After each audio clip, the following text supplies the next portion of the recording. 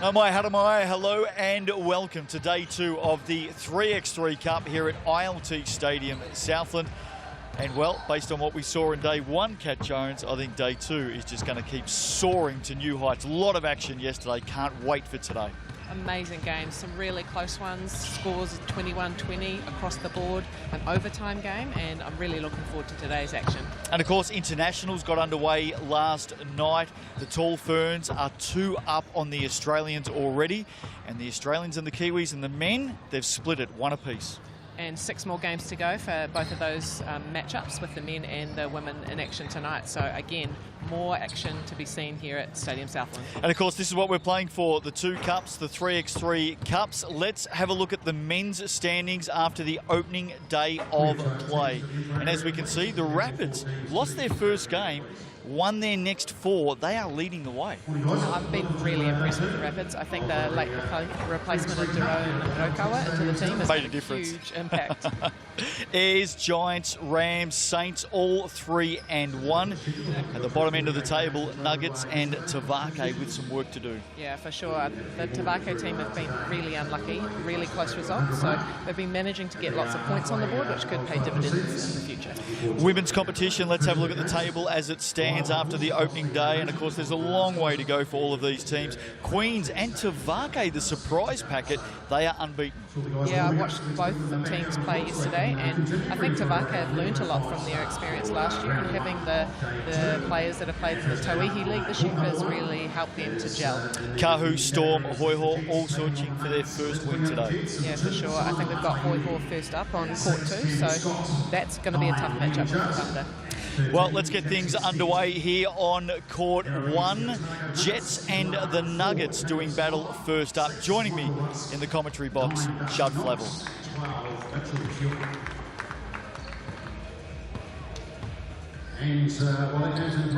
3 cup. Players slowly making their way onto the court to get us started. Every day is a long day, of course, and as you can see, it takes a few of us a little while to get out of bed as this competition continues to roll on. Justin Nelson with you. Judd Flavel beside me. Great action yesterday afternoon, and especially last night. Yeah, that's right. And I think the start of the day was almost like every team was warming up and into it, but by the time we got to the second session, you know, the games were physical, high-paced, and action-packed. No doubt about that. We saw the tables at the moment, the ladders at the moment, as we head into day 2. We're going to see the Jets and the Nuggets in action first up. 13 games on the menu in today's first session before we get into the nighttime games, and of course coming up later this evening, the international teams back in action, and that will probably be the highlight of night 1 for me, Judd. We'll talk more about that in a moment. Here's the lineups for this opening game. Jets 3-2 yesterday. Good start for them. Campbell, Scott, Jackson, Stent, Liam Judd and Simon Lafalais. For the Nuggets, Mike Russ, Caleb Smiler, Mitch Hewen, Darcy Knox. The Nuggets sitting 1-4 after yesterday, Judd, but gee, some close losses.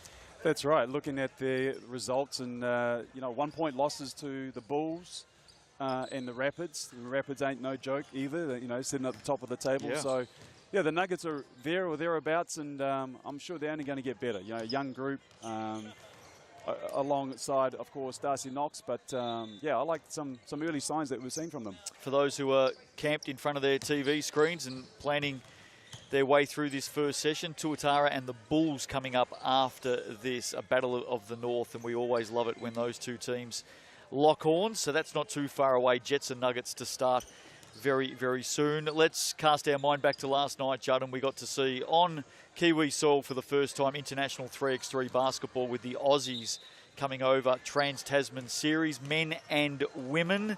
They play 8 games against each other, and the first 2 of those, respectively, for the men and women last night. The Tall Ferns 2-0 up on the Kangaroos already. And in the men, they split it, the Tall Blacks and the Kangaroos, 1 apiece. And looking at those games, you know, right from the get-go, the physicality was there. The intensity was up another level from what we've seen. Yep. And can they keep that up for 8 rounds? You know, it's like a boxing match, you know, going the distance. But, yeah, I'm sure that's going to be even better tonight. Well, in those men's games in particular last night, I mean, they were thrillers. They were cliffhangers. That first game was on the buzzer. And the second game was just as close with the Aussies bouncing back. That's all to come later on this evening. Right now, we get into the opening session on day 2 as the Nuggets look to get an early score slip past there. Yep. From Smiler through to Knox. I like the action there. You know, you see the slip, you see the backdoor cut as well. I think these two teams, you're going to see a bit of structure off the sets here, and I expect to see, you know, things polish up a little bit in day 2 as well. So, you know, teams would have taken away their learnings and looking to make some adjustments for today. We'll get that clock fixed up for you on screen. I can tell you we're underway. In fact, both teams just had a sub 9 seconds into the game. So they're up and about, sticking to their routine as the Jets get us underway with the opening point off the hand of Simon Lafelle, who missed a fair bit of the Sal's NBL season. In fact, I think he might have missed just about all of it. Played early on, but was out with a broken foot, was it? Yeah, that's right. I think he got through 6 games, and with the Jets early on, he actually had a great start with them, and unfortunately, you know, had a foot injury, and that kept him out for the rest of the season. But great to see him here, back on the floor. There's Campbell Scott. Young rising star into Jackson Stent. Off balance, does get it to go though. So the Jets up early, 2-0. We'll get that score ticker on screen for you shortly. We can tell you the Jets with the opening points in this one as Mike Rusk battles his way to the basket. Doesn't get it to go down. And we're going to see the Jets utilise or capitalise on their size advantage that they have on the Nuggets. You know, 3 scores at the rim right now. Nuggets bombing away from the outside. I've really liked what I've seen in the, you know, with Mitch Hewen here. That stroke is for real, and I haven't seen much of him. Actually, I haven't seen any of him before prior to this tournament, but you know, one to look out for. Yeah, young player on the Nuggets roster. Given what we've seen here, fair chance we'll see more of him in the Sal's NBL next year. Great drive. Mike Rusk takes a bit of contact, gets all the way to the hoop. 3 apiece here early as Jackson Stent, the big fella, steps out and nails the 2. He did that in game 1 yesterday too. Straight off, hit five twos and straight back into it. Thought was there for Jackson Stent. 5-3 Jets lead this. 5-3 Mike Rusk levels it up 5 apiece. Some good shooting early on day 2. Liam Judd, ball on the floor, spin off balance. Jets will keep it alive. Shot clock is at 2. They've got to go. Campbell Scott puts it up. That won't count if it did go down. And we've got a turnover. 7:56 left to play. Apologies. We'll get the score ticker up for you shortly. 5-all, 5 apiece, Jets and Nuggets. Opening game of day 2. What I like about this Jets team, just the size that they have. You know, Lafayette, Liam Judd, as well as Jackson Stent. You know, 6'5" plus. They can guard on the perimeter. They can guard on the inside. So real tough outfit, and I expect this Jets team to be there or thereabouts as we get to the end of the tournament.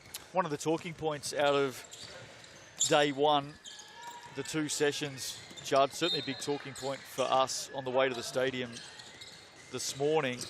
We know 3x3 is a more physical game. There's no question of that. We know you can get away with a lot more, but it felt like there was a lot more yesterday. My first real personal up and close look at 3x3, and I know it was a physical product, but yeah, seeing it up close here was a little bit more than what I was expecting. Really like to see the skill level still being displayed out here on the basketball court, which we're seeing at the moment.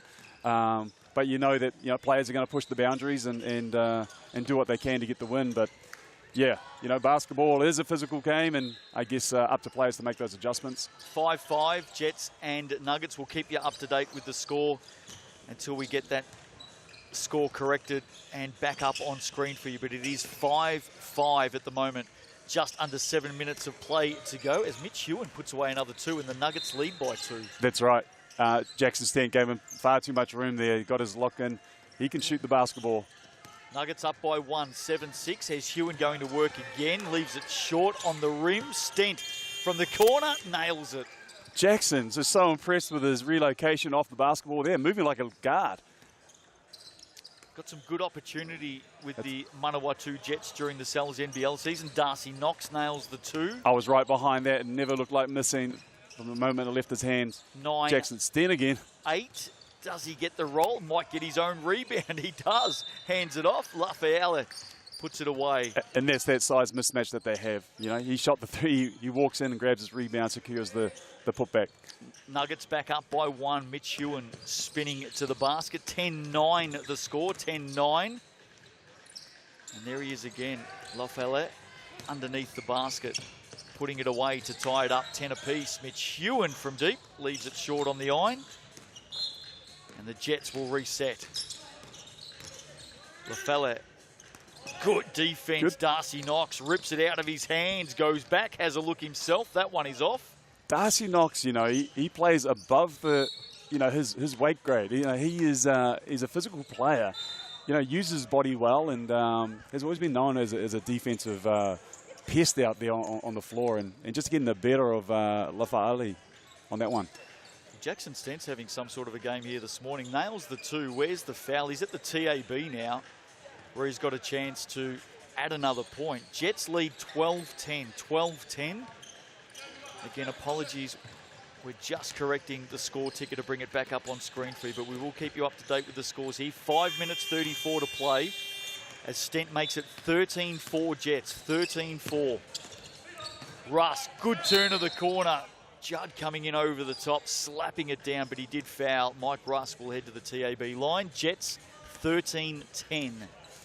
It's a good foul there by Judd. You know, first foul for them for this game, so they're in good shape in regards to that. But no, you don't want to give up those easy points, you know, especially if you've got fouls to give.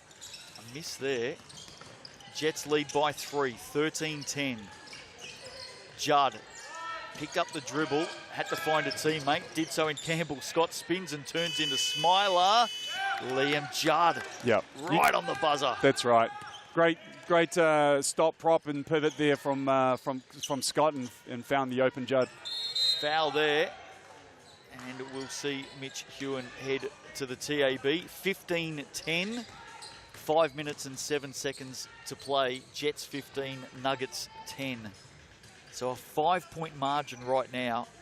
Jets 3 wins, 2 losses on the opening day. Nuggets 1 win, 4 losses. Mitch Hewen converts, brings it back to 4. Jets 15, Nuggets 11. And the Nuggets really got to take care of the paint here. Yeah, everything's going to the rim for the Jets. Campbell Scott is fouled. He'll visit the TAB stripe now as the Jets lead by 4. Campbell Scott, one of those players, youngsters for the Jets. The more we saw of him through, in fact, he wasn't in the active shooting there, which is why we've got a reset and a start for the Jets. Nice tap in there, Simon Lafayette. Just getting back to Campbell Scott, the more we saw of him through the Sal's NBL season, I think, Judd, the more we all became very impressed. Yeah, you could see the confidence grow game by game, and by the end of the... we played the Jets. Wow, so that's that's impressive. Judd. Sorry to take away the conversation from Campbell deservedly Scott. so. That was big. But getting back to Scott, we played the Jets, the Rams. We played the Jets at the start of the season, at the end of the season. He wasn't even in existence of our scouting report at the start. But by the end, he was in, and we were talking about how much of a threat he was on the floor, because he was given a role. He was out there providing great outside perimeter threat and playing with confidence, as we talked about. Liam Judd, as we just saw, the highlight of this game so far. He has injured a finger on his right hand, by the way, out of that last play. Jets lead 17-13. Jets 17, Nuggets 13. That might be one of the few outside perimeter shots that we've seen from the Jets. Yep. Liam Judd, by the way, has just gone straight off on a sub. So he's got an injured finger at the moment. We'll keep an eye on that. Certainly not what the Jets want or need. It's almost like the Jets have identified this is the strength that we got against this team. You know, just get to the basket, put a lot of pressure on the rim, contesting offensive rebounds, which you don't typically see. Hewen keeping the Nuggets in it at the moment. 3-point margin. Jets 17, Nuggets 14. 3 minutes 40 to play. That's a good setup and basket for the Nuggets, and they are back to within 1. Great read and screen there by Smiler. Tough basket there all the way. to the rack. Simon Lafelle. 18-16 Jets, 18-16 again. Apologies, score ticker not on the screen at the moment. We are working on it. 18-16. Jets lead by 2. Long way to go, still just over 3 minutes. Time won't be a factor in this one. Campbell Scott from up high. Oh. Now a chance for the Nuggets in the corner. Darcy Knox, that won't drop. Jets lead by 2. 18-16. Jackson Stent round the back. Fancy. Campbell Scott now. Hewen did a great job, just leveled them out, kept them off the paint. Jets missed their last few. Knox, he's missed his last couple as well. Jets still by 2. 2:45 to play. Stent fires away. Bounces back his way. That'll be a foul. Smart foul too. Knew he was beat. Knew that he was going to end up giving up the open layup too. So, yep, smart foul there from Knox. Veteran play. And team fouls here, Judd, not a factor. Timeout. So 18-16 Jets, 18-16. They lead by 2 with 2 minutes 40 to play. Nuggets doing a good job, just hanging around, just keeping it close. And, you know, they're 1-2 pointer away from tying this up. I think we're going to see this one go down right down to the wire. 2 minutes 40. In fact, it's just been reset to 2 minutes 49. As I said, I don't think time will be a factor here. Jets 18, Nuggets 16. We'll keep bringing you up to date with the scores while we get that score ticker fixed up and back up on screen for you. 18-16 Jets. Coming up next, Tuatara and the Bulls. Looking forward to that. There's always some spice when those two teams play against each other in any form of the game. Campbell Scott. Great play. Within a basket of a win now, the Jets. Very rarely you're going to find somebody get that wide open in this game. Hewen goes hard. Along with Campbell Scott. 20-16 the Jets. 20-16. There's the score back up for you. 20-16. And Justin, talk to me about the jump ball rule.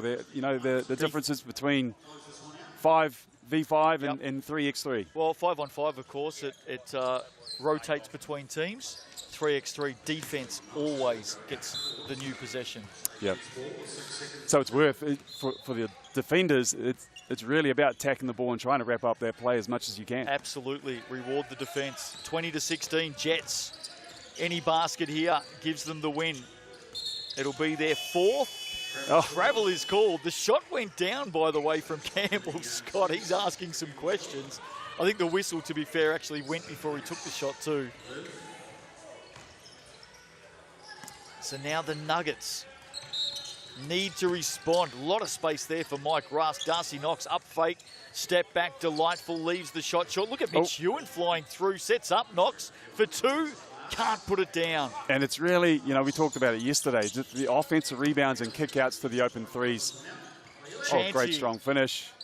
Jets, can they win it? No, not yet. Nuggets still alive. Mitch Hewen fires over the top of Jackson Stent. The ladder picks it up. Campbell Scott now on the drive. Should finish it and does. And the Jets get the win. They move to 4-2. They have been exciting to watch so far here at the 3x3 Cup.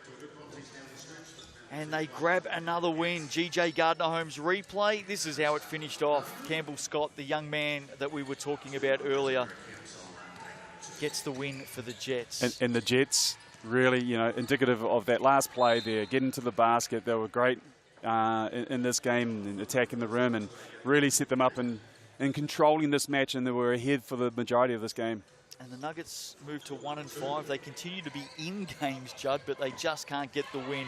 The Jets, on the other hand, move to 4-2. Campbell Scott, we spoke about his rise in basketball in New Zealand. Here he is with James Lisserman. So, Campbell, you thought you hit the game winner from the opposite side of the court. Did end up coming through and making the shot at the end. How good is it to start off with another win on day one for your team?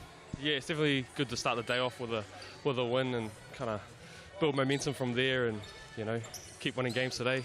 See how we go. Yeah, sorry, I should have said day 2, not day 1. How have you finding sort of just adjusting to the 3x3 game? I know Liam and Simon have played a bunch, and then it was you and Jackson, kind of relatively new, but you look like you picked up pretty well. How do you find the teams going overall and gelling together? Yeah, I think, like, like playing together during the season and in the NBL was, you know, it's been pretty good for us. We've already got that kind of chemistry, I guess. So, you know, I think we've done pretty well for like how new me and Jackson are, and even Liam and Simon. You know, like just together we've done pretty well. So yeah, we're pretty happy with it. Now, there's a whole lot more basketball to go, but really, really good start. Day one, obviously, yesterday. Start off of day two, exactly how you want. So all the best for the rest of it. Thanks, Cam. Thank you. So game one down here, day two, session number 1. 13 games on the menu in this opening session here today. And of course, lots of action coming your way tonight. All the coverage live on Sky Sport throughout New Zealand and right around the world on FIBA YouTube. A quick break here. Coming up next, as you can see, Battle of the North. These two teams love to mix it up. Tuatara and the Bulls, not too far away. See you on the other side of the break. What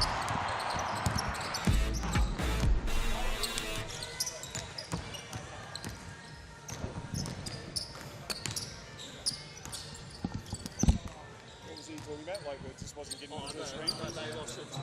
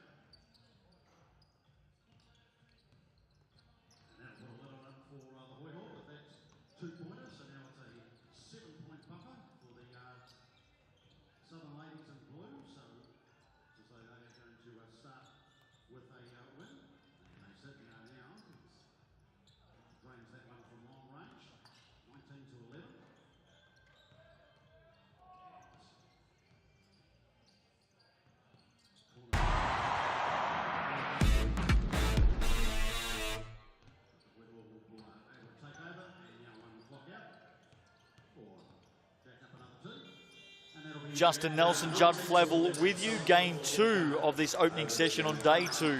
Not too far away from starting the Tuatara up against the Bulls. I always look forward to it, Judd, when these two teams clash. Yeah, crosstown rivalry. You know, it's always good to have a healthy rivalry in the NBL, and hopefully we can start one up here. And of course, 2 sets of brothers. We get to see the Perrys from the Bulls and the Ledgers from the Tuatara, and they all live, I believe, in Pouakai. They're all neighbours. Are they really? I think so. Okay, that's news to me then. That's the update that I've received. There you go. So they know each other pretty well. Well, New Zealand basketball is a small community, but it's even it's a tight one right there. Now you'll see Tane Watty playing for the Tuatara in this game. He comes in wearing number 55. Of course, Ryan Lumatia suffering that knee injury yesterday, and he has headed home to Auckland. Ryan, we know you're probably watching on this morning, and we hope you're well, and we wish you a speedy recovery. And Tane Watty, there he is on screen, comes in as the replacement. Looked like a nasty injury, to be fair, yesterday. Our thoughts are certainly with Ryan. Yeah, absolutely. I can speak from personal experience, and I'm not sure if it's if it's actually official diagnosis, a ruptured patella tendon. Yeah, that's what it looks like. But that's what it looks like. I actually have done the same thing, going back a long time ago. But yeah, it's when I heard that he had slipped, and I guess the circumstances of the injury, yeah, instantly I felt for him and felt their pain as well. And I think Ryan had just returned from an ACL as well, so he's had a bit of a bad run of injury, but I'm sure he'll bounce back bigger and better than ever. And if you are watching Ryan, as I said, thoughts are with you, and sit back and try and relax, and we'll bring you some entertainment if we can.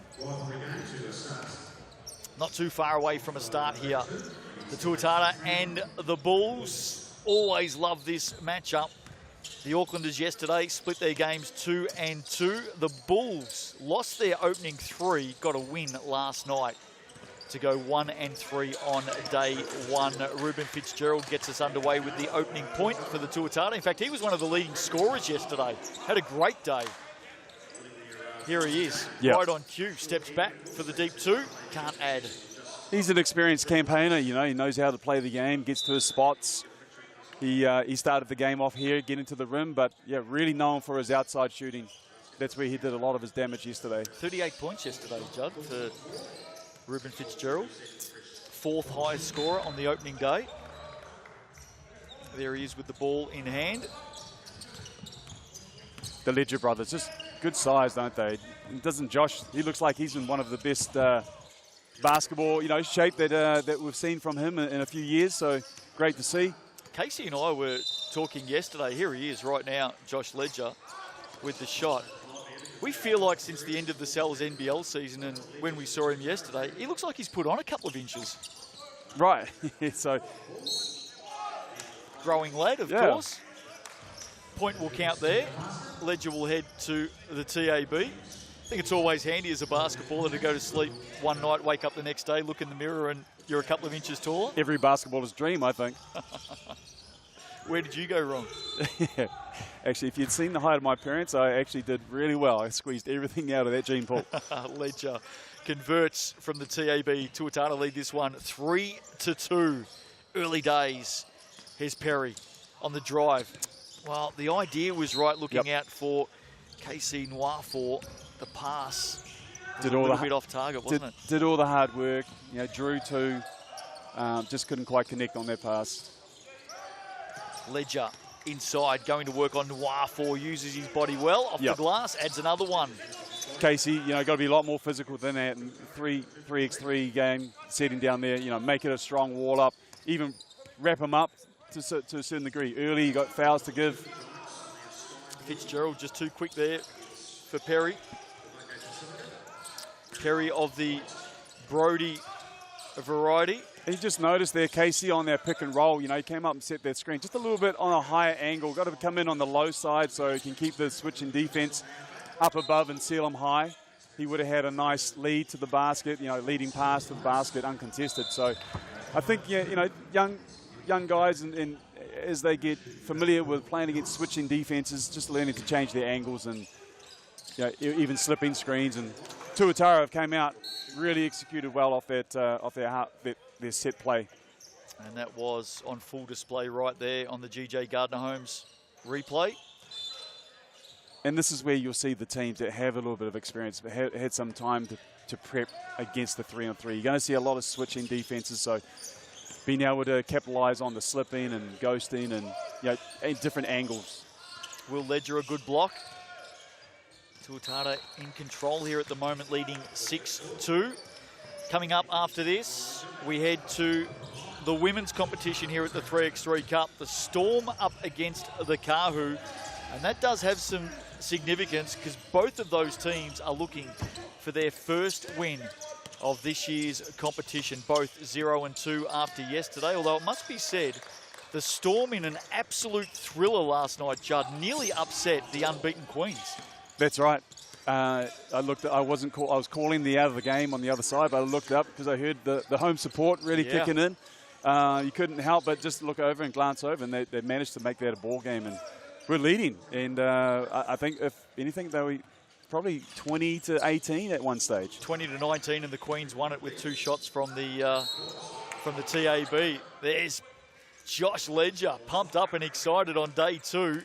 Gets all the way to the hoop. GJ Gardner Holmes replay. Look at this. The big fella turns, does it himself, steps back inside and completes. He's at the TAB. This is what we're seeing from Josh, you know, the last yesterday and now in this morning's game. It's just his ability to put the ball on the floor, face up and go. Haven't seen him really sort of step over and look for too many post-ups. Obviously, the 3-second rule, back down rule probably changes that, but good to see him displaying a lot of skill. Here he goes again. Against Perry, should finish off the glass and does, just too much size. Too big. 10-3. Varno, Perry. We spoke about that blonde mullet yesterday. He's actually raising money for charity at the moment. Well done, young man. Is he really? Yeah. Yep. I think we could get some blonde wigs to sell at this event for, you know, Franklin Bulls, their home games. Although I do hear he's moving to Canterbury next year, so we'll see. Who Brody Perry is? That's the word on the street. Pouakai to Canterbury. Oh, Walter Brown, red curly wigs and some Perry blonde locks. I like it. 6:32 to play in this one. Tuatara 12 lead the Bulls 3. There he is. We had a good chat about that last night. Raising money for charity, Brodie Perry. That's why he's got those long blonde locks at the moment. And here... Our first look at Taiawa as well here. Yeah. Just looks like he's got the size, he's got the build for this game. You know, he's been quick to sub himself out, so I haven't seen too much of him in action, but looks the type. To be fair, he was probably sitting at home on the couch watching yesterday and got a phone call. Noir Fork, nice move. And they need plenty more of that here, the Bulls. They're down by 8. Fitzgerald has been on fire so far at the 3x3 Cup. Noir 4 wants it back inside. Will Ledger playing defense. Perry from outside leaves it short. And Fitzgerald will reset for the Tuatara. He fires away from the wing, makes no mistake, adds 2. As he does. 14-4. The score in this one right now. Yep, Bulls just got to tighten up their defense here. Make that up. Ledger all the way to the basket. Straight down the middle. So you see there, Casey, not rolling to the basket. Oh, he takes the 2. What do I know? But, you know, he had the defender caught on the high side. He had an easy roll, open roll to the basket. The Ledgers working together. Good call. Good box out there from Perry. Now, just to backtrack on what I said earlier about the Ledgers and the Perrys, as we've got a timeout here with 5:17 to play. I'm not sure that they all live in Pouakai now, but they're all born and bred in Pouakai. Right. So they've got something in common. Fun fact. Yeah. Well, in Auckland terms, Pouakai, if you're living out in Manukau, like you're pretty much neighbours in Auckland terms. Yeah, no, that's a fair call. Franklin Bulls had a wonderful season in the Sal's NBL, made it through to the postseason. Of course, they did play in the finals at the 2020 Showdown. That was very much a different format back then through COVID. In the bubble, of course. It was. I was watching that one from the house in Melbourne at that time. And it's about the only basketball being played in the world. It was, yeah. Maybe we were under lockdown, so I had nothing else to do. Big claim to fame there. The first sports bubble anywhere in the world during those trying times. Right here in Auckland, New Zealand. But of course, they did make the finals this year in the Sal's NBL, the Franklin Bulls. They did. They had a great season. You know, real stingy defensive outfit. Dan Sokolovsky, new coach. Yep, did a great job with them. Built an identity, built on around their defense, and you know, come playoff basketball. That's really what you one of the keys to actually going all the way is making sure your defense is up to par. I know for some of our Sky Sport commentary team, nice pass inside to Noir 4 there. Should finish and does. 15-9. Yeah, for some of our Sky Sport commentary team, our great entertainment at Bulls games was often watching Dan Sokolovsky up and down the sidelines. He gets right into it, doesn't he? Looks like he's taking a page out of Coach Modi Mayor's leaf, and or out of his book, sorry. But no, good coach. Obviously knows his stuff and had his players playing hard and together, and I think that's a good indication of a good coach. Haven't heard if he's re-signed for next season. Not sure if he was on a multi-year. Hopefully he's back for the Bulls. I know the Bulls fans will certainly want to see the coach back. Here's Varno from the corner. Nice move. Fitzgerald gets after it. I think that came off Noir 4. 15-9 the score here. Coming up next, Storm and the Kahu. Both searching for their first win at the 3x3 Cup. And the Storm are a physical outfit, got two good-sized bigs in O'Connell and Carline? No, she plays for the Hoi Hoi. Dunn, sorry. Alia Dunn, of course. Sorry about that, Alia. But yeah, they've been very good. I watched their game earlier on too against Tavake, and they were there, right there in the mix. Spoke to Alia Dunn last night, and of course we know that she plays for the Mainland Tactics in the Premiership netball, and she had a big smile on her face last night. She was enjoying being back on the basketball court, and I think we quickly worked out the thing that she was most enjoying was the contact. Also, the ability to, you know, do a whole different bunch of things. Absolutely. You know? Put the ball on the floor. Yeah. Shoot, which she does a fair bit of, as Yep. we know, but maybe step outside and shoot Yep. from long range, you Yep. know. The two-pointer. idea was right there for Brodie Perry. Just wasn't able to execute. Tuatara lead this one 16-11. But I'm impressed with the Bulls and how they've tightened up their defense here in the later stages of this game. They are back in this one. They're undersized and, you know, they're a young team. Ledger to ledger, some holding going on there against Christian Varno. And yeah, the Bulls are one of those teams that have come here with a young lineup, and I like it. We're seeing some real stars emerge here in New Zealand basketball and the 3x3 Cup.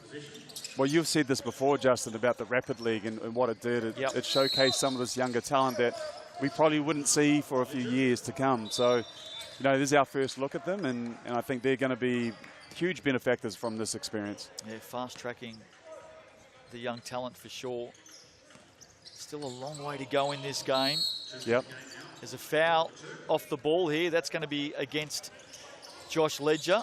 Offensive foul. Yep, there'll be a turnover here. Holding on the reset.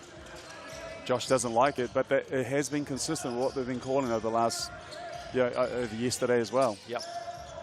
182 games all up here at the 3x3 Cup. 4 daytime sessions, 4 nighttime sessions. Varno all the way to the hoop. Quick reset for the Tuatara.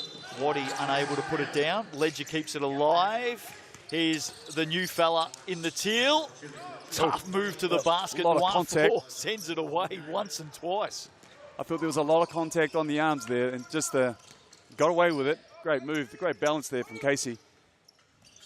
16-13. The Bulls are right back in this one. They're chipping away at it. They're chipping away. They still have time as well. Don't have to settle for twos. Noir making his presence felt. Pass unable to stick there. We've seen that probably 3 or 4 times. Just the pass, just going wayward there, doing all the hard work. Just got to connect on those. Take advantage of those opportunities. All the action on court 2 today over on Sky Sport 5. Have fun with the remote control between Sky Sport 4 and Sky Sport 5. It's a dream for sports fans and basketball fans, isn't it? With all the basketball coverage this week. As we said, NBA started yesterday. Covering all of that, of course, on Sky Sport and ESPN right here at the 3x3 Cup. 64 hours of basketball through till Saturday night. And the Breakers are back in action tonight as well. They're taking on the Adelaide 36ers. Breakers going down to Melbourne, but looking good, you know, in their last game. So obviously come off their trip to the NBA and their couple of games there, and they'll be looking to establish themselves back into the NBL and get their season back on track. 17-13, Noir good pass from Varno. 17-14, Ledger makes it 18-14. Yeah, hit that one with speed, caught it, already had the defender on his hip. Great finish. Varno can't complete. This has picked up in the last 30 seconds. Fitzgerald with a rare kind of post-up. They throw a lob over the top there. Yeah, they did. I don't think he's ever probably had one of those. 19-14 the score at the moment. Noir makes it 19-15. Tuatara in sight of victory here. Ledger and Perry battling. Look out. Will Ledger can finish it off? Not on that occasion. Good work from Josh there. Second opportunity is a good one. So Will Ledger puts the long bomb away to finish this one off. Tuatara 21 have defeated the Bulls 15. Just the Tuatara size there, just really coming into play. Obviously, you got Josh Ledger there with the offensive rebound and kick out, but we saw them take advantage around the basket. A good win for the Tuatara. The Bulls right there or thereabouts once again. The back end of that game there, I think they made some improvements on their defensive end and gave themselves a chance. Tuatara move to 3-2. The Bulls 1-4. The Ledger brothers have been putting on a show so far here at the 3x3 Cup. James Lisserman has Will Ledger with him. Well, it started off looking like you guys were super pumped to have a fourth player after having a really, really tough night last night. Taranaki, they never gave up. They kept fighting the whole way through it, but then nice win in the end. How does this compare to last night's games that you've had? Man, it just feels good to have somebody to rely on to go sit, you know. Just being able to work as hard as we can, knowing that there's someone there to come get us. And then it was a good battle, like they obviously tested you guys, but feeling like Tane's fitting in pretty well, like obviously, like he just arrived off the plane and had to walk, basically come straight here, jump on the court and play. Limited preparation, but as he fit in pretty well, and have you had a chance to work with him before this? Yeah, I mean, he's a really good player. Like, it's not hard for him. We've had some 3-on-3 competitions before where he's played, and so yeah, it's been pretty easy for him to come in and get going. And then lastly, just a message for Ryan, obviously travel back to Auckland as well. You know, not a great way to finish the tournament for him, but just a quick message for him. Man, yeah, shout out Ryan, you know, it's been a tough week for him, so just sending our prayers to him and his family, and yeah, hopefully he can recover well. Awesome, it was great to see you guys with four healthy players on the court, so excellent effort today. Best of luck the rest of the way. Awesome.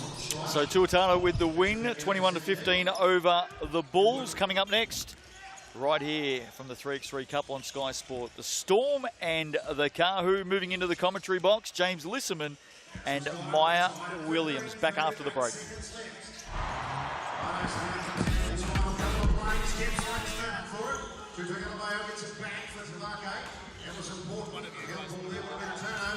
Dribbling lays it out. Tavake lead by 1. Gibbs is going to immediately get it back and go to work. And 3 seconds the call, so there'll be turned over. It'll be Tavake possession. Up by 1 with 20 seconds remaining.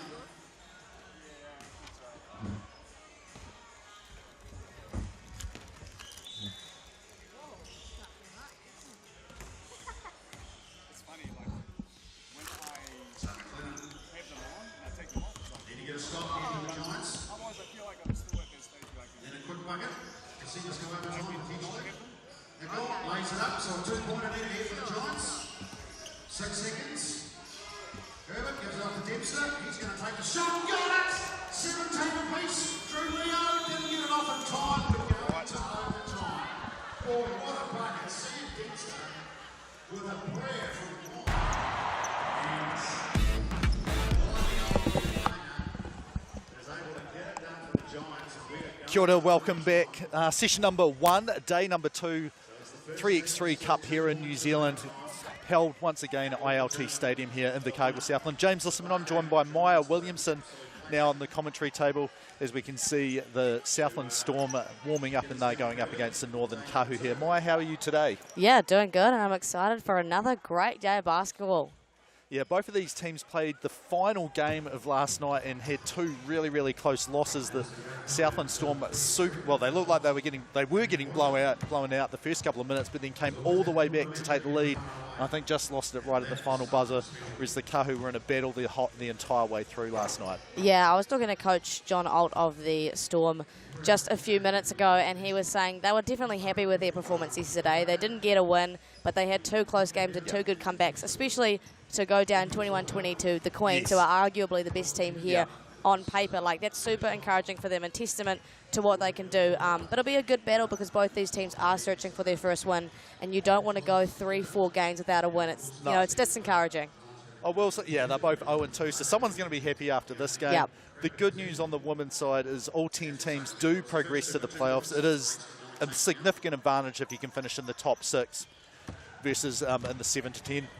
But on the men's side, you cannot finish in 11, 12, 13 or 14 or your tournament is pretty much done. Absolutely. Like, you can feel okay with dropping 1 or 2 games, but definitely once it starts to rake up, it does get a little bit concerning.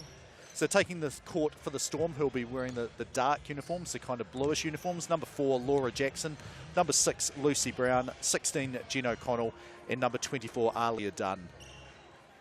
Awesome. And with the Kahu, we've got quite a little young lineup here with Emma K. Schroeder and Bailey Flavel, 2 high school students, and then Keely Tenney and Whai Henderson at 27. Yeah, and she shot very, very well last night. One of the better shooters in the competition, but they'd only played 2 games, hence she wasn't really showing up on the total points scored rankings, but yes, definitely someone that needs to be guarded. Definitely, and still accumulated 13 points across 2 games, which is a high level of scoring if you think of 3x3. Same with Laura Jackson, 13 points. So definitely 2 players to watch. So here we go, Pataranui Henderson with a handoff to Flavel. And quick turnout screen, that's Tini. She launches the 2, no good there. And no surprise, who picks up the rebound for the Southland Storm? It is Jean O'Connell.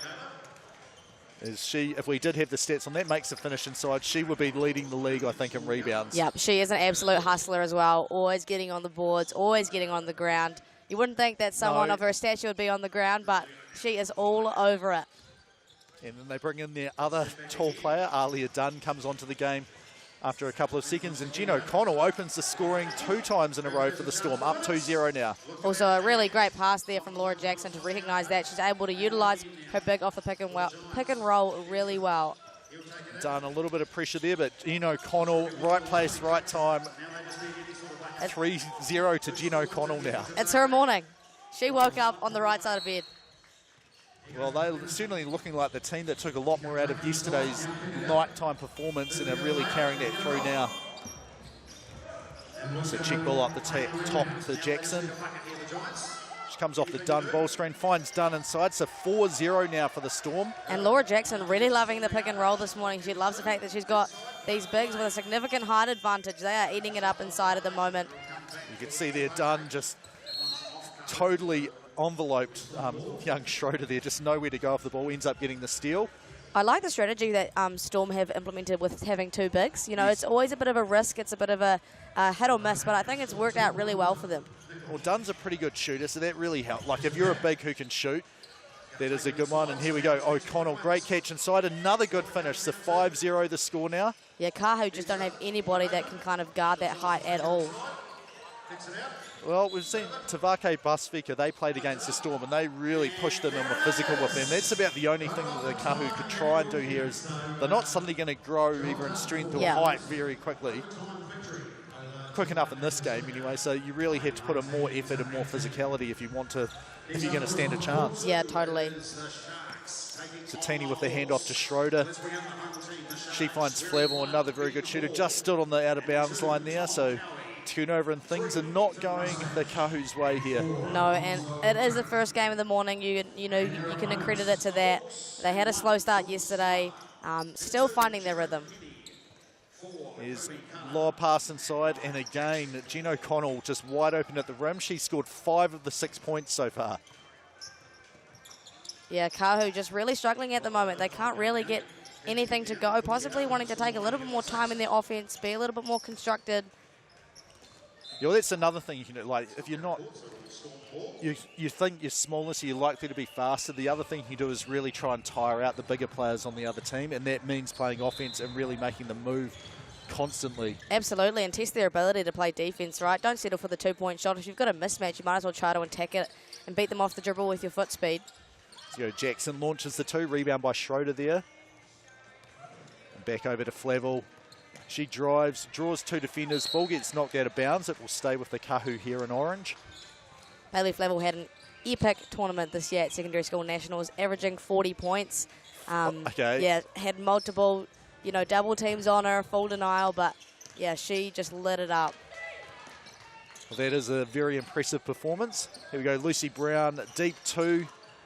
Just a little bit off there. You can see she had to lean back a tiny bit to try and get the distance right. And this is exactly what I'm talking about, right? Recognise that mismatch. Go at her. She used one hesitation dribble and she was at the rim. Yeah, but there's not very much help behind. And especially if O'Connell's the one facing up on you, she's likely to be the defender rolling on help. And here she goes. Took her about 5 tries, but does make the basket there. So the score is Jean O'Connell 6, Kahu 1, and Alia Dunn has 1 as well. She must have had a really good breakfast or something. So basket did count, 1 shot here as well. And the shot is good for O'Connell, so her personal tally up to 7 points now. Here's Pataranui Henderson, launches the 2 just in and out there, but O'Connell another rebound.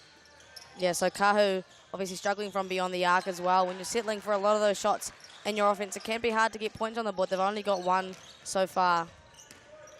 There you go, Flavel, good find inside to Tini. Nice turnaround there, no good. She battles to the rebound, but O'Connell gets it, keeps her balance there.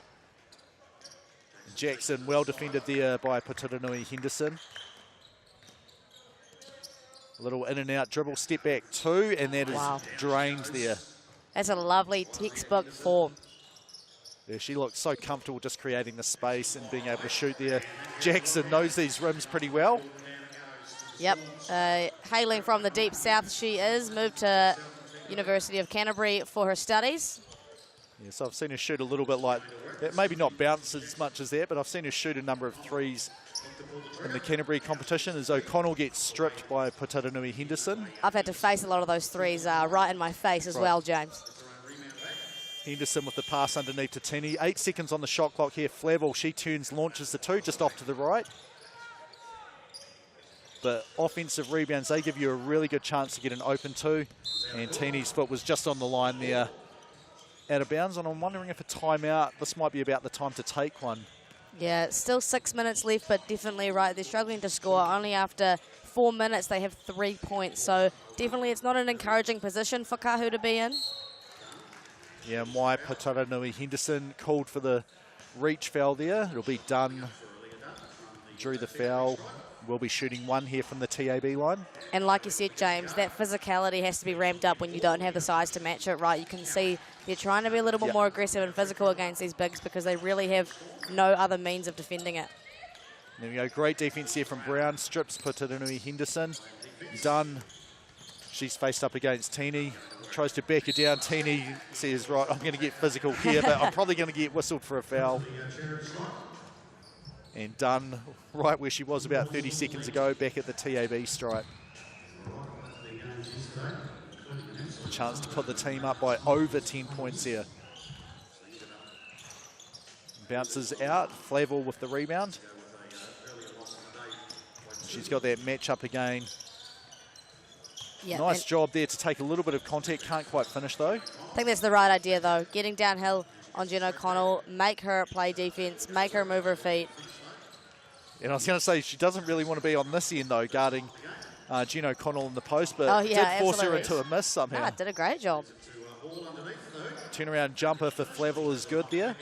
Yeah, Flavel obviously spent the last week at Hoop Nation, but fell ill with a stomach bug, so she's just still recovering. I think yesterday was a little bit tired and fatigued, but obviously she's come alive this morning. She's feeling better. Yeah, I don't think she'll score 40 points in any of these games, given they don't go to 40 points. I would be extremely surprised if something like that happened. As Brown makes the free throw there. She's faced up against Schroeder now. Flavel decides, well, I'm going to start shooting some 2s as well. It ends up being a fantastic pass to Schroeder. Absolute dime, you could call that, James. Yeah, you could. I think you should claim it. Jackson short on the 2 there. She gets her own rebound. Put back, no good. Flavel reaches back and grabs that rebound. Schroeder now taking another 2. Unfortunately, no teammate. Yeah, Flavel wasn't there underneath to grab that one. Bit of a miscommunication, we'll give it to that. MK Schroeder also had a good tournament with the Westlake girls who got the back-to-back win of secondary school nationals earlier this year and also was placed in the under-17 tournament team with Harbour. Oh, it's a very nice holiday experience. Yeah, to for do. sure. Great, yeah, for Emma. Hopefully they can get a couple of wins now in Invercargill. And Schroeder, the steal, the pass was errant, but it went straight to Jackson. She misses, but Dunn does put it in. And there's Putaranui Henderson. That's a great little floater off the window there. Yeah, they've found a little bit more rhythm now. Obviously still struggling only with 6 points, but it's definitely gotten better in these last few possessions. O'Connell, she had to shoot quickly there to avoid the 3 seconds. Does 16-6 the score now as the Storm look like they're going to come through, get win number 1. Dunn swats that one out of bounds. That looked a little bit too easy. I think she does that quite often. Yeah, I think Flavel thought, well, I've gone against O'Connell and got past her pretty quickly. Dunn a little bit more aggressive staying with the ball there. It's a 5 on the shot clock. They'll have to shoot pretty quickly. Henderson was open on the flare. Flavel shoots it instead. Tini gets a strong rebound out to Flavel. Wide open for this 2, just short. Another offensive rebound. This time it's Putaranui Henderson's turn. Just off to the right. Tini offensive rebound and gets forced out of bounds, I think, so it is going to be a turnover. She's playing absolute clean-up crew today, though. Cleaned up those offensive boards, generated extra positions and 3 wide-open 2-point looks. You can't be unhappy with that. Yeah, you would expect at least one of them to drop in, given the shooting ability of the team. He's done good pass inside, great catch from O'Connell. The reverse layup just bounces out, but she is just too big there, gets the rebound and just stands and puts it in. Yeah, you genuinely cannot do anything about that. Flavel there, the basket will count. She was in the upward motion, kind of like elongated her step there to get all the way to the rim. Chance for a 2-point play here from the TAB line. Yeah, I really like the aggressiveness I'm seeing from the young Flavel early this morning. She's trying to get to the rim. She's trying to make these defenders work, and it's working in her favour. Yeah, good job defensively there. The deep 2 from Brown drops in, though. Lucy Brown is a shooter at heart. Yeah, downtown Lucy Brown, Downtown maybe. Lucy Brown. I like that, James. Well, she won't be the first one called Downtown Name X Brown. There's a few that have had that moniker. She's the best one, though. We'll give her that. Yeah, she's the best one here, right? Absolutely. It's another player who grew up in Southland, came to Christchurch for her education. Yep, went to your school with her, school, actually. Middleton Yeah, Grange, and then a Lincoln University scholarship after that. She was actually my year 7 and 8 basketball team coach, so everything I know, So that's I why can you accredit shoot to so Downtown. much. Exactly, I am Downtown Lucy Brown Part 2. So we have back-to-back twos there, one from Laura Jackson, which ices the game. Puatara Nui Henderson, she hit one just before to get the Kahu up to 9. But it is the Storm feeling pretty happy with a 21-9 win there. Player of the game, I think, yeah, Justin's picked the same one that I thought it was going to be Jen O'Connell. That's who he's got, but maybe he's getting multiple people here as well. But she just did such a fantastic job underneath the rim, grabbing those rebounds. Yeah, she completely dominated there, and there was not much that Kahu could do. They didn't really have much of an answer. Yeah, I can see he's organising multiple people to come over, so I think it is going to be the Twin Towers. Hopefully we get to see Justin on camera as well, just so you can get an idea of how tall they actually are compared to him. So here we are, Justin over with Alia Dunn. Thorn between two roses here. Jen, congratulations. Yeah, thanks. That was a tough one. We're pretty disappointed after yesterday. We had those, so yeah, to come out today, that was nice. Good start. And Alia, just the tandem between the twin tools here, it's really working well.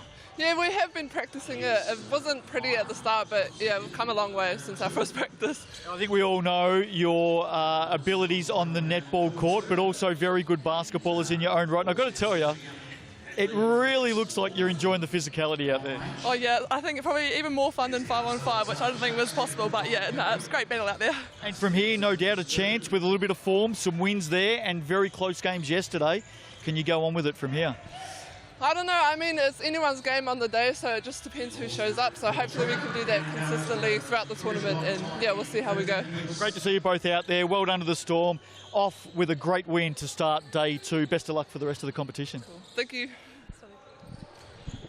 All right, kia ora for that, Justin. And yeah, I stand by my prediction that I don't think he would have got many rebounds or outlet passes if he was guarded there by Alia and Jen O'Connell. So Yeah, I think it'd get dominated in the paint by those two. I think so. Anyway, if you want to head over to Sky Sports 5, you can watch the end of the Sharks taking on the Hawks.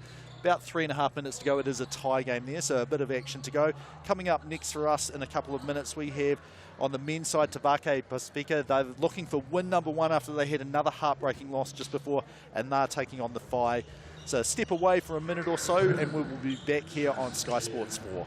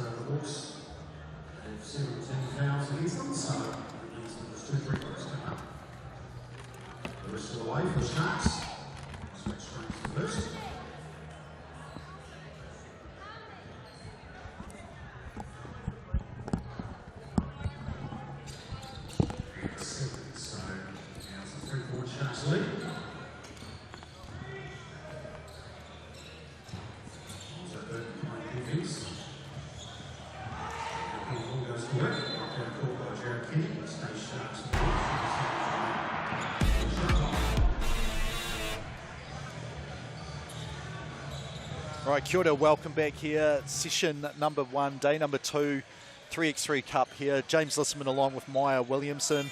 And we had a pretty interesting game there first up. Yeah, it was an absolute dominant performance from the Twin Towers of the Southland Storm team. Kahu struggled just a little bit, but no, it was a good performance. Yeah, and here I'm predicting a very close game here, given how pretty much every game has gone for the Tavake Pacifika men. 0-5, but I think they're probably like, if you look at the points for and against, they're going to be like really, really close. Dropped the previous game just by 1 point in overtime after the Giants hit a bucket to tie the game up at the end of regulation.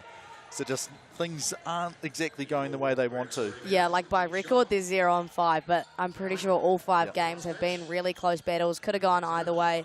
I guess that's just the way it goes with 3x3, so they'll definitely be searching for this win here. Like, they'll be very, very hungry. So, I mean, the good, I guess not the good news, but they're not eliminated. The road to the playoffs there is, so 1 to 6, guaranteed they're through into the quarterfinals. Then you want to get into 7 and 10 if you can't make it to the top 6, which is going to be hard given their 0-5 record at the moment, but not impossible. Getting into that 7 to 10 slot is where they're probably aiming and saying that's realistic at this point in time. And then, you know, it's a little bit tougher, but you win that game there and then you're actually in the quarterfinals, which are knockout from there. If you finish 11, 12, 13 or 14, see you later. Yeah, you get to sit down and watch the rest of the games here. So you do get to play all the other 13 teams apart from yourself as well. So, yeah, they do have 8 more games to play, of which we're going to see the very next one here. So they won't even be halfway through the competition before this, well, after this game here. Yeah, they can imagine they're really hungry to get another win. And again, they're very winnable games. They are a very talented team. They have a really good lineup. Like we said, they've just fall short by a couple of points. But obviously the close contest is testament to how good they are as a team. Yeah, no, here they are just walking onto the court there. So first up, number 0, Tyrone McLennan. Number 2, Drew Lasonga-Yapi. He's the number 6 scorer in the competition so far after day 1. Number 12, Josh Nicol. And number 13, Joshua Tutunga-Laval. Yeah, and then on the Whai side, we have Paper Mosia, who is probably their most experienced and leading player, alongside 9, Jaden Boucher, 10, Zach McKenzie, and 13, T. Tuhi Lewis. Yeah. I was going to say, Zach McKenzie, like him and Pafe have both played quite a lot of 3x3. But yeah. Pafe, obviously just a prominent Jets NBL player, but Zach McKenzie has gone overseas to Japan for the 3x3.exe, so definitely a lot of experience in this team, as well as incredible athleticism from Zach McKenzie. Watching him yesterday just flying up into the air. I don't think there's anybody else in this competition that matches the length and athleticism that Zach has. Yeah, he's just really sudden. Like, I think there's Daniel Miller-Joes from the Saints. He's probably can throw down dunks about as high and as powerful, and then the 2 Ledger boys, they can both throw some pretty good ones down, but McKenzie's probably the most sudden of the athletes here. Oh, totally. Yeah, getting up so quickly and being able to throw it down so hard. Yeah, Favourite uniforms in the competition that you've seen? Yeah, Whai, definitely. Yeah. Long shot, no one even comes close. Like, beautiful. The women love the strip as well. The white strip is nice. Whoever designed them deserves a pay rise. Yep, well, they pretty much look the same as last year, and they were my favourites last year, so, yeah, I'm totally with you as well. Very cool looking, and, yeah, they have a good team here. I'm somewhat surprised they're 2-2, but, you know, there are a lot of good teams as well, and, you know, you find someone who's really ramped themselves up to play and be ready against you. Totally. It's also situational. You know, some teams are fresher than others. Some people had really quick turnarounds. And, you know, unexpected upsets happen. For example, like the Bulls last night beat the Nuggets, which was quite an unexpected surprise. But things like that just happen at these kind of tournaments. They do. It's 3x3, just a lot more, I guess, variance is how I'd explain it. You know, you go on fire just one game. We had Jackson Stent hit 5 2-point buckets in one game. Jets obviously won that game with his shooting performance in that one. They've got a lot of you know, abilities to win different ways, but that's just, you know, you get one player who's just on fire in a game and boom. Boom. Yeah, absolutely. Totally. And it's so entertaining to watch, you know, like you think you've got a pick in your head and the game plays and it may go completely different than you expected, but that's kind of the beauty of it. So we go last couple of shots here. We will be starting in about 30 seconds to 1 minute's time. Referees for this game, they're just checking with the score bench to make sure that everything's good, but it will be Hamish Dale and Regan Ashley, or at least they're the 2 that are on the court, so I'm assuming that they're, there we go, walking on, blowing the whistle. 2 South Island boys. I think Josh Nicol and Paif Momosea, they're the only two that will probably actually know these two from local competitions. I've obviously seen them in NBL action as well. Well, Josh has played a little bit for the Rams. Paif, Nuggets first, and then Jets. Yeah. All whilst being a student on scholarship at Lincoln University in Christchurch. So it will be the sweetest uniforms in the 3x3 Cup here. The Whai, they're starting off with the ball, and it's going to be Paif matched up against McLennan here with the check ball. So Iverson screen for Tatui Lewis. Over to McKenzie on the opposite wing. A lot of physicality here early. However, Zach McKenzie, just pops out of his hands. Yeah, but you see there just the explosiveness to go back up. He misses another one. Josh Nicol flies in to get the rebound. Tuatara Laval, he may be the closest athlete, actually, in terms of size and bounciness. Probably quite a good matchup, actually. Josh Nicol gets it going early. Well, he's probably had enough of this 0-5 record, saying, right, I think I may be one of the better shooters. What a block there, McLennan. Two-hand stuff. Just when I was saying no one could match his athleticism, he gets up and does something like that. Wow. Well, I hope that's like that's just setting off McKenzie to say, right, I'm going to absolutely fire up to throw the next one down on someone's head. You can see, though, just how hungry these guys are for a win, right? They've realised it's do or die. Like, look at this, chasing his O-board and getting it after his own two-point attempt and then putting it back up. Like, they are ready. Yeah, it's a 3-0 here. Great pass here to Tui Lewis to Momosea. He scores the first bucket there for the Whai, 3-1. Taking a little bit of time there off the clock defending.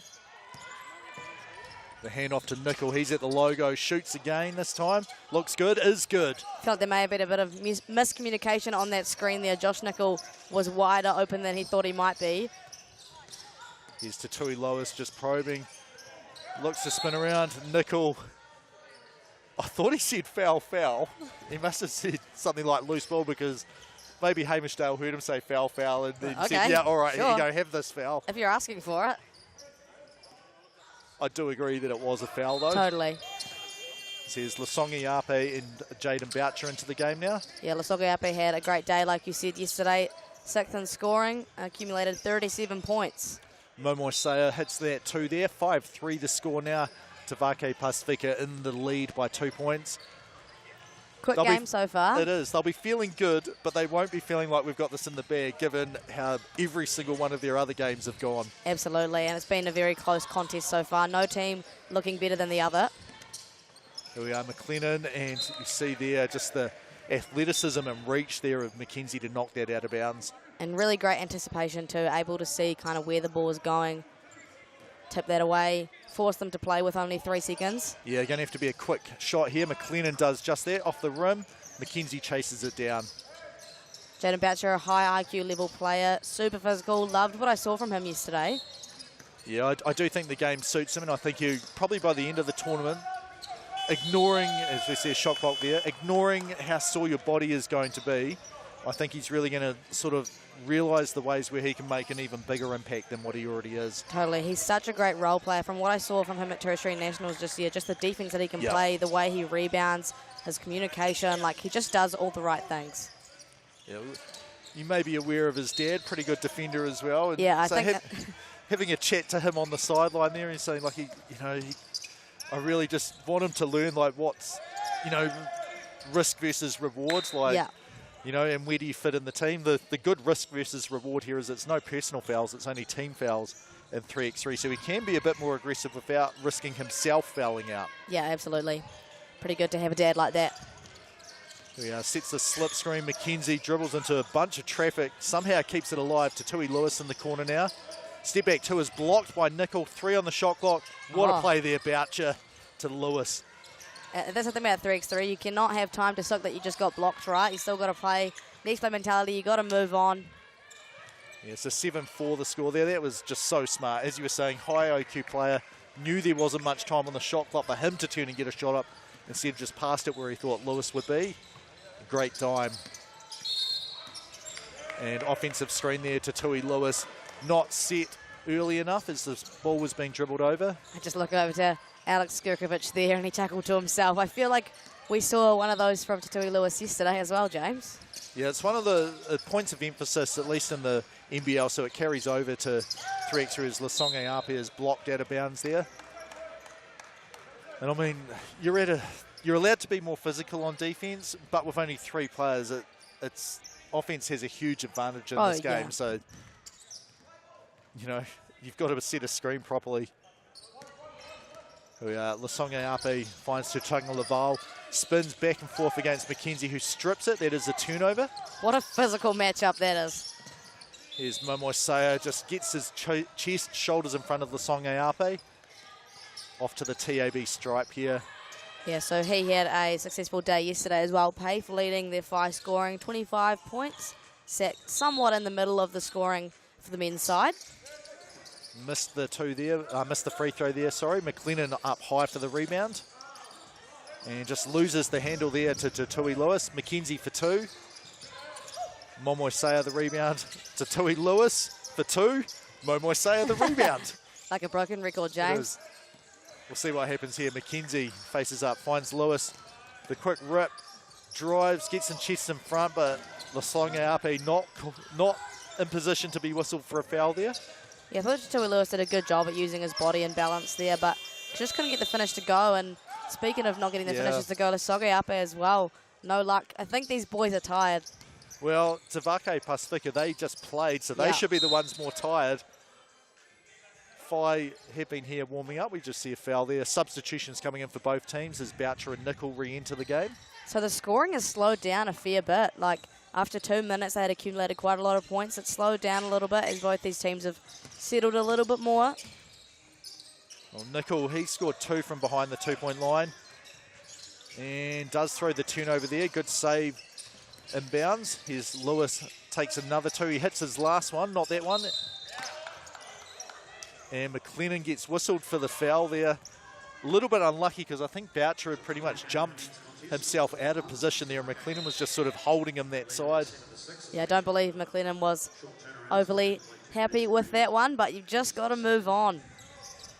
Yeah, very limited time. Here's Lewis, sets a good screen that time, pops. He comes off the down screen from McKenzie. McKenzie, great catch inside. Up high, can't make the finish. Second chance, no good. Third chance is good, though. And we have a tie game, Maya.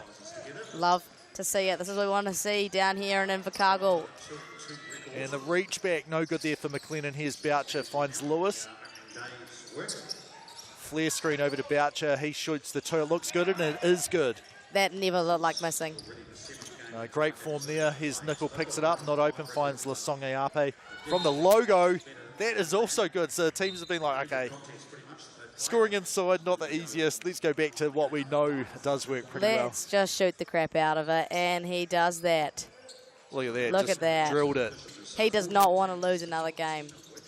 Here's Momoisea just probing out the top. McKenzie is open. Pass leads him to the rim and gets stripped out of bounds. Shot clock violation. And we have Nickel just down. I missed what happened to him. I imagine it's probably getting a shot. Yeah, I can tell from the body language. And the place that you do not want to be hit at. No. So expect him to be back on the court at about 1.5 minutes to 2 minutes, I'd say. Yeah, a bit of grimacing going on from Josh over there. The other Josh, no good with the fadeaway there. McKenzie picks up the rebound, and he's inside. Nice fake, good step through and finish there by McKenzie. Able to use his balance and his footwork incredibly well there. When your hand's at the rim, it's pretty easy to finish, isn't it, James? It is. Whai there, up 10-9 now. Momoisea with the rebound. Hand off to Boucher, back to Momoisea for 2, just off the rim. And Lasonge Ape picks up the rebound there. Oh, wow. Open as a bird. Can't capitalise, though. Oh, he's had a couple of chances behind the arc, so I'm wondering if it's a little bit of mind games now with the Whai saying, yeah, we're going to leave you wide open just to bet that you're going to miss it, as McKenzie doesn't miss that one. He wants to prove himself that he can do there we it, go. And he does. And he was guarded pretty tightly there by Momoisea. Maybe he prefers to have a hand in his face. So hesitation dribble from McKenzie. Ball's knocked out of bounds. 5 on the shot clock here to Tui Lewis coming back into the game for the Whai. There's Tuatara Laval. Hits that 2 there from the corner, and Nickel back into the game as well. Yep, Nickel looking like he's ready to go now. So he gets the athlete McKenzie, And McKenzie hard to the rim, draws the foul. Only 1 on the shot clock. He'll be shooting 1 from the TAB stripe. I believe it's foul number 4 for Tavake now. So not, or maybe it's only foul number 3. No, you're right, foul number 4, yeah. So obviously not super concerning just yet, but obviously you only have 2 more to give before you are sending the Whai to the line for 2 fouls every time you commit a foul. So they want to be careful of that, especially obviously they don't want to drop this game once again. Yeah, here we go, Nickel trying to force something to happen inside, and he forces a shot up. Not what he had in mind. Momoisea to Lewis. Back to Momoisea. Probes inside the lane, takes a little fadeaway, drills that one. Yeah, Whai just run a really nice offense. I feel like they have a really nice action that they go to, whether it be a give and a go or an on-ball screen. They always have actions that they're running, and they're just so talented offensively. They're able to create really well out of that. Yeah, I think apart from the moving screen on Tui Lewis, like their timing has been pretty good in terms of where they're going to pass to and where the screen comes from next. A lot of flare screens is what they have, which are one of the tougher ones to defend. Especially you've got like a flare into an on-ball, or, you know, they have nice like dive actions out of it. They've obviously worked on that quite a bit, and they're a pretty high IQ team across the board, so I think all of them are really well in tune with each other. I'm not sure how much time they had together beforehand. However, they are from different areas, so I don't really know if they had a lot of time to prepare or they're just really good at buying into a system. Yeah, I mentioned a little bit of time, but yeah, we'll try and talk with Stojkovic. Here we go, as Boucher gets the steal. Lewis scooped that up a little bit too high. Momoisea picks up the loose ball though. Over to Boucher. They have a 3-point lead. Inside to Lewis. You see there just the really quick decision making and movement. Ends up being a wide open layup at the rim. Here's McLennan behind the arc. Just looking a little bit sharper than Tavake are at the moment, and now they're only left with 1 second. No, I think it's actually going to be stripped off to Tunga Laval's knees there. I can never tell with Tui Lewis. He doesn't look super excited one way or the other. Yeah, he's very poker face. Businessman. I like it. Yeah. There we go. Here's McKenzie. Just stumbles a little bit, keeps his feet. No, he doesn't keep his feet. It is a travel. Yeah, I think he dragged his pivot foot just ever so slightly. Maybe a bit of a slippery court. Although we do have our hard-working sweet wipers down there doing a great job, getting time off school. Here we go, Lasonga Api, defended well by McKenzie. Stops him 2 times, forces into him a really tough shot there. McKenzie to Momoisea. They're up 15-11 here.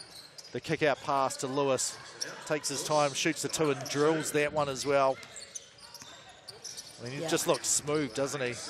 Yeah, well, Stojkovic is a shooting coach at heart.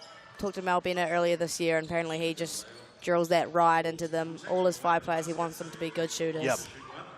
Well, I think it is the #1 skill in basketball. Like, you know, there's a lot of things, which is why basketball is such a good game, 3x3 or 5-on-5. But if you can shoot the ball, you can just create so much pressure on defenses. Totally. As Lewis says, yeah, have a look at this for pressure on the defense. Nickel gets the answer, though. They need that, but Whai here only 2 points away from a win. Great cut. Momoisea makes the bucket as McLennan was chasing down. 14-20 the score now. Yeah, so dangerous position for Tavake to be in. Obviously not impossible. Yeah, I just wonder if they're going to look for a 2 here or just try and walk out with the win as quickly as they can. As McLennan says, I'm not going to let you shoot this one. Yeah, that's a smart foul. Obviously, now they don't have any to give. However, that is smart to extend the game a little bit more. Obviously, Whai still have possession, but if they can kind of put off a chance for them to score, try and get a turnover here and then try and get a bucket, they could inch within 4. Yeah, I was going to say they could try and tie the ball up, but there's been very few of those in this competition, at least on the games that I've been watching. It is difficult of a skill to master to reach for the ball and not foul. We have a foul here to Tunga Laval. I believe that is why McKenzie didn't catch the ball and it bounced off his head. And 6th foul, so now they are in the bonus after this one. Yeah, so probably not a great position for them to be in. They have to be a little bit more careful now. They want to be aggressive. Oh, Paif Momoisea open under the hoop, but Tui Lewis. Well, that is a stylish finish there.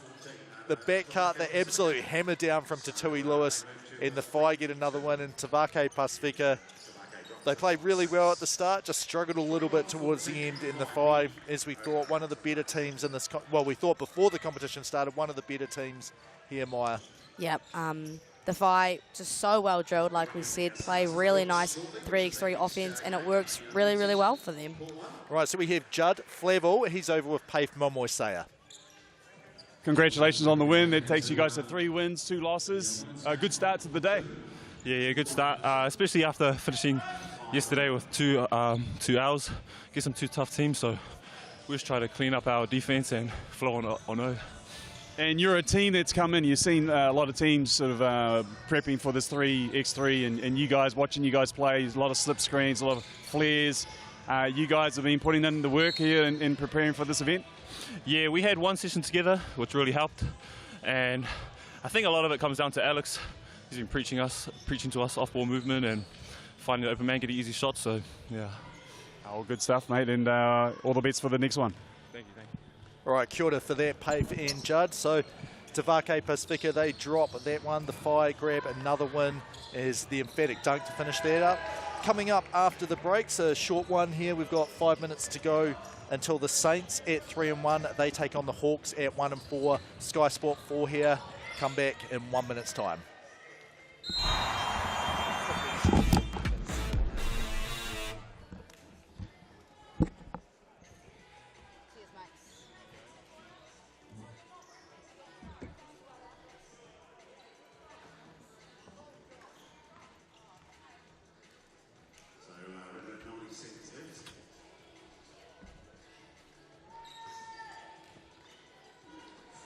Good.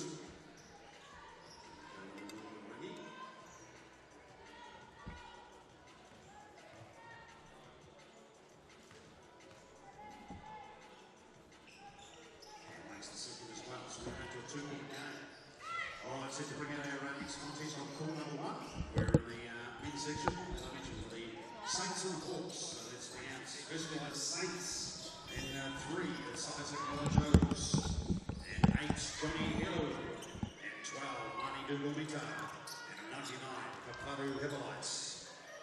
And for the Hawks, and 1, Zoran Smiler, 2, Jared Kenny, 4, and 9, Jackson Ball. All right, kia ora, welcome back to Sky Sports 4 here. We're about to tip off the game in a couple of minutes between the Saints at 3-1 taking on the Hawks in 1-4. If you do want to switch over to Sky Sport 5, watch the end of the Wizards against the Whai in a 2-point game. They are going to wrap up. You can just see them in the background there as our 2 teams start warming up. But Saints are probably one of the teams, Maya, that are looking like they're going to be here towards the end of the competition, I think. Yeah, they had a great day yesterday, only going 3-1. Obviously, Mani Dugumita, 44 points and 13-2, so he has been absolutely dominant today. Yeah, he's the #1 scorer in the competition after day 1. They're also joined by the big man, you just saw him laying the ball up there, Isaac Miller-Joes. They also have number 8, Johnny Hilu, or Sione Hilu, and then number 9, Kafaru Hippolyte. They've got a pretty deep, well-balanced roster there. The Hawks on the other side, not the greatest day. They dropped their game just before as well. They're 1-4 now, but they are led by their general manager, long-time player Jared Kenny, wearing number 2 for them.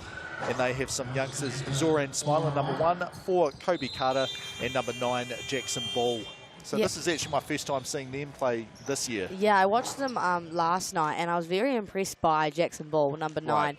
Only 15 years old, so by far the youngest player here, but man, he's got some talent. He went away with Leighton Haddleton's under-16 team to the FIBA Asia Cup, and he also had an extremely monumental under-15 tournament, led his team to 4th place pretty much on his back.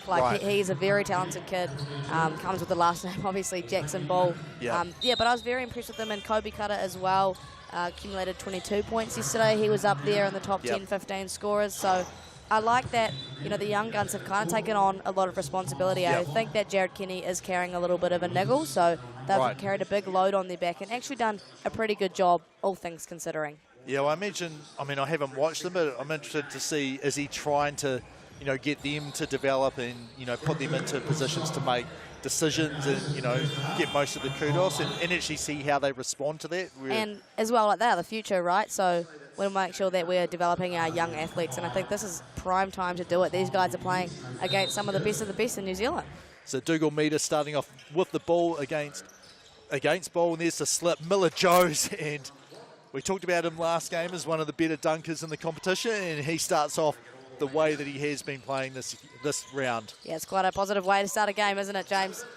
It's a 1-0 for the Saints. Pull-up jump shot in and out there. No good for Smiler. Rebound picked up by Dougal Meter. He's up the top now, and you see Miller Joes rolling in down into the post. And good quick move there. Nice athletic finish on the other side of the rim. And an advantage that they carry now is that nobody in this Hawks team can match that size that Miller Joes brings. Yeah, he's got pretty good footwork and tempo as well as the fadeaway shot. Dougal Meter says, right, I'm the #1 scorer, so I've got to try and keep pace with Miller Joes at least. 4-0 for the Saints now. Really quick tempo to begin with for them. And they force a treble there, so substitutions coming in. Sione Helu, who comes into the game, and Katharu Hippolyte heads to the score bench. Well, substitution chair, sorry. He'll be back in no time. I'm assuming Dougal Meter can't get that one to go. Helu with the rebound and puts it back in. They just had so much attention paid to Miller Joes to stop him from getting the rebound. Helu just walked into that one.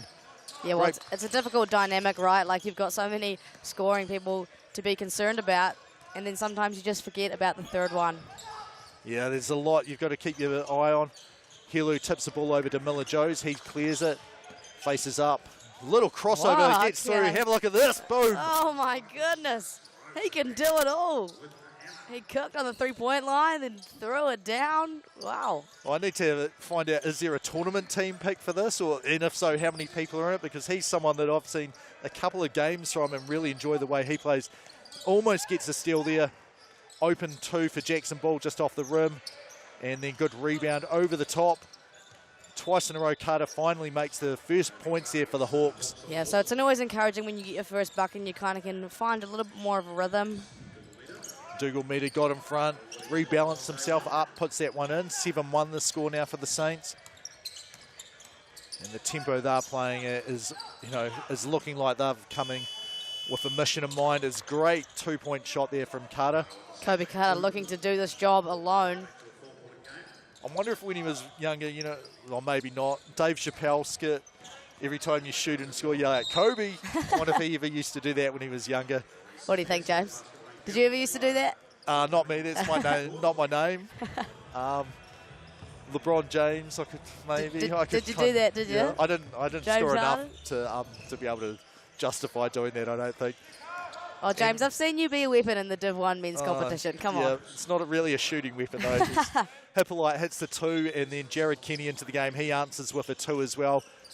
And then we have another 2 launched as well. So 9-5 the score at the moment. Yeah, I'm wondering what the injection of Jared Kenny is going to do for this Hawks team. Obviously, he's had enough watching from the sideline his team struggle a little bit. He'll try to take a bit of the responsibility on his shoulders now.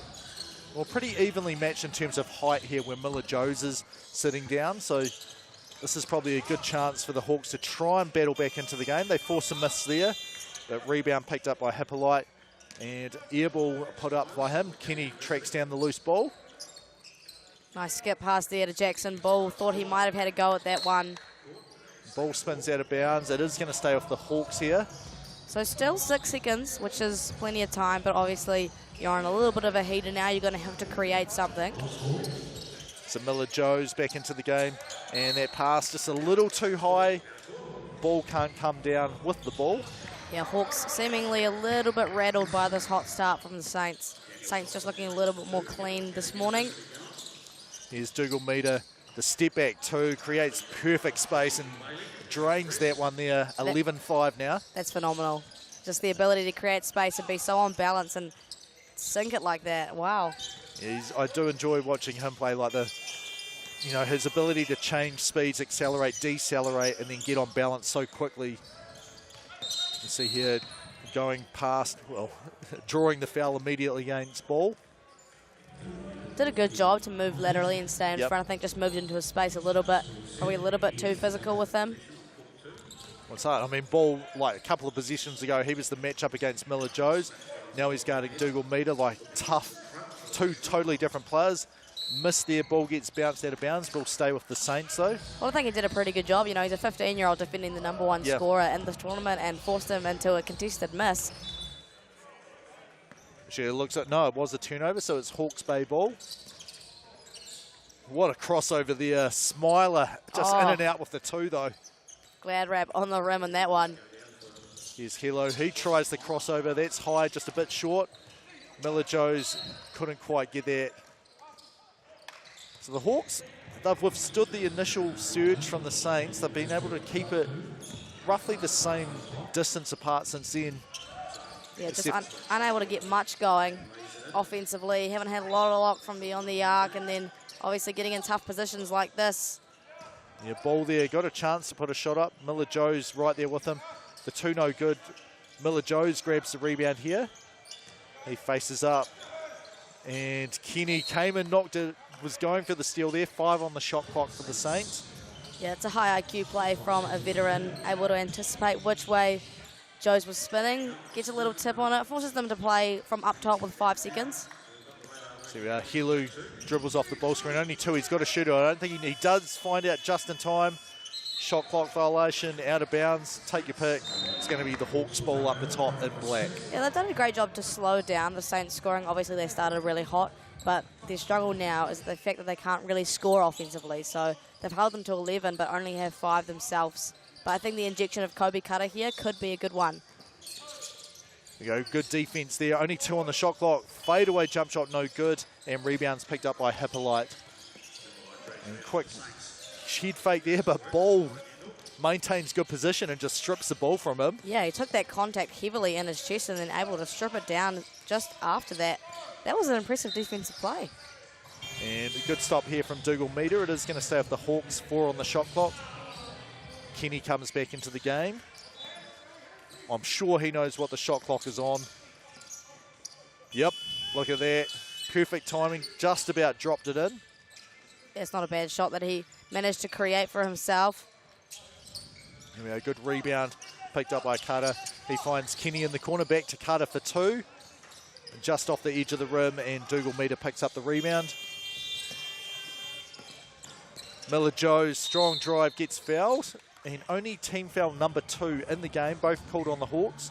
Yeah, I like the little bit of misdirection he created there, faking the handoff to Marnie Dougal Meter and able to rip himself. Jared Kenny caught a little bit on the back foot, earned himself a trip to the TAB.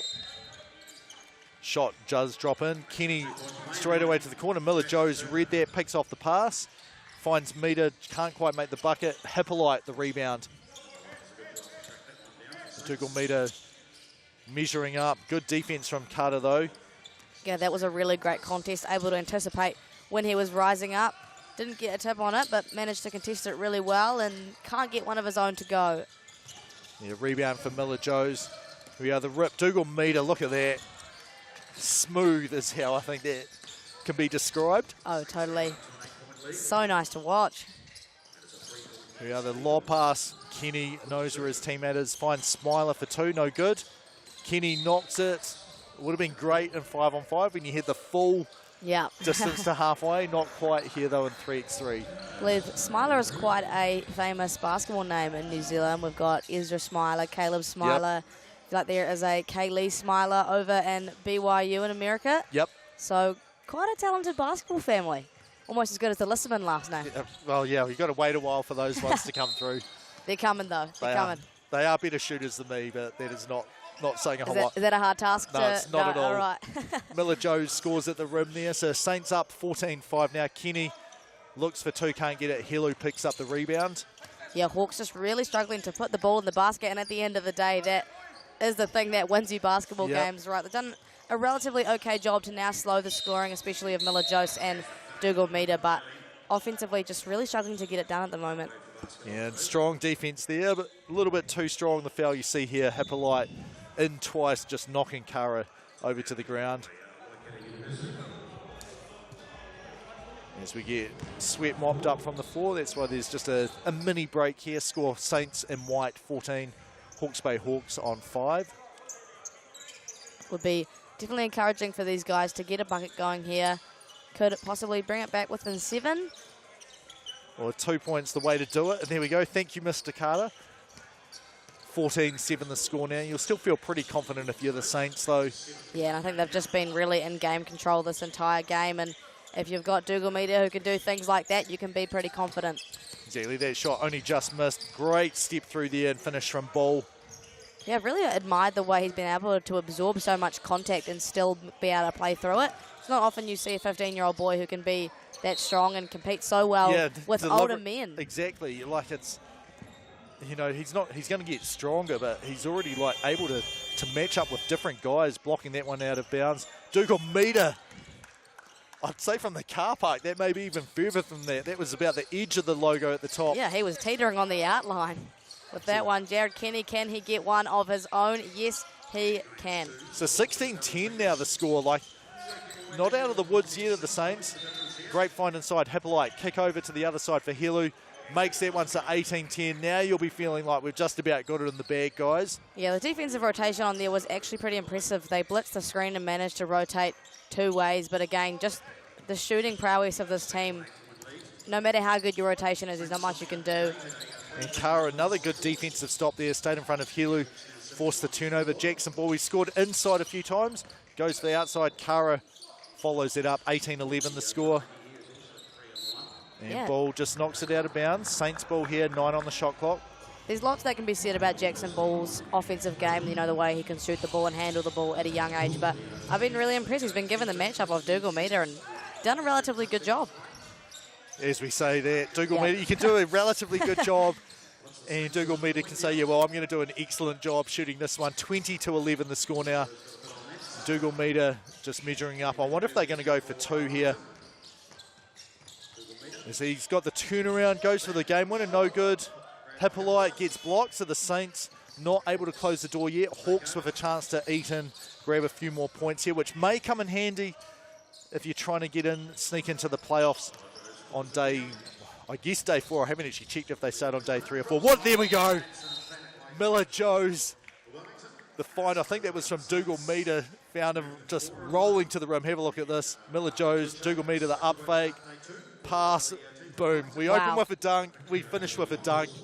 Daniel Miller-Joes, that's the perfect bookends to a game like that. Absolutely, he's really putting his mark on the court here in the deep south, showing what he can do. That was quite a breezy win for the Saints. They'll be happy with that one. So I think we're going to have Nick Bewley talking to Sione Helu, possibly about what those dunks were like and just the shooting that Dougal Meter had, but just an all-around great performance from the Saints here as they're certainly proving why they're one of the teams that people picked at the start of the competition. Anyway, here's Nick Bewley with Johnny Helu. Johnny Helu, Saints now with a 4-1 win-loss record. You must be really happy with how you guys are travelling. Yeah, pretty stoked with how I've gone the first day and obviously this win, so pretty happy. What's working well for you guys? I think just trying to be gritty and, you know, have a defensive mindset. That's pretty much what our game plan was for this week. 100%. And how about Mani Dougal Meter? He led the scoring on day 1. It must be a pleasure to play with him. Yeah, definitely. He's like one of my best friends, so fun seeing it, proud of seeing him like hoop like this, and I always known that he can do it. 100%. And what do you get up to now in your downtime? Is just a lot of rest and get ready to go again? Watch some of other teams play and try to have fun. Awesome. Well, congratulations on that win of the Hawks. Look forward to seeing you again. Appreciate it. Thank you. All right, kia ora for that, guys. So Saints just show their class there, winning 21 points to 11 over the Hawke's Bay Hawks. Over on Sky Sport 5, if you want to jump over. We seem to kind of be, our game's finished, their ones are still going. That's the case over there. The Airs are up 12 points against Waikato University on 9. Roughly 4 minutes to go on that one, which you can see in the background. So feel free to flip over to that one on Sky Sport 5 or on the FIBA YouTube channel as well if you're watching internationally. I believe both courts are broadcast on that one. It's a bit hard to tell in New Zealand. But anyway, James Lisserman, Maya Williamson will be stepping away for a minute. We'll be back here. And after the break, we see the Thunder. They're going to be taking on the Queens. Thunder at 1 and 2. The Queens, one of the teams to beat. They are at 3 and 0.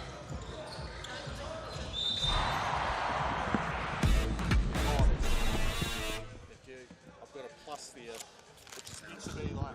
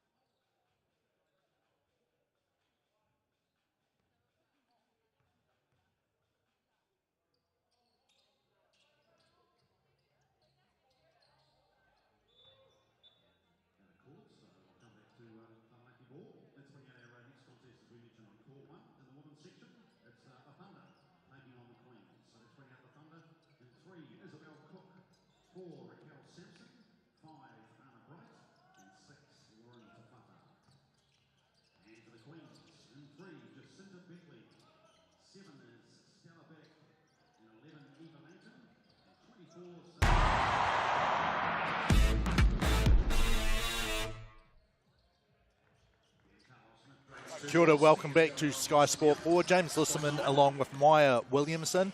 We're about to see the Thunder. I said 1 and 3. It's actually 1 and 2. It's now 1 and 3 for them, as they've just had a game a couple of rounds ago here, and they are taking on the unbeaten Queens at 3-0. So Maya, what's your pick here in this game? I mean, the Queens are the team to beat in this entire tournament.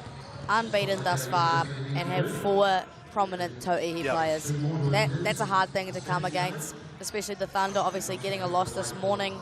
Probably momentum's a little bit down for them, and they're a younger team with less experience. So, you know, on paper, Queens, but Thunder are coming out and they're going to be hungry. They're going to want to get a win against these guys. So it'll be an interesting battle, but I think Queens definitely have the upper hand to start the game here. Yeah, I think you're right. And I wonder, like, the Queens almost lost to the Storm last night, which will be another game where you think they're going to win easily, and then it ended up not being easily whatsoever. It went down to the final possession. I just wonder if that's fired them up and they're going to come out with a business-like attitude from the get-go and just no let-up, or are they, it's the start of the tournament. There's a very long way to go. Wins here are helpful, but they don't guarantee that you're actually going to be lifting up the 3x3 Cup at the end of the competition. Yeah, totally. And these guys are experienced enough to really be able to come back from games like that and be able to recover from, almost losing to a younger and inexperienced team. They've done enough basketball where they can just really put that at the back of their minds and move on and continue on even better. Yeah, the teams are just warming up here. We're about 2 minutes away from tip-off. Well, not tip-off. Cheek ball off. I don't even know what the official terminology of is. Surely that's got to be close enough. Cheek ball off. As we can see, the West Coast Rapids are walking in front of us. You'll probably see them in the background. They've had a pretty good tournament. They'll be taking on the Auckland Tuatara over on Sky Sport 5. They've had their injury replacement come in. They have, yeah. He flew in this morning, basically drove here, jumped on the court, got a win first up. So talked to Will Ledger after the game. They were pretty happy to have a substitution. Oh, yeah, I can imagine. Going down on day one, it's a bit of a nightmare to have to play all those games with only 3 players. Like, sitting and watching, you don't know how taxing 3x3 is, but when you play it, it's a really tiring game. It's just so go, go, go all the time. And then obviously the men's side, they play everyone, so they play so many games. Yeah. By the end of it, they're going to be cost. Yeah, it's a tough game. It's way, way harder than you think. Oh, 3x3, so you only go to the 3-point line. You don't have to run from end to end. But there's just, it's a different level of fitness that you need to play in this game. Which is why I think the most games that any team had was 4. One team had 5. I think a couple of the men's games had 5. And if you don't play 5 one day, you play 5 the next, right? So they're taking on a big load. So in the women's competition, we have 10 teams here playing. It means you'll play all other 9. If you finish position 1 to 6, you go directly through to the quarterfinals. If you're 7, 8, 9 or 10, 7 and 10 will play, 8 and 9 will play. It's sort of a play-in game to make it to the quarterfinals. And then after that, it's eliminated, or you keep going closer and closer to get the cups.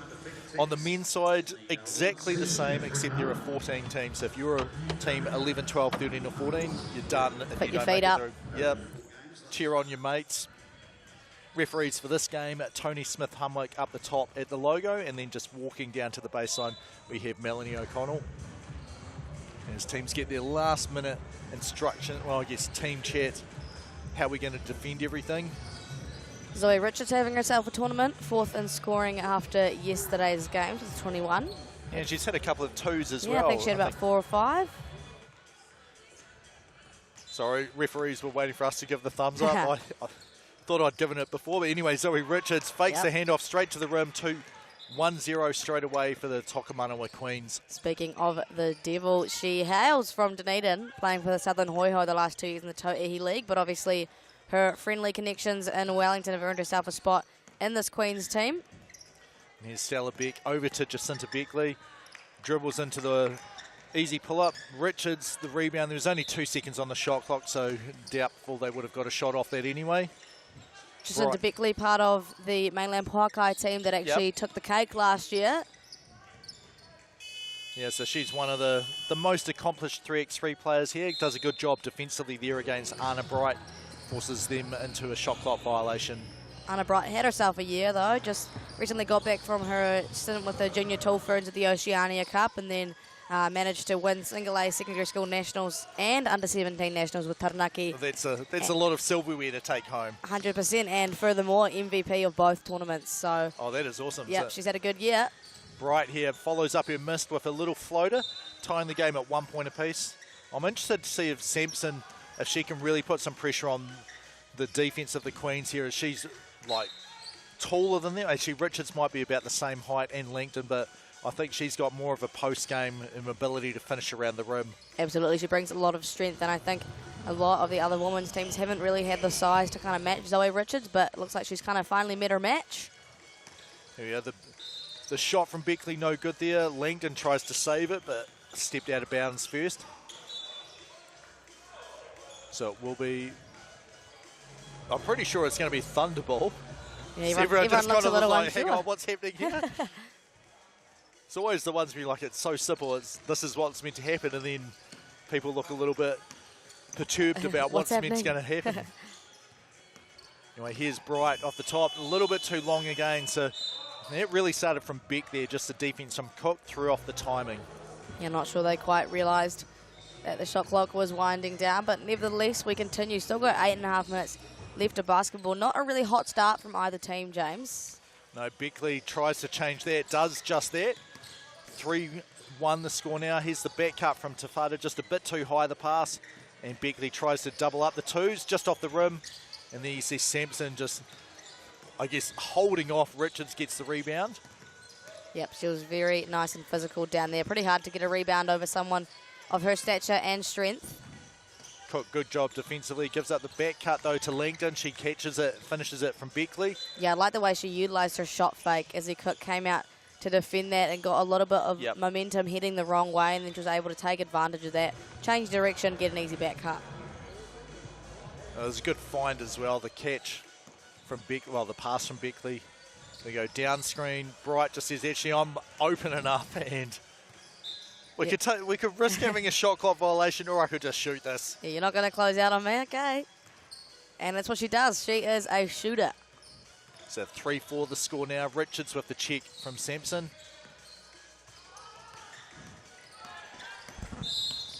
And she just lost the ball there, sorry. Thunder here with the ball up the top. Tafada turns the corner and just runs out of real estate. Turnover, here's the Queens. Beck, she clears it, then straight away turns around and goes to the rim. Yep, such a pro. Just clears her feet and then able to use her speed to get to the rim.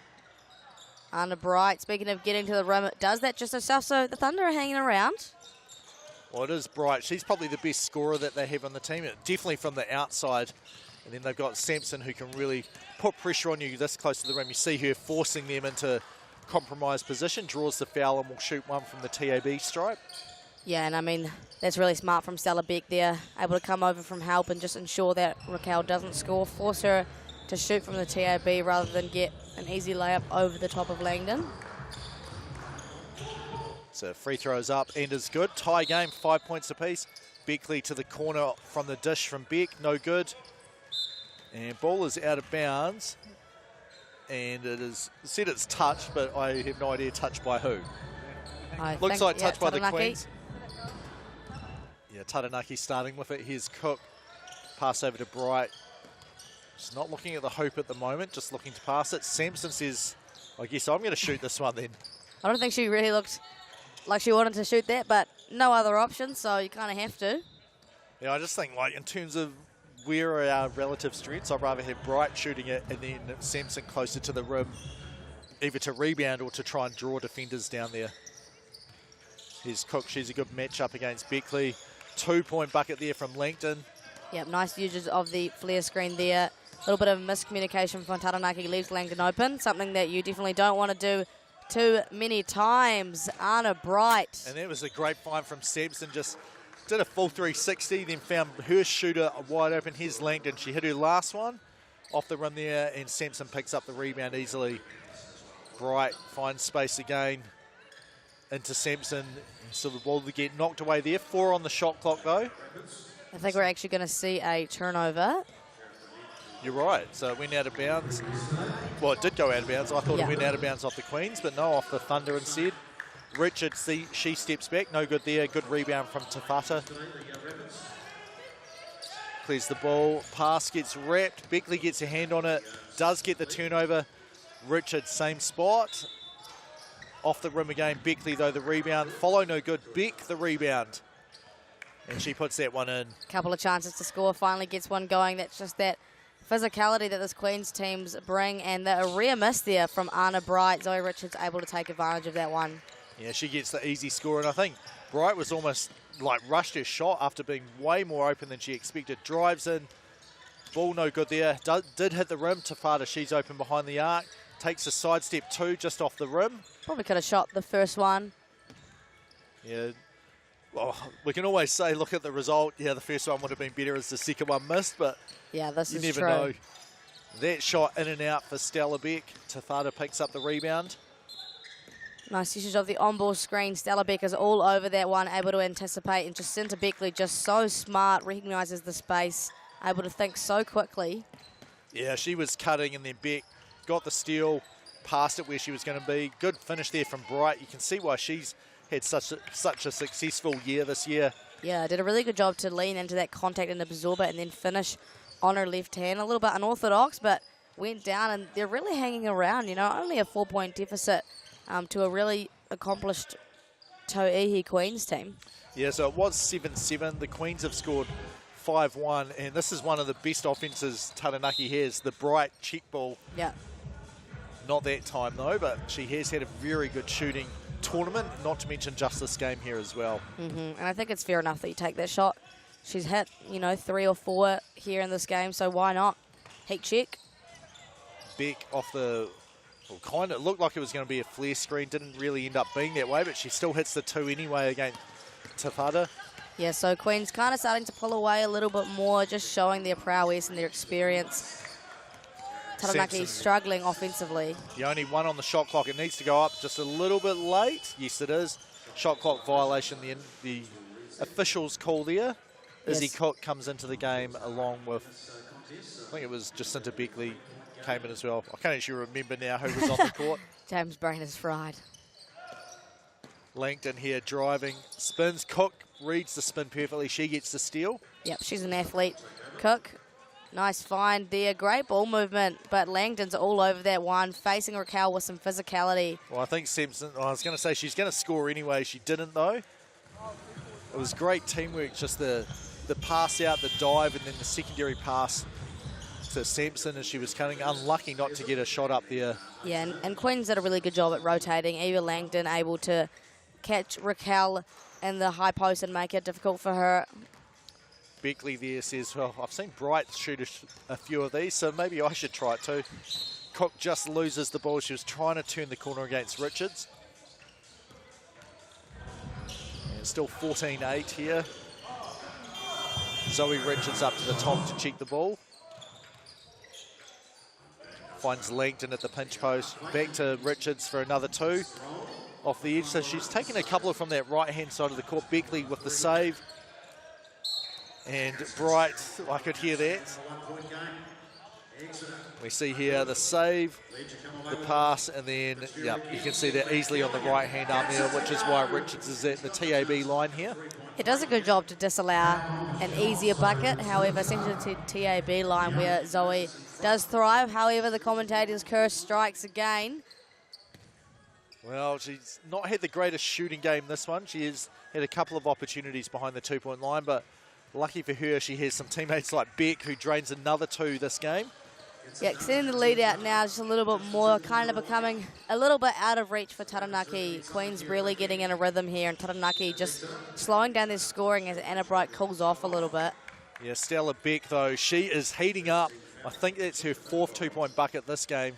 Yeah, the torch has been passed from Anna to Stella Beck, and they extend the lead out to 10 now, dangerously close to that 21-point mark. Richards tries to get in on the action there. No good. Sampson with the rebound.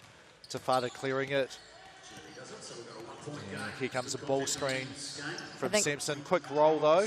Also to the Queen's advantage, Taranaki have already played a game this morning, and they had one of the first games of the round, whereas Queens have had a nice sleep in. You know, they've had time to rest, so they definitely have an advantage in that sense. I always wonder, like, there's a different. Some of the teams have coaches who are like, we're coming here to do our pre-game warm-up and things like that.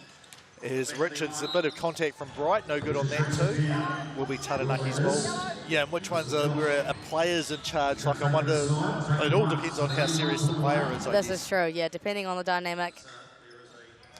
Here's Cook, the face cut there, no good.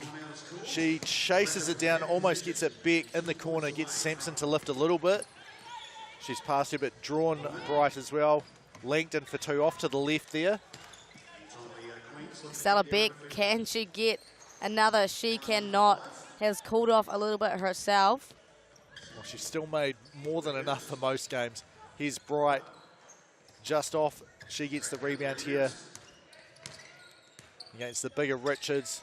And then Beck just read that pass, jumps up and steals it pretty easily. Dribbles out for two, makes that one. So 5, I believe, now. Yeah, she says, don't leave me open. And now Queens are in reach of a 21-point finish. Anna Bright, she's heating up once again. Well, we'll see here if the Queens go for two or if they're content just to go finish off the game. Well, there you go. Stella Beck. Wouldn't have thought anyone else apart from her. She really just got a bunch of stops here on defense, some two-handed steals, 5 two-point buckets, and then the game-winning shot as well there as we just see the replay. She is that woman. Yeah, it's pretty comprehensive in the end. Thunder was 7-7, that's what the score was, and then the Queens just go on a huge run, 14-2 to close out the game, winning it 21-9. If you want to head over really quickly to Sky Sport 5, you'll see the end of a Rapids versus Tuatara game, 3 minutes to go, but it's 1 point game and one team is only 1 point away. Well, actually, there's no point going now as the game is just finished. So stay right here. We're going to have Nick Bewley. He's talking to Stella Beck, and we're ready to hear from them right now.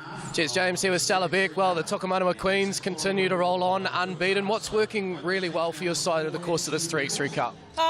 We're fortunate enough to have a few girls on the team that have played together before, so we know what each other does, and I think that really helps on offense, and everyone works hard, and we're just having a lot of fun. So, yeah, a good time. I think we're going to play well. Absolutely. How enjoyable is it too to have Zoe Richards in Queen's colours? Had a huge season in Tauahi with the Hoi Ho. Yeah, Zoe's had an amazing year, and I think that she's a player that's been building for a long time. Like, her potential's always been there, and it's just showing. You can see how she's playing in this, how she played all year too. It's incredible. I can't wait to see how she goes for the rest of the year. You're 4-0 now. Do you feel like there's a bit of a target on the back? People want to bring in the best for you? Yeah, sure, but we've still got like a lot of good teams that we haven't played yet, so I think we'll just keep playing the way we're playing and having a good time, and so anything can happen. It's a 10-minute game, it's so short, so we'll see. Well, rest up. We'll see you back here in the evening session. Thanks. All right, kia ora for that, Nick and Stella Beck. So just, yeah, an ideal start to the tournament. Thunder dropped to 1-4. Queens have now moved to 4-0, and they're looking like they are in the driver's seat to get one of the top seeds in the competition, which will be a relative, nothing's going to be easy, but an easier path to get to the cup there, Maya. Yeah, I thought it was a relatively well-fought battle at the beginning for Taranaki, staying around with an experienced team. However, their experience and prowess alongside the shooting of Stella Beck just managed to fly to a win, and that's a pretty convincing one for them at that.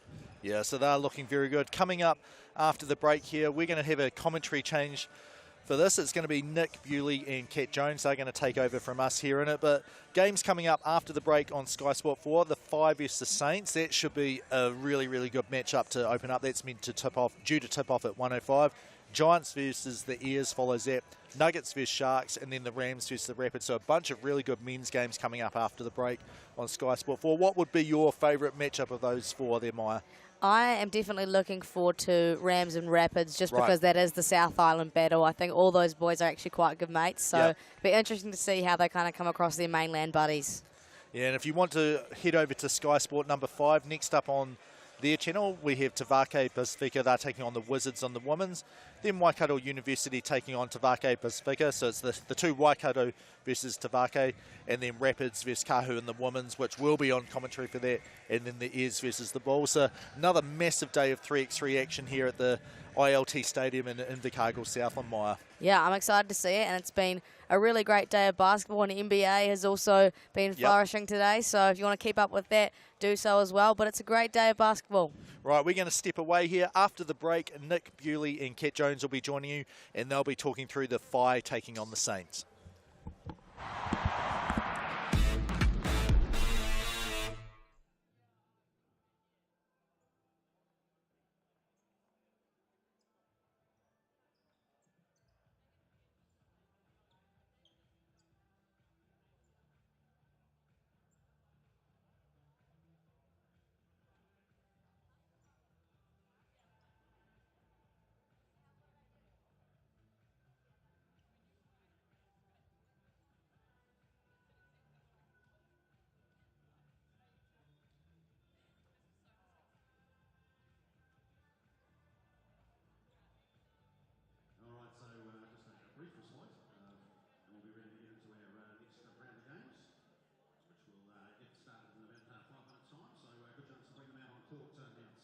Next up on court number 1, we've got the men's clash between the Whai and Saints. So let's bring out the Whai.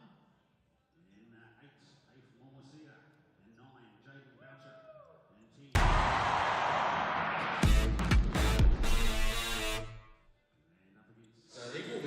Welcome back to ILT Stadium Southland here in the Deep South Invercargill. Nick Bewley and Kat Jones taking over from James Lisserman and Maya Williamson. And next up here on Court 1, intriguing battle this one, the Whai and the Saints. Wellington Saints, one of a couple of teams, maybe 2 or 3 now, who have a 4-1 record. Kat, this is going to be your first chance to commentate the Saints. We were just talking off air before.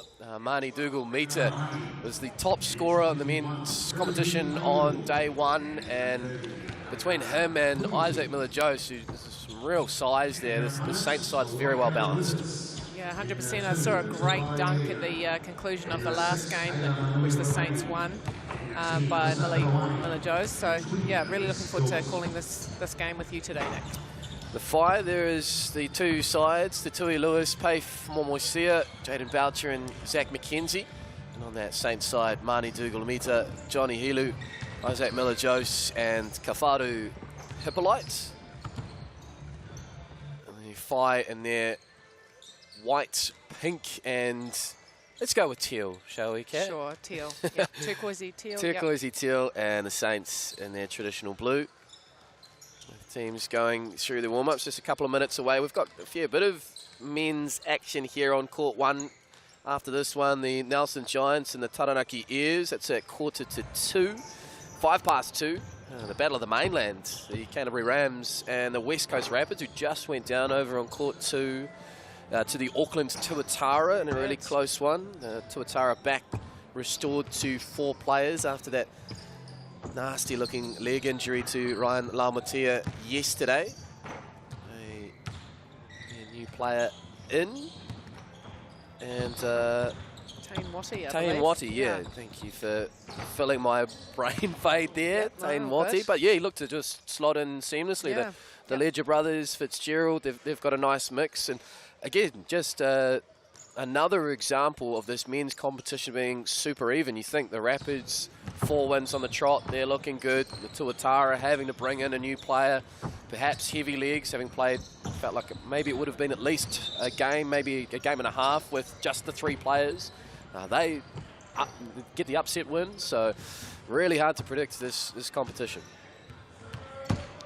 Yeah, I mean, the Whai as well, early, looked impressive, but they've had a couple of losses as well. So this game is going to be one of those ones where it's really anyone's. And I think even though sometimes we get a few early scores from teams at the beginning, you can never really write anyone off, just with the strength of the 2-point shooters that we have at this competition. So the Whai had a 21-14 win earlier this morning over Tavake Pacifika. And on the opening day, they went 3-1. Just the one loss there two losses, sorry, 2-2. They lost to the Rams and the Airs. So they have a 3-2 record. The Saints are 4-1. We are good to go. The Saints will start with possession. Dougal Meter, Miller Jose and Hippolyte on the floor for the Wellington Saints. Goes Mahoney early, but unable to get things going immediately for Wellington. Here's McKenzie, the lefty. And tidies up to Tuli Lewis. Look good off the hand. It's clean. Oh, that would have been an extremely tough shot. So wisely passes out to Miller Jose. Looking forward to this matchup, Kat. Miller Jose and McKenzie. Nice finish by Miller Jose, but fair bit of size and athleticism between those two. The show and go from Tuli Lewis, but doesn't convert. Back out to Mani Dougal Meter. McKenzie in front. Uses the physicality, doesn't get the roll though. Gets it back. Stays with it. And now the mismatch here for Miller Jose, just bullies his way past but doesn't finish. He's in two minds there, I think. He should have just hammered it home. McKenzie in the corner. Oh, and that's fair a bit of foul. physicality there. Zach McKenzie. Wow. Yeah, he's come off second best there. And maybe a word of caution from referee Regan Ashley to Marnie Dougal Meter. McKenzie shaking his head. But a trip to the TAB awaits. It does make you wonder that what does it take to get an unsportsmanlike foul in this game? And let's hope we don't see it. Yeah, because by that standard, feels like it's going to have to be malicious to get into that unsportsmanlike area. As Jaden Boucher tidies up. Moimoisia, good transition there from the Whai. Brilliantly executed, yeah. Right in front of us. Clean off the hand. Moimoisia had for one or two Jets in the NBL this year. Here he is here in these strong kick game again in the red. And there he is once more. Finds McKenzie open. Opts against the shot. Fair bit of contact there. They let it go. Nice tip. Boucher. It's all the fire here. They eventually convert to move to a 5-2 lead. Helu. And a whistle and a foul on the way up. Shooting one. Johnny Helu. Just chatting to him into the Saints last game about how much personal pride and joy he's seeing and how well Marnie Dougal Meter's going. Best mates. Yep. And just to see him flourish in this lead offensive role. As Helu leaves the free throw, but really nice pass and find there. Yeah. Boucher to Tui Lewis, great vision. And that's one of the characteristics of this game is that you do get to see some, quite spectacular finishes, some great passes. And it's a great game for people that are fit, for sure, but also can show off their skill with their passing as well. And great too for players who, by and large, fill different roles in the 5-on-5 game, whether they're, coming off the bench for a handful of minutes. This is their opportunity to shine. There's personnel here looking for next season in terms of contracts. Of course, Judd Flavel, part of our commentary team, coach of the Canterbury Rams. Chris Anstey, I've seen here in the building, GM of operations basketball with the Taranaki Ears. So you never quite know. You impress here. Ben Hall, actually, a prime example last year for the West Coast Rapids. Yep. 3x3, got himself a contract with the Southland Sharks. Good hustle there. Yeah, Hippolyte. Smart play. Stay with Wellington. Yeah, and we've talked a bit about, the suitability of certain players for 3x3 versus 5-on-5, and there's definitely a bit of a niche for 3x3, and some players that flourish at this level are not really getting many minutes at the 5-on-5 level. Good follow there by Isaac Miller-Jose, and earns himself a trip to the TAB. And great to see in 3x3 really, because there's no hiding. You've got to do a bit of everything, and it's a great game for a scorer. If you've got a scorer's mentality, this is your game. No such thing as a bad shot, really, in 3x3. Maybe like a 22 or 20-footer, a one-pointer over in the corner, perhaps. But yeah, foot on the line. Yeah, you just got to back yourself as Tatui Lewis draws the foul. Yeah, and gets the call from Tony Willie Smith-Unwick, so he'll head to the TAB, shooting 2. Someone's just come past with popcorn. In fact, it's James Lissaman to our left. He's having a well-earned break. I was like, oh, jeepers. Saved me some. Timeout called here. The 3rd minute of this one. You see the Whai team very together, talking it over. Tatui Lewis having a lot to say. Great to see some young players taking some leadership roles on. Yeah, Tatui Lewis and Zach McKenzie were here last year with the Whai. We had Ty Wynyard in their ranks, but a couple of changes. Shout out to Ty if he is tuning in as part of the FIBA YouTube channel over in China to our global audience. Very accomplished 3x3 player now. Lewis makes the first. And the second. As mentioned, it's a really quick turnaround for the Saints, who played it 25 past 12, beat the Hawks 21-11. Back in action half an hour later, so perhaps just sort of a few signs of fatigue as Tatui Lewis got caught in 2-3 mines there. Travel call. That's a wee chuckle. 8-3 though, the Whai in front. Dougal Meter, McKenzie. Good work there by McKenzie. Yeah, forces the turnover. So I think some of these teams have very accurately figured out who the main threats are. Oh, good work, Milo Jose, but just a foot out of bounds. And yeah, that's what happens, of course, when all these teams will see the stats, see all the highlight moments, and see Dougal Meter's name at the top, know that they shut him down. That goes a long way of getting the better of the Saints outfit. Lovely shot there from Boucher in the corner, and then the hand to knock it out of bounds. Great, as you see the replay there. Great pass out, kick out pass. Good finish by Boucher. Great to see him back playing basketball. On another defensive play and a foul. Would that go unsportsmanlike? No, just a foul on the floor, but yeah, I'm gonna get hit there. 10-3. Fight. Yeah, the Saints are finding it pretty hard going at the moment. You can see on Dougal Meter's expression. It's not doing a heck of a lot wrong here, the fight. Just as I say that, a turnover there, but Hippolyte gives it back and subs himself out. And interesting seeing, you know, some of these players are only getting together for the first time at the start of this tournament, and others have had the chance to practice. And how do they adjust to, you know, the changing conditions, really? Foul on the floor by Boucher. Stuck with Marnie Dougal Meter, who, as you said, Kat, just seems a little bit frustrated at the way this game has panned out thus far. Just 3 points in 4 minutes, which is very unusual on the Saints side. There's that one again, away from Dougal Meter. Nice cut to Tatui Lewis. And a late whistle, and that will count. It's all gone the way of the Whai. It certainly is. We could have a pretty reasonable upset in this game.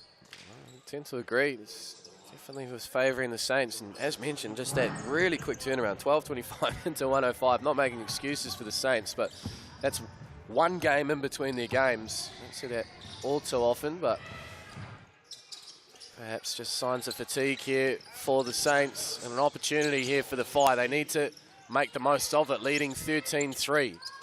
Helu, good hands. Lewis, 1 second on the shot clock, and then again, indecision, that continuity lacking. 6s and 7s there.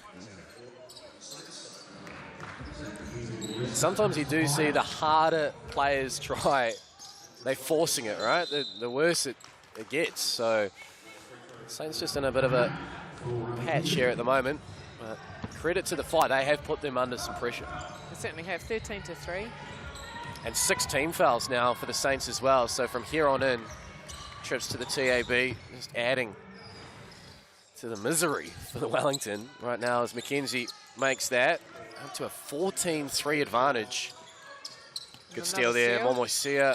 Open player is Lewis. Oh. Not far off. Thought he was going to make them pay. Here is Milajos. Gets it to Dougal Meter, sets the screen. Will this be the moment? Yes. Will that get them going? Go down. Yeah. Just seeing that ball go through the hoop just can instill that confidence immediately. But really strong finish there, McKenzie. The lefty. And stays with Milajos. And again, a nice steal from Momoisea. Good recovery though, Milajos. Oh, felt like that was going in too. That could have really set the cat amongst the pigeons.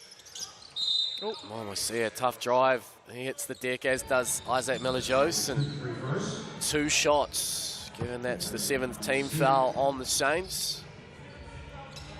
Yeah, that 10-point advantage is going to be very hard to overcome.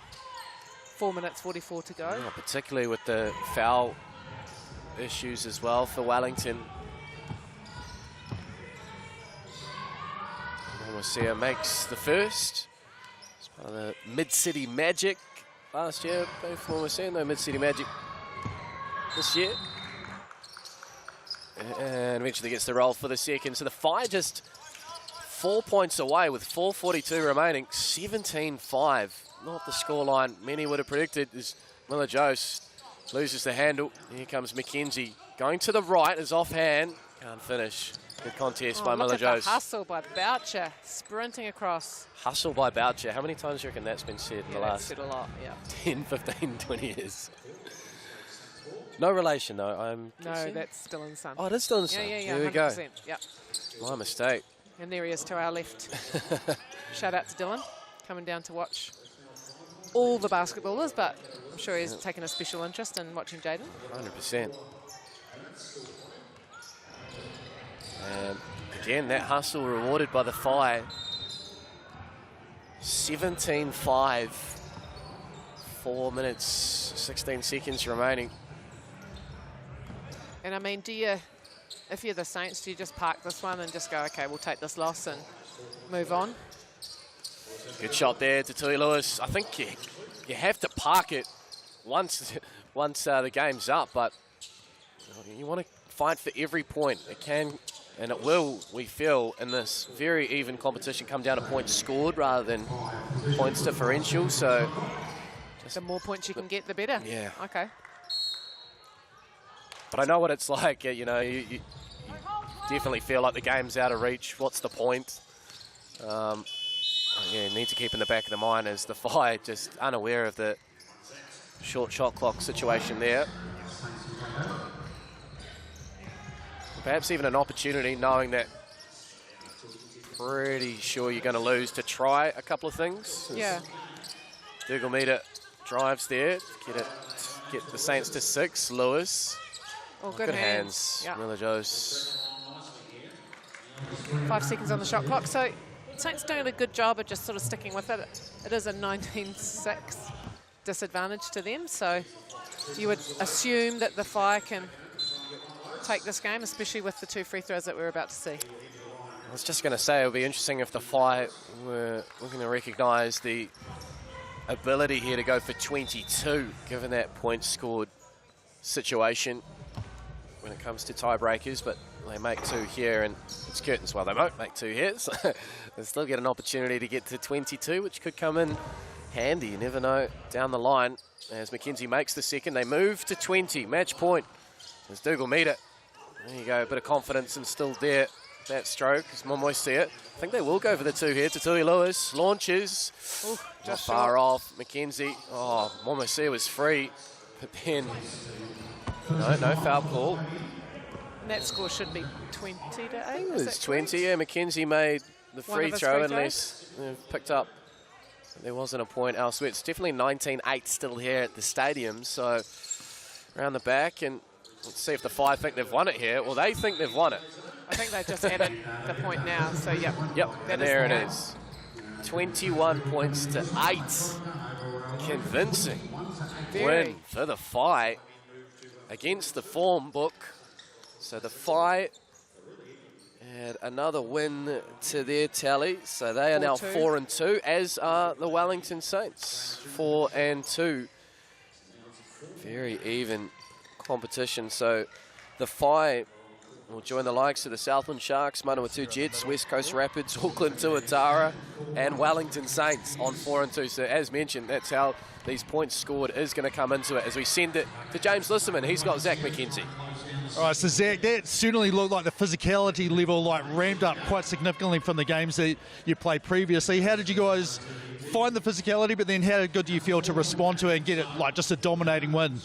We spoke about yesterday in the Airs game that a lot of teams are starting to figure us out in our transition game, pressuring us when we're dribbling out. So a lot of that was just getting our movement going quicker in response to the physicality. We obviously understand that although we don't have a true big, we've got pace on a lot of teams, so our movement and our play off that will result in us scoring and getting good looks. Yeah, I talked to Alex Stojkovic while you guys were playing, just to see how much practice you guys had had. He said 4 sessions. Jared Cooney was with him and said, well, that's 4 more than we've had. And I said, I figured you guys had had some, just because the timing and the cuts and the reads look really good.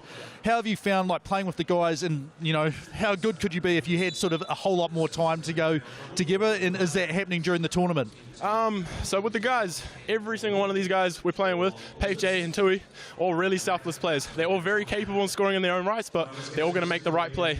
Bouch, obviously, his dad, Dylan Boucher, IQ, all that stuff. So that's a given with him. And Tui and Pave, it's been a joy to play with them. Both very capable shooters in their own rights. I don't know if that quite answered your question, but yeah, I just want to give props to my guys. So it's awesome. My favourite uniforms here. Who's number 2 though in terms of uniforms that you like? Unis, I'm going to say the Tuatara. It kind of gives me a baseball vibe. I like it a little bit, you know what I mean? So yeah, that's my number 2 right there. Oh, that's awesome. Congratulations on a great win. Great performance there. Zach McKenzie there. Back to you guys. Cheers, James. Zach McKenzie there with James Lisserman. The Whai move to 4-2 with their convincing win over the Wellington Saints. Time for a short break here on Sky Sport. On the other side, the Nelson Giants taking on the Taranaki Ears.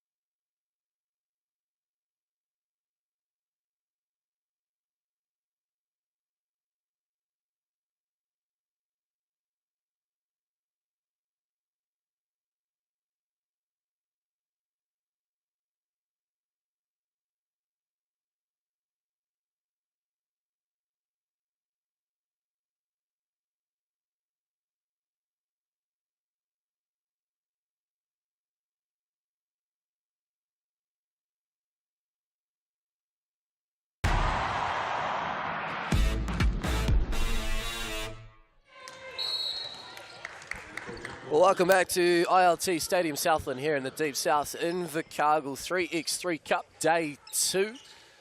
We stick with the men's competition. Just realise, Cat Jones, this is 1v2. Top of the table clash, the Nelson Giants and the Taranaki Ears, both with identical records, 4-1. And I must admit, I didn't expect these two teams to be top of the table perhaps on day 2, but that just again shows how close it's been. Yeah, it sure has. Giants as well. Talking to Sammy D earlier in the tournament, he said, we're a young group. We're, apart from himself, I think, but we are a young group, and not much experience playing at this level, so he'll be very happy with how they've gone. And then the Ears, actually, quite a good little unit. Some great players in there. Tane Lavery, Ben Carlisle-Smith have been impressed with, Quentin Bailey with the size, and Bardsley, bouncy Bardsley. The slippery eel, as he's been called, Otago Nugget, Matt Bardsley. We called the Giants game earlier today, Cat Jones, overtime win over Tavake Pacifika. Poor old Tavake Pacifika still searching for that first win, have been oh so close.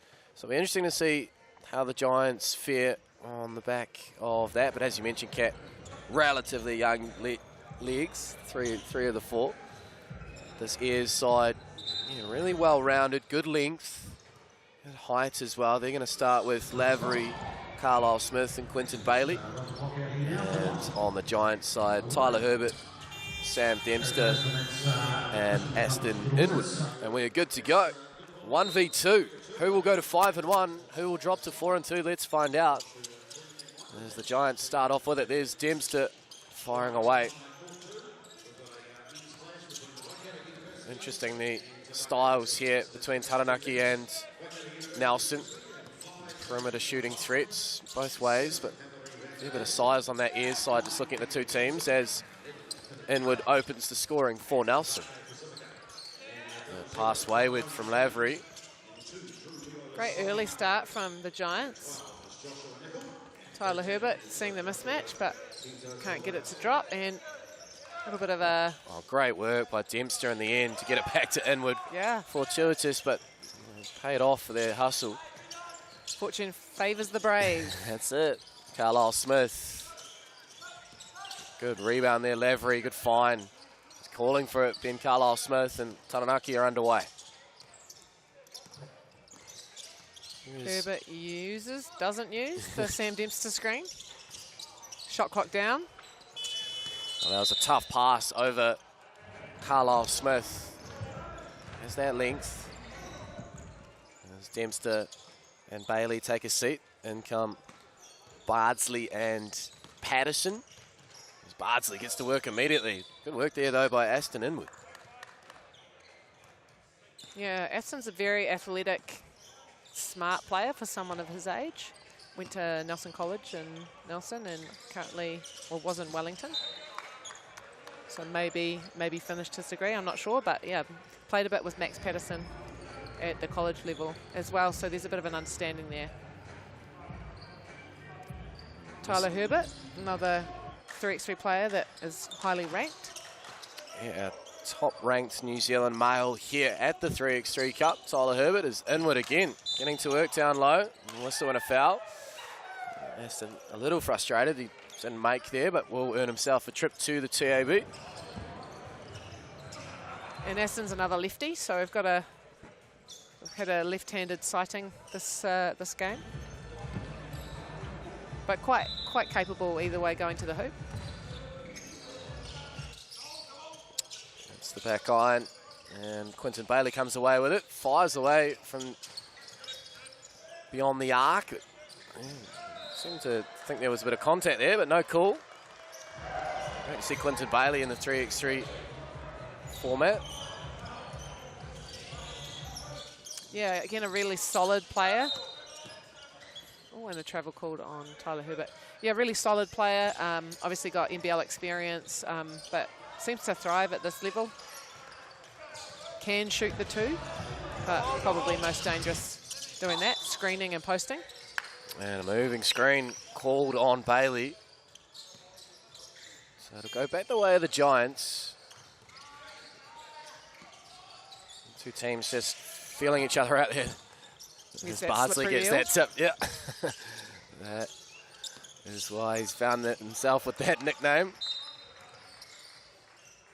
Good hustle too, like, as you say, sometimes you've got to make your own luck and you can control some of those plays by working harder than the other team on defense.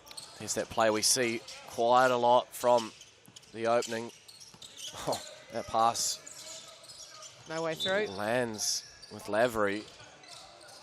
Yeah, defense just prevailing over offense early doors here. Just 2-1, approaching the 2-minute mark. So, ooh, I don't want to say sloppy on offense, but it has been some good defensive work by both teams to keep the scoring pretty low early doors as Bardsley looks to get to work, tries to finish with the left. Oh, really nice finish, Matt Bardsley. 2 apiece. Patterson for 2. Oh, good work. Inwood tips it back to Patterson, who puts it up and in. Giants back with the lead and defending inside the cylinder. Sam Dempster. Delay of game warning. Yeah, so usually first one's a warning. And get into technical foul areas after that. It's Bailey with Dempster in front. Back to Carlisle Smith. Doesn't mind a 2. It's just a little deep. Dempster tidies up. Has to get around Quinton Bailey. Right idea. Just good hand in there by Tane Lavery. Now, Carlisle Smith with a quick release. And a good hand down low. Dempster on Bailey. And again, very physical play by both teams, but rewarded by lots of ball getting tipped to the defensive team. Dempster puts it up, gets the contact, almost slides all the way out of bounds. He'll earn himself a trip to the TAB. I like that play better. Felt like both teams there settling for really quick twos. It's taking the time. I know it is just 12 seconds on the shot clock, but there's enough time to draw something up or call a screen. As Dempster heads to the line, shooting one. Makes it. 4-2 lead. Just a tick over 3 minutes now. And this one, top of the table clash. The Giants. Oh, good hands. And in the again, ears. just doesn't quite bounce to Max Patterson, but to his credit, he stayed with it and commits the foul rather than let the easy dunk go. Didn't have to clear out there, Taranaki. It's Bardsley going straight for it. Gets a whistle and a foul. Giants first. Given all the physicality, and Bardsley can't make from the TAB stripe. Gets back to his next job, and again tips it clear. Straight into the palms of Aston Inwood, and then rips it free. Bardsley. No foul. Racking up the steals. Here's Lavery now. He'll go himself and finish. Here's cut it to one. Here's Patterson. Step back. Give. Get. And that's a shooting foul, I believe. Another whistle and a foul. So he is up to 14 fouls. 3.5 gone, but something to be cautious of. That's 7 foul. Free throws from there on in. As Patterson makes from the TAB. Restores that 2-point buffer for the Giants. Carlisle Smith looks to tie things up. Oh, Bailey frustrated. Carlisle Smith behind the back. Well read, though, by Dempster. I thought you were going to call him Dad. Well, he might be, you know, the dad of this Giants team. Yeah, it could be, yeah. He is our dad, yes. Oh, there you go. Got a beautiful Wouldn't family. have been factually incorrect. It's not my dad. Here's Herbert. Yeah, the 2-point shot for both teams now. It's just a little bit off. Patterson commits the smart foul. Holding foul there on Patterson. Subs out. Patterson and Bardsley will take a seat. Only 2 fouls for the Giants and 4 for the Ears. Here is Bailey. Oh, good cut there. Lavery gets through. And back to a 1-point game. There's Herbert, creates some space, sort of fake pass there, and that's a nice finish, tongue out. Tyler Herbert, enjoy that one. Oh, I thought they might have caught a travel on that one. A third step there, goes unnoticed. So 7-5, the Giants in front, and here is Tyler Herbert. Oh, what tried with the English. And now Lavery responds. Things are starting to heat up. Yeah. Found their offensive groove, both teams. Just to say that, a tip there. Tane Lavery as well. So we've actually got New Zealand's number 1 and 2 ranked players on the court here. Tane Lavery, number 2. Tyler Herbert, number 1. So plenty of 3x3 experience. And perhaps this is why we're seeing such an evenly matched contest coming up to the 5-minute mark, and just 1 point separates the two teams. Yeah, 100%. I think the Taranaki Ears have been probably one of the form teams as well as the Giants, so no surprises there. We haven't seen a lot of 2s in this game. No. So look forward to a couple more of those. There is Dempster just away to the left, but long rebound Herbert, who'll fire away from the corner. Yeah, that one to go. Back with Taranaki now, a nice execution there, but just as I said that. Power failure. Hard part. Flat tire, Tane Lavery. Now tries to slow down Sam Dempster, unable to do so. 2-point lead for Nelson Giants, 8-6. Looked like Lavery was trying to milk someone into getting a technical foul there. Inwood. Back to 1. Here is Herbert, can shoot the 2, that's deep. Inwood in great position for the rebound. Foul on the floor though, Aston Inwood. That is the 5th on Taranaki. Patterson calls out a play here, so let's see what the Giants do. Again, that familiar setup. High post.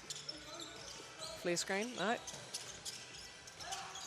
Oh, nice. Oh, yes. Squeaks it in. Well done, Inwood. Gets the roll. That's good execution there. Off the restart. As Bailey just barrels into Inwood and in the finish. A little push shot. Keeping the scoreboard ticking over. I think that point's got on the wrong side. Yeah, we'll just wait for clarification there because I felt like the Giants were in front. Now we got the Airs by 2, so perhaps something to look at down the line. Carlisle Smith with a great steal. Just read that one. Bailey fires away. Carlisle Smith contests the rebound. Yeah, I'm not sure that. Something to note there.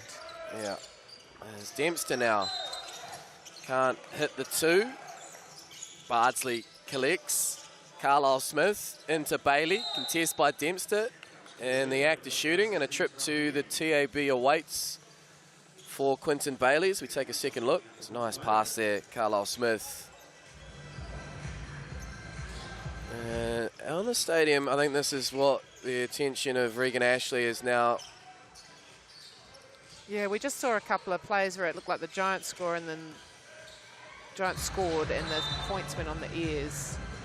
So yeah, the players are aware of it too. So it's now 10-9 to the Airs. I feel like it's actually 10-9 to the Giants. Yeah. And at one point it was 11-9 to the Airs. So a bit of confusion there. Now we've got it at 10-all. And James Lisman is over there giving some advice, so that's always helpful. He's very comfortable over there in that role too, as he is in commentary. So he's looking overtime. James Lisman as Quinton Bailey hits from the TAB. So it remains 10. No, here we go. 11-10 now to the Airs as Sam Dempster fires away. Long rebound for Patterson. Last touch by Ben Carlisle Smith. So 8 seconds on the shot clock. A real tight one as we anticipated between the two teams with the top records here in this men's competition. As Herbert creates space with that footwork. Oh. Good finish by Inwood, but that shot was on target by Herbert, just a little bit short. Oh, good finish too with the left by Bardsley. Neither team able to go on a run here. Oh. Patterson tries with the trick shot. Doesn't land, and it'll go back the way of Taranaki.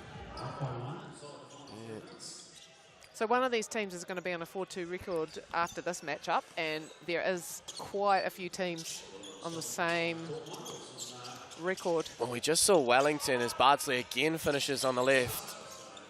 Well, Wellington Saints, after that loss to the Whai, went from in the top 4 to as far down as 9th.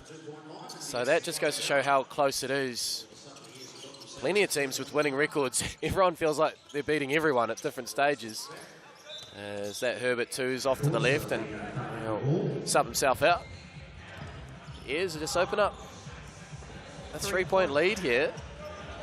Done well to contain the Giants. So they look to move to 5-1. Carlisle Smith. Nice finish. Just that extra length and size over Max Patterson. Here's Dempster now. 3 seconds on the shot clock. Have to put it up.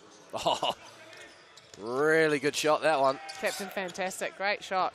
Oh, the physicality there, though, of Bailey on the guard. Patterson. There's Dempster now from the other side. Wasn't far off. And he sent that last game into overtime with a deep 2, so... Good use of the mismatch once more. Bailey on Patterson. 4-point leads. 1:50 remain. And we go in the distance as Patterson fires away. Can't connect. It's Bardsley with the rebound. Again, getting to that left. It's worked well thus far. Can't finish on this occasion. Strong defensive presence by Dempster. Good work there, Aston Inwood. Cuts it to 3. Oh, it's a dagger. Carlisle Smith. A match point now for the Ears. Another 2, and that'll be good enough to advance to 5-1. As Inwood drives, a late whistle. As Inwood hits the deck. And shooting one, Aston Inwood, but first a Taranaki Ears timeout. As the Ears, that's their 6th team foul. One more and into the bonus. Coming up after this one here on Court 1. Stay with the men's competition. Battle of the South, the Otago Nuggets and the home team, the defending champion Southland Sharks. It's at 1:45 or thereabouts, depending on how long this one goes for. And then another South Island matchup, Rams and Rapids, straight after at 2:05. Yeah. Rapids were top of the table at the conclusion of the opening day. Had a loss since. One of those teams on 4 and with a 4-2 record as Inwood hits the free throw. Bailey will let this dribble out to reset from the half court. So just 2 points away the Ears from taking this game. Yeah, interesting strategy here. Carlisle Smith's the perimeter threat. And they look to getting him free. No, they cut through to Bardsley, who gets up and hammers it home. Ears move to 20. There's Herbert. Nice move and lay up there. Now Bailey. Where do they go? I think he'll back himself here with the matchup on Herbert. That's come off Tyler Herbert's foot. Unintentional. So 8 seconds on the shot clock. Great slap. You see that replay there. Bardsley dunking the ball. Sneaky athletic. Here is the cutting. Tane Lavery. Back out to Bailey. Good matchup. This one needs to get it up though. Shot clock. Great defense. Expiry, yeah. Mismatch right there, but he stays with it. Forces the turnover. The towel kids are doing a lot of work today. There are some sweaty bodies hitting the deck. So 2015, in fact, another point's just been added to the Giants tally. So 2016, I feel like that's a correction from earlier when there was that confusion as Dempster fires away. Looks good off the hand, is good. 2018, Nelson not done yet. Bardsley, Inwood. Tries to find Bailey between his legs. Dempster hits the deck, parries it back to Herbert. 34 seconds. Dempster. Fade away 2. Oh, halfway down. In and out. Back with Taranaki now. Tane Lavery slows it down. 5 on the shot clock. Tries to get round Dempster. Spins. Finishes. Oh, that's beautiful. Great shot. Tane Lavery calls game for the Taranaki Ears, who move clear of the Nelson Giants and take over at the top of the table with a 5-1 record. They win 21-18. And what a battle. Just when you think the Giants are down and out, the shot making of Sam Dempster brings them back into it. Well, let's go to the man who called game, Tane Lavery. He's with James Lisserman. All right, so that game did not disappoint. Top of the table clash. How nice does it feel to get the inside track to the #1 seed, Tane? I wasn't even aware they were now #1, but it's good. Good way to start off the day. We still have 3 more to go, so yeah, we just got to hold out from now. Yeah, and then you're obviously pretty experienced 3x3. What's it like playing BCS? He's down from Christchurch as well, so you know him pretty well. Quentin Bailey played 1 season with the Rams, but how have you guys found the time to gel? Matt Bardsley's Otago, where he normally plays. How hard has it been to sort of get everyone on the same page, and are you liking what you're seeing throughout the tournament? It's been a bit of a struggle the first day. I think we're doing a lot better now, but we all get along pretty well together, so I think that helps a lot. And yeah, like me and Ben are pretty experienced, so we're just trying to rub off on them. Awesome. No, it was a great game. Really good contest between the 2 top teams at this point in time. Obviously, things can change. So congratulations on the win, Tane, and all the best for the rest. Cheers, James. Time for a quick break here on Sky Sport. On the other side, the battle of the Deep South. It's the Otago Nuggets and the Southland Sharks.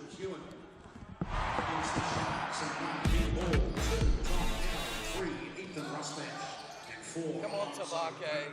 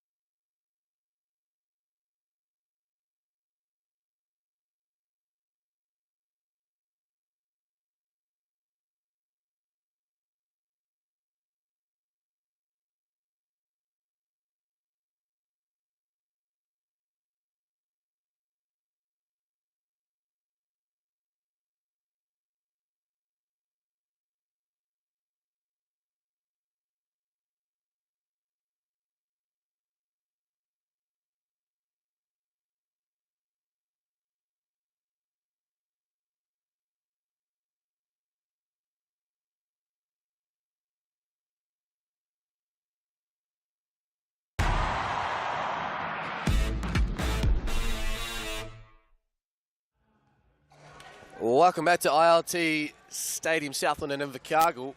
We're about to witness the Otago Nuggets and the Southland Sharks. Over on court 2, Sky Sport 5. If you fancy an exciting finish, Waikato University and Tavake Pacifika have just gone to overtime, 14 each. So you can flick over and catch the end of that on Sky Sport 5, then come back for the battle of the Deep South between the Nuggets and the Sharks on Sky Sport 5. Rusk, Smiler, Hewen, Knox for the Nuggets, Burden, Kahu, Hall and Rusbatch for the defending champions. As Rusk looks to haul in his own rebound. Bit of contact there on that first shot, but Kahu does not make Rusk pay.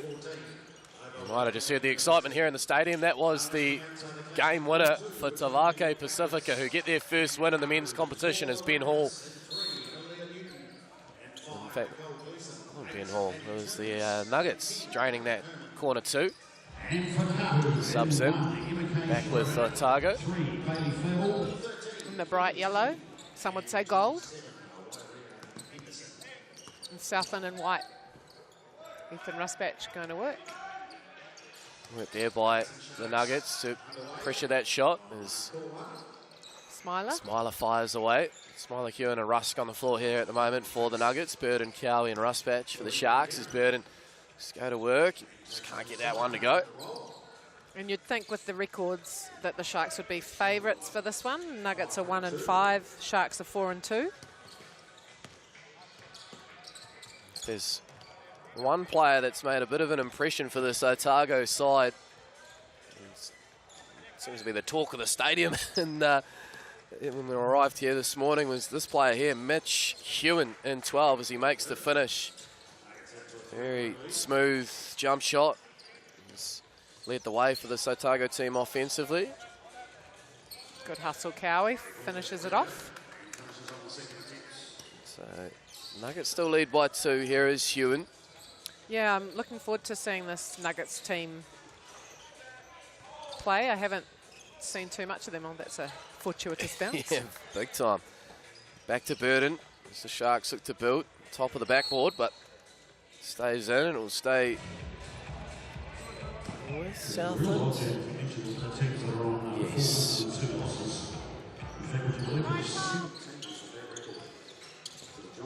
See the Sharks.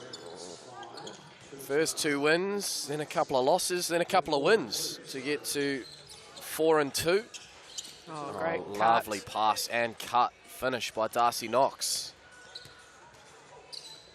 Rusbatch. Really strong display at this 3x3 Cup thus far for Ethan Rusbatch. Feeling right at home back in Southland colours. Hall tidies up.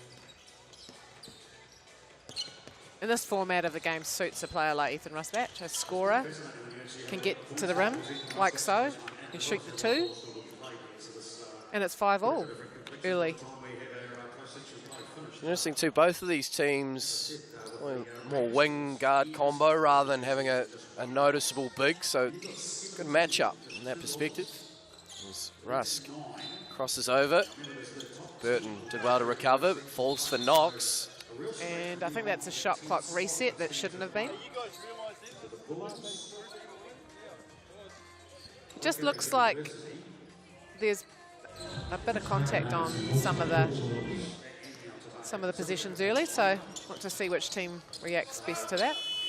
Knox aware of that short shot clock. Smiler tidies up. Rusk, nice looking shot too, but just a little heavy. Here is Kahu. Almost lost the handle, got it back. Good hands there, Smiler. Deflects, gets it back now. Fires away, far off. Burden, 5-all it remains, just over 3 minutes gone. Rusk, a Otago product. Great basketballing family. Both siblings, sisters played, mum and dad played. His mum's on the camera today as well, doing some photography. There you go. Shout out to her. From 2-point range, straight time for Kahu to get them going.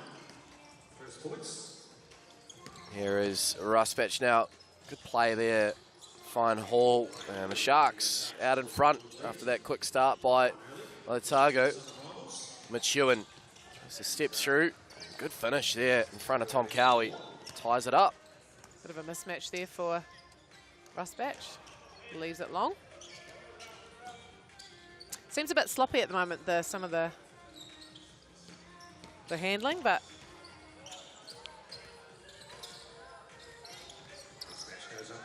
hopefully we can get some cleaner looking shots going. Yeah, Hall upset there. Open two. Yeah, some of the passes just a little wayward. Yeah.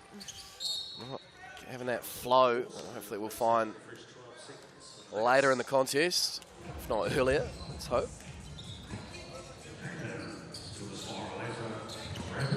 Darcy Knox takes it up at the top. And fires away off the Hewen pass. Long rebound for Rusk. Oh, and again, just a breakdown there. We've seen that a few times in 3x3. Sometimes the player you expect to cut does not cut. But you've just got to move on.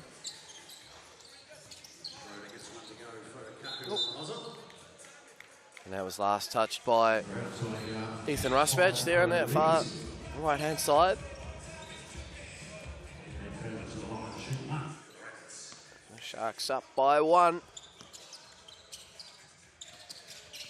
Nuggets, at this point, as you mentioned, Kat, with that 1-4 record, feel like they're in that fight for survival. Get into one of those play-in spots, perhaps. You never know. It's still sort of early or getting towards the midpoint of this pool play. 13 games. This is the 7th game for the Sharks and Otago. Wow, that was a tough shot. Yeah, so talk me through it. So top 10 can go through? Top 10, the 14-team competition, but the top 6 is locked in. They secure quarterfinals. Then we've got play-in between positions 7, 8, 9 and 10. 7 plays 10, 8 plays 9. And the winners take up those final 2 spots in the quarterfinals. The bottom 4 plays teams, their competition is done. So at present, the Nuggets sitting in 12th outside that top 10 with that 1-5 record. Southland 3rd with 4 wins from 6. As mentioned, with 13 games, so just at the halfway point really here. The Nuggets could get themselves out of a hole. They need to start winning soon. Yep. They're down here by 1. As Knox fires away.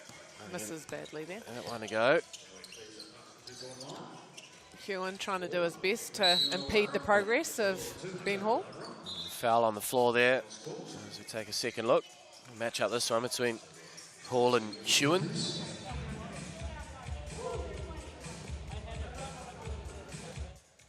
Bit of a conversation between the 2 officials. And that again is that perhaps being used to in the 5-on-5 game, that being called a shooting foul. It's been very much on the upward motion here in 3x3. Fair bit of physicality there down low, and a whistle comes. The basket does count. So that's a big time play there by Ethan Ruspatch, who now heads to the TAB to shoot 1. And a 2-point advantage, which could go stretch to 3, and it does. And you just feel like the Sharks are kind of in control in the driver's seat here. Foul on Hall. That's just the Sharks' 3rd. So the whistles have been largely kept away here in this contest. 3:39 remaining, just 3 team fouls each. Pass through there by Rusk. Doesn't get through, but he gets it back. And nice body positioning there, yeah, to just stop, put it up and in. Ruspatch now uses his strength to again get through and add 1 for Southland, who lead by 3. Russ can't find Smiler, and Burden has it. Ruspatch fires away from 2. Oh, in and out. Unlucky. Box out there by Smiler. What can Knox do? They need to get something going from the perimeter here, Otago. That scoreboard pressure down by 3. Oh, and a good bump there by Smiler. Yeah, great work. Knox still in possession. Rusk for 2. Oh, how about that? Gets the friendly bounce. And all of a sudden, a 1-point game. That was the bucket they needed just to tighten it up here for Southland, who have been in some close ones. The 2 losses, can you believe, both 21-20. As Kahu finishes nicely there with the left. Smiler, they go back to Rusk. He try again, instead he gets around Kahu, who wraps. And that was in the act of shooting. Yeah. So Michael Rusk getting to the line. 13-11. This might go the distance. 21, of course, that magic number. As Rusk misses. Rusbatch and the Sharks reset. Oh. And eventually a whistle. It was with a second effort there. Oh, Dusty Knox will be disappointed. I thought he'd done enough. Yeah. So here we got Hall, Burton and Rusbatch on the floor for the Sharks. Rusbatch will back, this matchup. And again, another whistle. And again, in the act of shooting.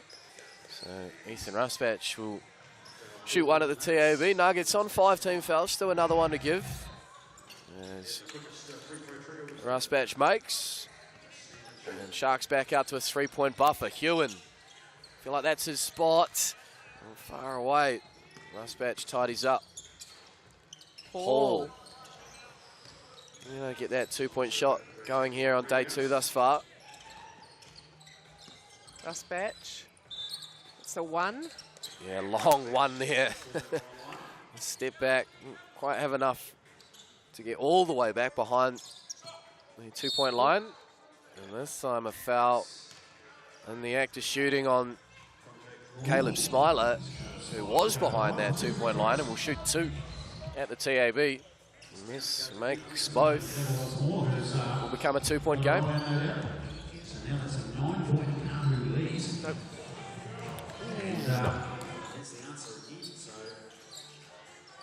Free throws are a big part of the 3x3 game, and again, if you can make your free throws, you give yourself a shot.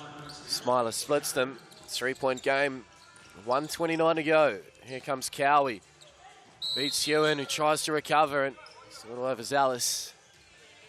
Mitch Hewen, and a fair bit of action at the free throw stripe in the last couple of minutes, haven't we? Tom Kahu now shooting 1. Nuggets, that was their 6th team foul, so we'll send the Sharks to the line from here on in. Any further fouls? As Kahu makes, Sharks move to 16. Yeah, the Sharks are just a bit more robust, I would say, physicality-wise. So Kahu, strong guard. Rusbatch, again with the mismatch. Oh, and Hall. Yeah, holding call on Smiler. So 2 free throws now for the Sharks, who are edging closer to 21 and edging further away from the Otago Nuggets. And that one looks short off the hand. Yep. Skim the front iron. Oh. Score just changed, but that seems accurate. Makes the second as Hall. And the Sharks looking to join Taranaki on 5 wins as Rusk adds 1 for Otago. I'll update to the score, and it's got a little bit messy again, unfortunately, here on court 1. I believe that might be correct now, if not 17-13 to Southland. But still in front, and with a bit of breathing space here late in the contest is Hall. And 1 away now, you would think, once the score updates. No, it's 19. Just having a few issues with our score. Yeah, back to 18. And a reset 12. Sharks still clear and in the box seat, but we feel like they're on 19 here at least. So interesting to see what the team themselves think if this goes in from Lonzo Burden. It doesn't. The Nuggets will try their utmost, but it's going to take a miracle from here as Professional foul there from Tom Kahu. Had a foul to give.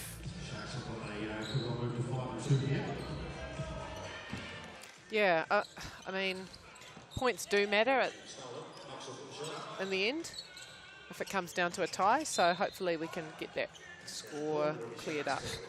Caleb Smyers has fired it into row D, so a slight delay of game here. 13.3 to go. The Sharks are going to move to 5-2. Join Taranaki on 5 wins. They played one more game than Taranaki, so the Airs will stay top. And this should be the last possession. Smile will fire away. And that'll do it here on court 1.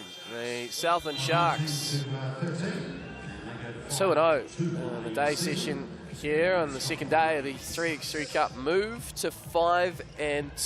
19-13 winners over the Otago Nuggets. And looking the goods. Yeah, they are, certainly are.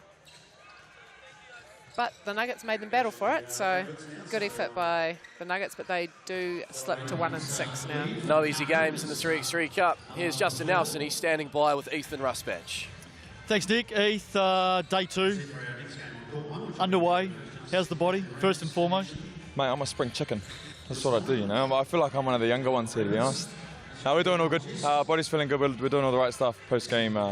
And, you know, during the night and stuff, we're trying to look after ourselves pretty well. So we're feeling good. Sharks have got a good record here, obviously. They've got 2 wins already. Championships, I should say, over the last couple of tournaments here. And a bit of a new-look team, although some familiar faces. How's it all coming together? Yeah, well, first of all, shout out Hawks for actually being interested and picking me up. But no, yeah, they've won the last 2, so some big shoes to fill in terms of, you know, Dom and who else was here? Who else was with Dom? Pledge was here 1 year as well. Drew as well. So yeah, you know, just trying to do some good and try to get another one for the team. And amongst the commentary team, we've been talking about the closeness of the competition from what we've seen so far. The competitive balance, it's really tightened up, hasn't it? Yeah, it has. I mean, it's 2-3. You never know who's going to win. I feel like some games we feel like we can coast a little bit, which is probably what we shouldn't do. Having 5 games yesterday and then 5 games today, we're trying to, you know, manage our bodies the right way, but try to get wins at the same time. So finding that balance is crucial. But yeah, we've got 2 wins to start. Hopefully we can get 3 more. Good on you, mate. Good to see you out there, and best of luck for the rest of the 3x3 Cup. Appreciate it. Cheers, Justin. Time for a quick break here on Sky Sport. On the other side, another all South Island encounter. It's the Canterbury Rams and the West Coast Rapids.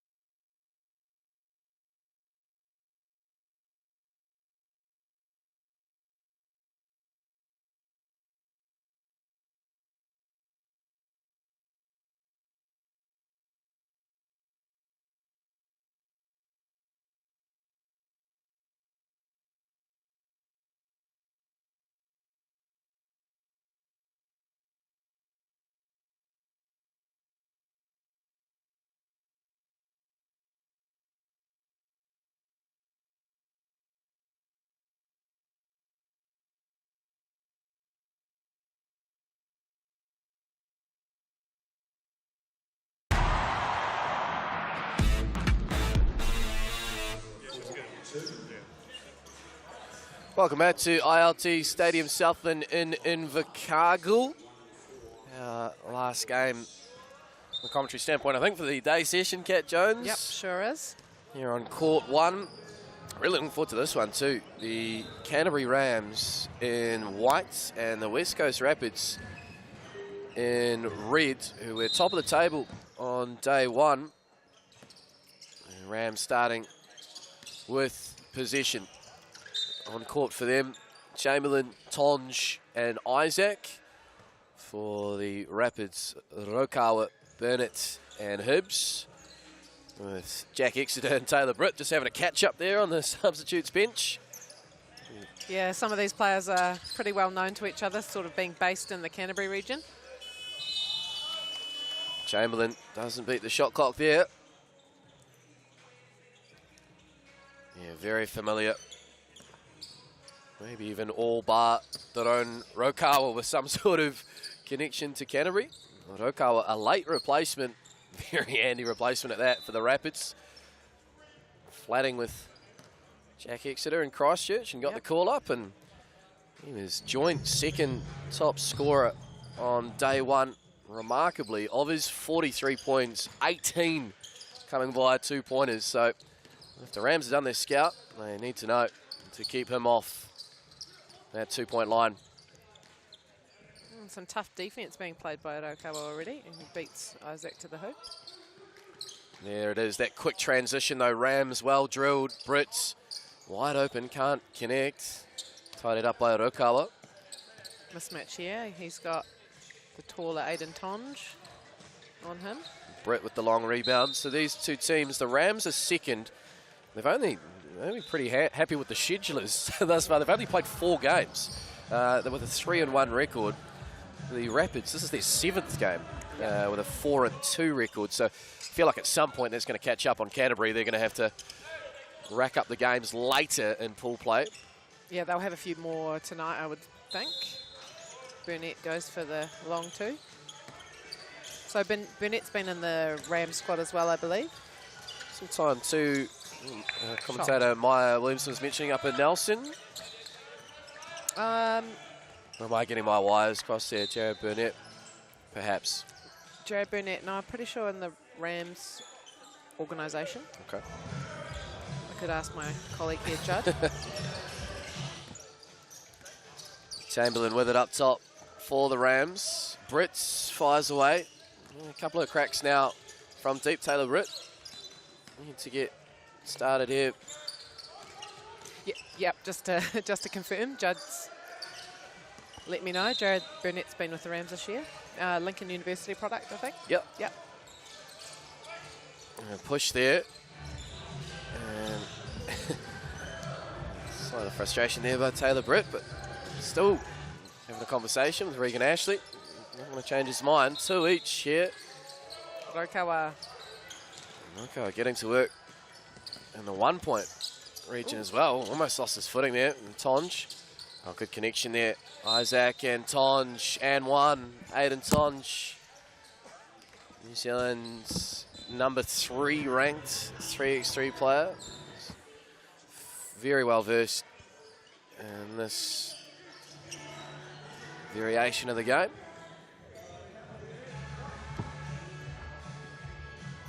Looking to add 1.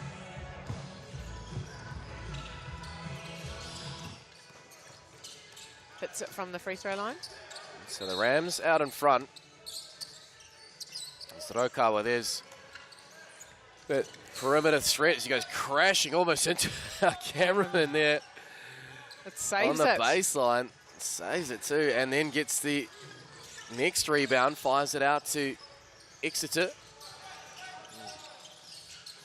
Back with the Rams now. Tonge looking to finish with the right. Offhand and does just that. Aiden Tonge. Scores over Jared Hibbs. Played in the Rapids team last year. Good hustle there by Hibbs. Well, Kai Isaac, in fact, played for the Rapids last year too, now in Rams colours. He sure did. There's Tonge again, just using that size and strength down low. That's a really good matchup for the Rams. Using to good effect is Hibbs. Oh, nice. Silky finish, Jared Hibbs. Little sky hook there. Baby hook. Commits the professional foul. That shot won't count as we take a look at the last possession. 6 each. 3 minutes gone. Relatively high scoring. 2 pretty handy teams. As Britt, can he finally hit? He can. From deep. Pushes the Rams 2 clear. Here's Burnett. Hangs in the air. Oh, nice. Felt like he had an extra half a second there. Jared Burnett finishes nicely. Isaac now, the lefty, finishes well. And defending in the charge circle area, I think is what they've called on the Rams. How many lefties have we got on this Rams side, Kat Jones? Three or four? Three. All three of them out on the court at the moment. Exeter's, Exeter's for the Rapids, yep. Kaya, Aiden, and Taylor Britt. Yeah, all lefties. Don't see that very often. As Isaac, the mid-range, strokes it nicely. And the Rams back out in front. Punch and counterpunch here, though. As Exeter almost gets the roll. Oh, good battle for the board by Hibbs. Well done, Hibbs there. Burnett will fire away again. Deep two, drains it. Rapids back in front. Both teams in double digits. Sorry, Kat, inside 4 minutes. Yeah. Oh. Rattles out. Yeah, I was just going to say Burnett is a very balanced player, as we see bank at 3. Yeah, that was not by design. Sorry, a 2. Let's see if we can get no time for that replay, but yeah, he can try that as much as he likes. Corner 3 bank. Hard shot to make. Up on one leg now. Joe Burnett can't get that one to go.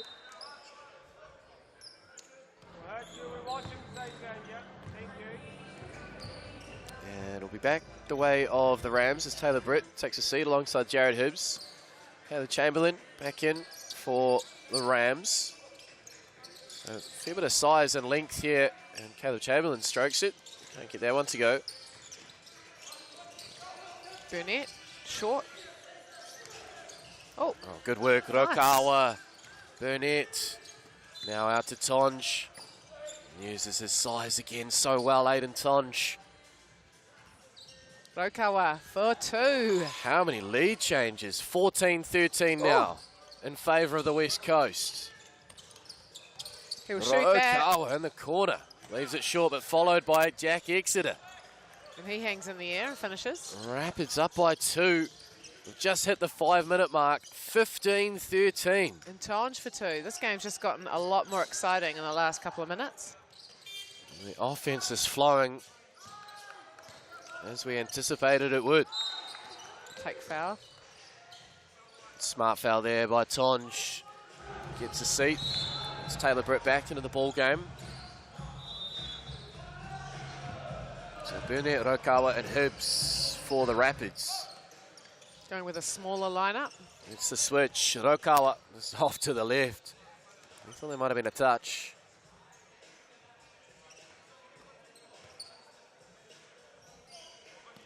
So we've got the shorter Rokawa on Chamberlain.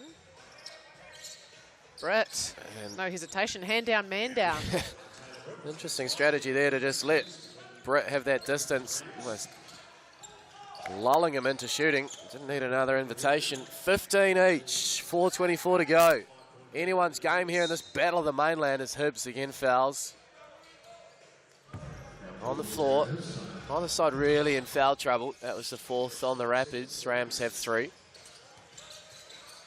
Tonge back in. Tonge in. And again, Britt out, so a fair bit of rotation between those two. There's Isaac now. Strokes it. Rams up by 2. They've scored the last 4. Rokawa going to work. Tries to draw the foul as well. Doesn't. Makes. Tonge opts against the open 2. Sets the screen for Isaac, who fires away and makes in the act of shooting. Big time play, Kaya Isaac, a potential 3-point play. There we see the replay, and he's pumped. And that takes the Rams to 19. One away here, if he makes from the TAB. The Rams can move to 4-1, and he does just that. 4-point advantage now for Canterbury. Rokawa knows he needs to get going. Short, tied it up by Burnett, but bobbles back to Kaya Isaac. He likes it. It's the game. Canterbury Rams roll on. A real close one. But the Rams just a bit of extra class late. And look at that on the clock, Kat Jones. 3 minutes 45 remaining. 21 points to 16. Impressive. Yeah, there was a bit of a lull for a bit. Both teams are scoring, kind of alternating baskets, but then Rams just came out and I think a couple of errors defensively by the Rapids, and it was lights out. Very well drilled team, the Canterbury Rams. This should be interesting. Canterbury Rams coach, Sky Sport commentator Judd Flavel, chatting to Kaya Isaac. Congratulations, Kaya. Kaya, talk us through that game. We know the Rapids are a good 2-point shooting team, so we're just trying to take away their twos, limit them. But yeah, I think our game plan was just to beat them in the post, get our open kickouts, but yeah, kind of worked out, so yeah. And you're built for this game, you know, you play on the outside, play on the inside. How are you enjoying this 3x3? Nah, it's fun, definitely a lot of fun. Enjoy the physicality, so yeah, can't complain. So, yeah. Absolutely, all the best for the next one. Appreciate that. Cheers, Judd. Very professional interviewer. We're having a good chat off camera now. So the Canterbury Rams, as mentioned, moved to 4-1. They've got some games to make up later in the competition, but they sit pretty in second. So let's just quickly go through the ladder as things stand, because we've got a bit of time to make up. 25 past 2 is when the Pouakai take on Tavake Pacifika. So on the men's side, as things stand, Taranaki is top of the table, 5 wins from 6. The Rams, based on percentages, sit there with 4 wins from 5. Then we've got the Southland Sharks in third, 5 wins from 7. And then several teams get on 4 and with a 4-2 record. Manawatu, the Whai, the Nelson Giants, the Auckland Tuatara, and the Wellington Saints, all on 4-2. So that goes from 4 right down to 8. Then we got the Rapids, who were top of the table at the end of day 1. Now dropped a couple of games. They're 4-3, so they sit in 9th. From there, the Franklin Bulls with 1 win are in 10th on percentages at the moment, with the Hawks, Waikato University, Otago Nuggets, and Tavake Pacifika all with 1 win as well. So a bit of distance starting to be created up top. Feels like a lot of teams competing for those play-in spots, but particularly when you look at positions 4 through to 8, we've now got 5 teams with a 4-2 record. Yeah, real bottleneck in that middle section. So I guess the teams will have to figure out strategically. Maybe we'll see some more 22-point games, because as you know, the points do count. It's not the points differential, it's how many points scored if there is a tie. So yeah, I'm looking forward to seeing what the little intricacies and ins and outs are moving forward. Can catch live action if you flick over to Sky Sport 5 as well at the moment. The Franklin Bulls, interestingly, ahead over the Taranaki Airs. We were just calling an Airs game, I felt like about half an hour ago. Now they trail 9-8, so that, again, would go against the form book. Let's have a look at the women's side. 10 teams in the women's competition. The Tukumanawa Queens remain undefeated, 4-0. Then we have the Whai and Tavake Pacifika, who have been beaten here on day 2, so they both have 3-1 records. The Pouakai, who we're about to see, currently sit in 4th. They've played 3, won 2, lost 1.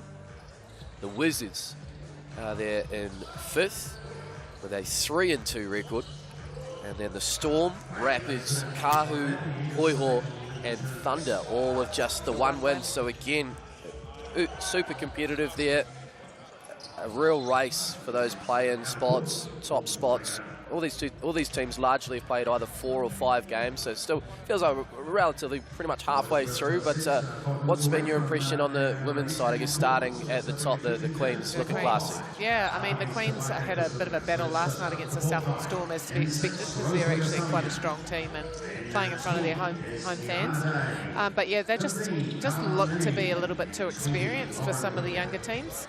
But hey, anything's possible in this format. If people can get hot shooting from outside, it's anyone's game.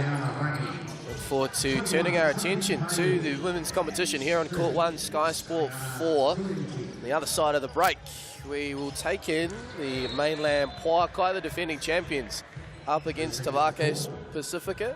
And I'm reliably informed, a special guest after the break.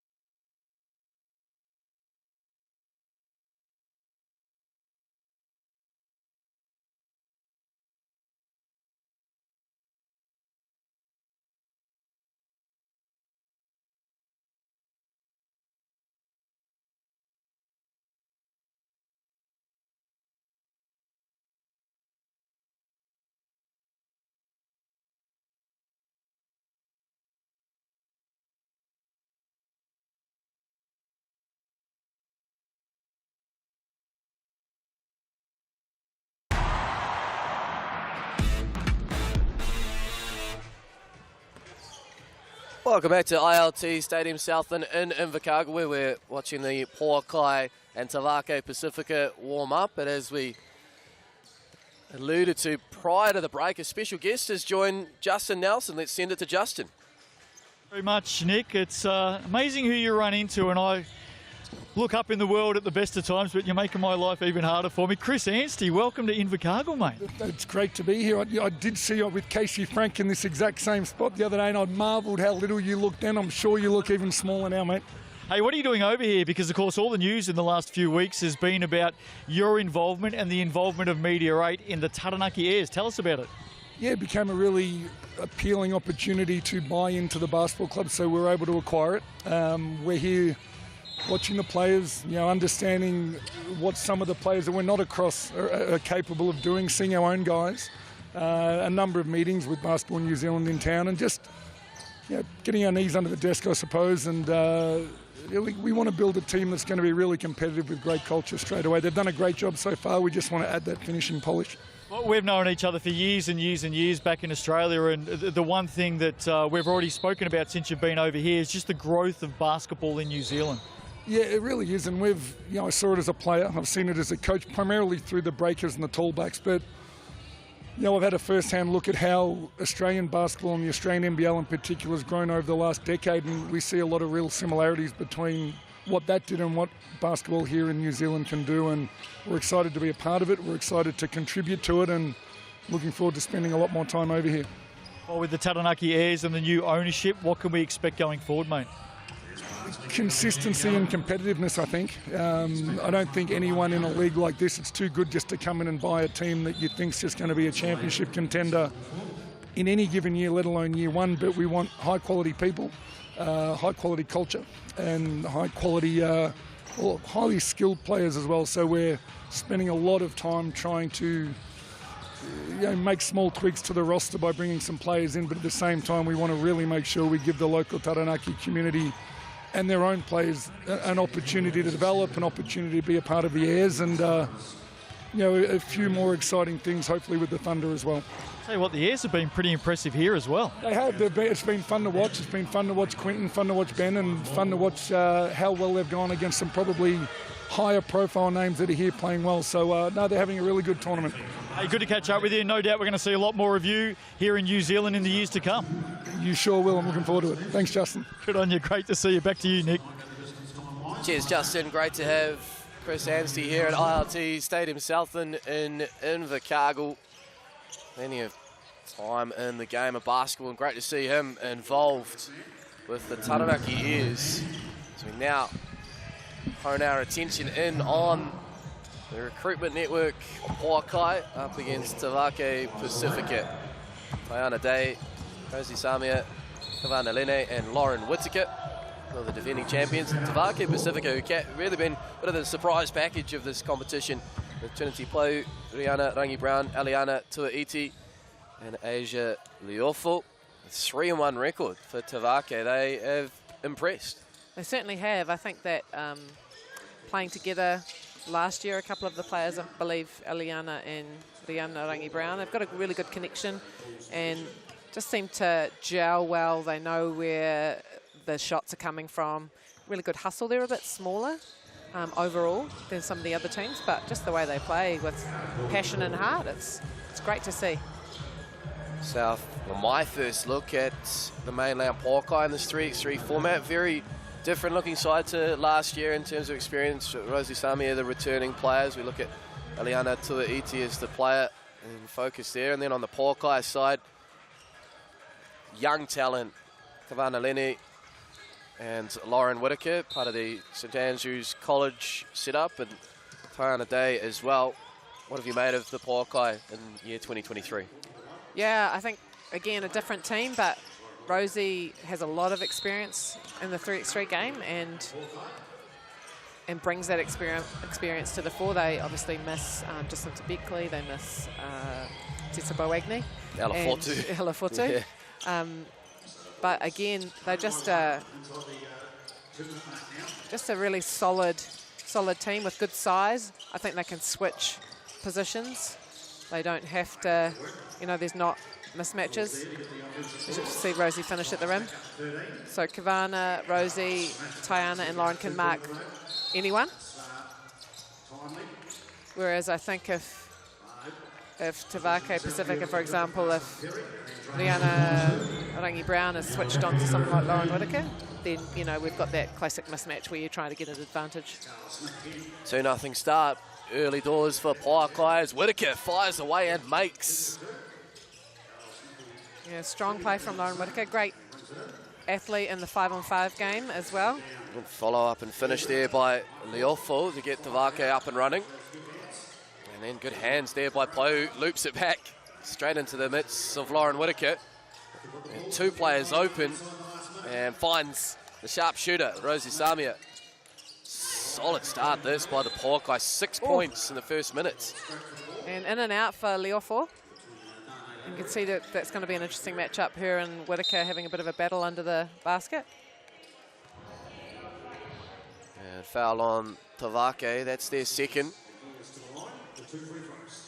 Caught the corner and Whai on Tavake's last game, caught 10 fouls. Yes. So it has been an issue to a degree for them. They play that physical way as Lene, nice make. This is a really strong start now by the Pouakai, 8-1 in front. And a foul this time called on the Pouakai as Whitaker comes back in and Kahu. Yeah, Rihanna Rangi-Brown, just her progress was impeded and was adjudged to have been impeded illegally. Kahu gets blocked by Whitaker. Yeah, Whitaker got a real good piece of that, but then Diana Day, unfortunately, stepped on the baseline. And Rosie Samia back in the game. So it's 8-1. How did that happen? A rapid start, couple of twos, Lene and Whitaker, and yeah, they're off and racing. Great a finish. Strong finish there by Pou. And she'll head to the TAB to try and complete the 2-point play. And that's perhaps one area with Tavake, don't have that same threat on the 2-point line. Bulk of their points come inside. Leofo still a little bit confused by what's going on. But the ball did go through the hoop, so on a free throw. She should not have tried to grab it. So 8-3, coming up 2 minutes gone. Ball movement here from the Pouakai. Spin move by Whitaker. Oh, I think that it might be a 3-second violation. I thought it might be a travel, but yeah, really good awareness by Trinity to kind of go for the ball. Sometimes you're lucky enough to get a tie ball or a jump ball, and that becomes defensive possession. Great ball skills there by Asia Leofo. Between the legs before the drive and then draws the foul. Flick over to Sky Sport 5 if you like. Might have another overtime clash. In fact, it's 18-17 to the Bulls. 10 seconds remaining.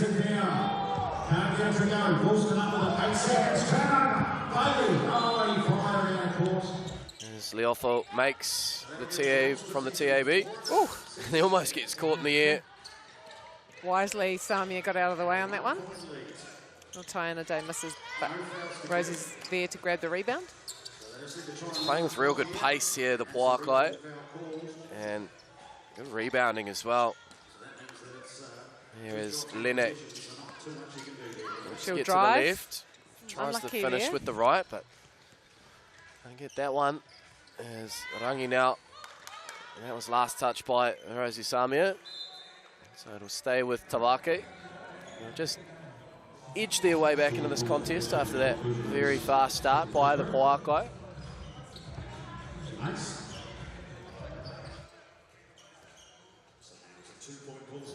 Interesting setup here by Tavake.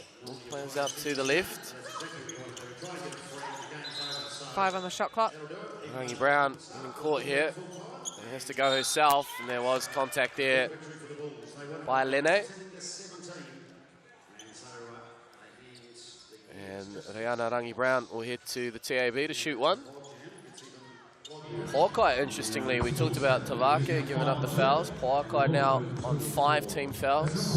Less than 3 minutes gone. Oh, and Rangi Brown gets the roll. Samia looks good off the hand, is good. Quick transition there. Screen set by Pau.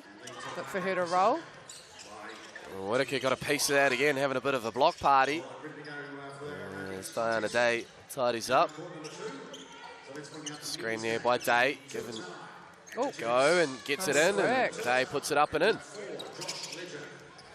Oh, nice looking Between play. the legs again. That's the second time now from Asia Leofo. Samia for 2. Diana Day with a great offensive rebound and put back. 12-5 now, the Pouakai lead. Yeah, 7-point buffer once more. And a whistle and a foul on Whitaker. So that's the Pouakai's 6th team foul. Still a long way to go too, 6:25. They'll be wanting to get to 21 as quickly as possible, given the situation there. No more fouls to give. Leofo has it up top. Tuaiti. Leofo gets it back. Behind the back pass to Paiu. Short shot clock. Paiu with the circus shot. Good contest there by Tuaiti, but last touch by Tavake.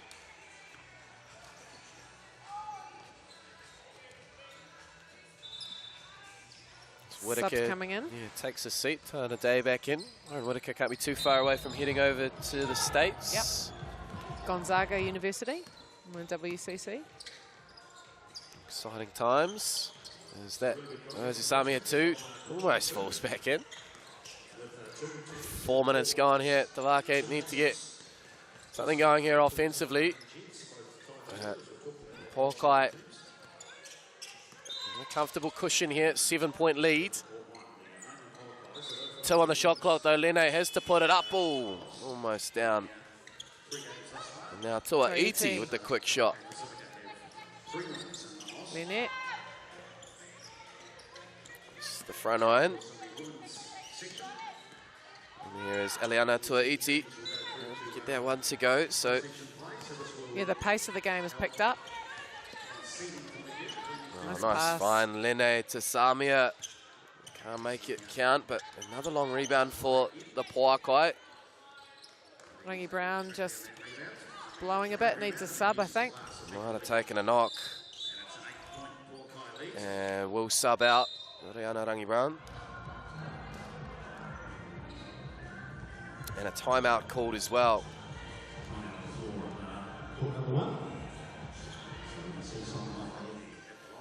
Yeah, she's just not looking that's too comfortable. Of course, a concern. I'm not the best of lip readers, but I felt like she just said, I can't hear. So hopefully, yeah, she's a head or ear issue. She's trying to she's got clear. A blocked nose, blocked ears, rather. Sometimes that can happen when you get a bit of a knock to the ear. You get it kind of. Oh no, her teammates are trying to figure out what's going on. Hopefully nothing too serious. Yeah. So Pouakai up 13-5, just a little over halfway in the contest. And what do you feel like the message would be from Rose Samia, the leader of that quartet there, in terms of going on and sealing this victory? Yeah, just scoreboard pressure, I think, you know, keeping out of foul trouble. So knowing that, you know, don't give up an extra foul, an easy one. They're shooting 2. Maybe just letting the, you know, sometimes you've got to let those layups go and then just look to get the ball out to shooters and keep playing for the next possession. So Tavake with possession. Just the 5 points in the first 5 minutes for them. As Tuaiti creates space, gets it to go. They need more of that. Tavake Pacifika to move to 4-1. There's Whitaker now. Samia screaming for it, eventually gets. Unable to make. As Tuaiti hits the deck, Lene hits the deck. That might be a jump ball situation. It is. It should go the way of Tavake. So now we're kind of having a bit of a discussion with the players. Fair bit of work to do there for our mopper-uppers with the towels. 2 players hitting the floor on that area. He's certainly been busy. As the young man slides across the floor.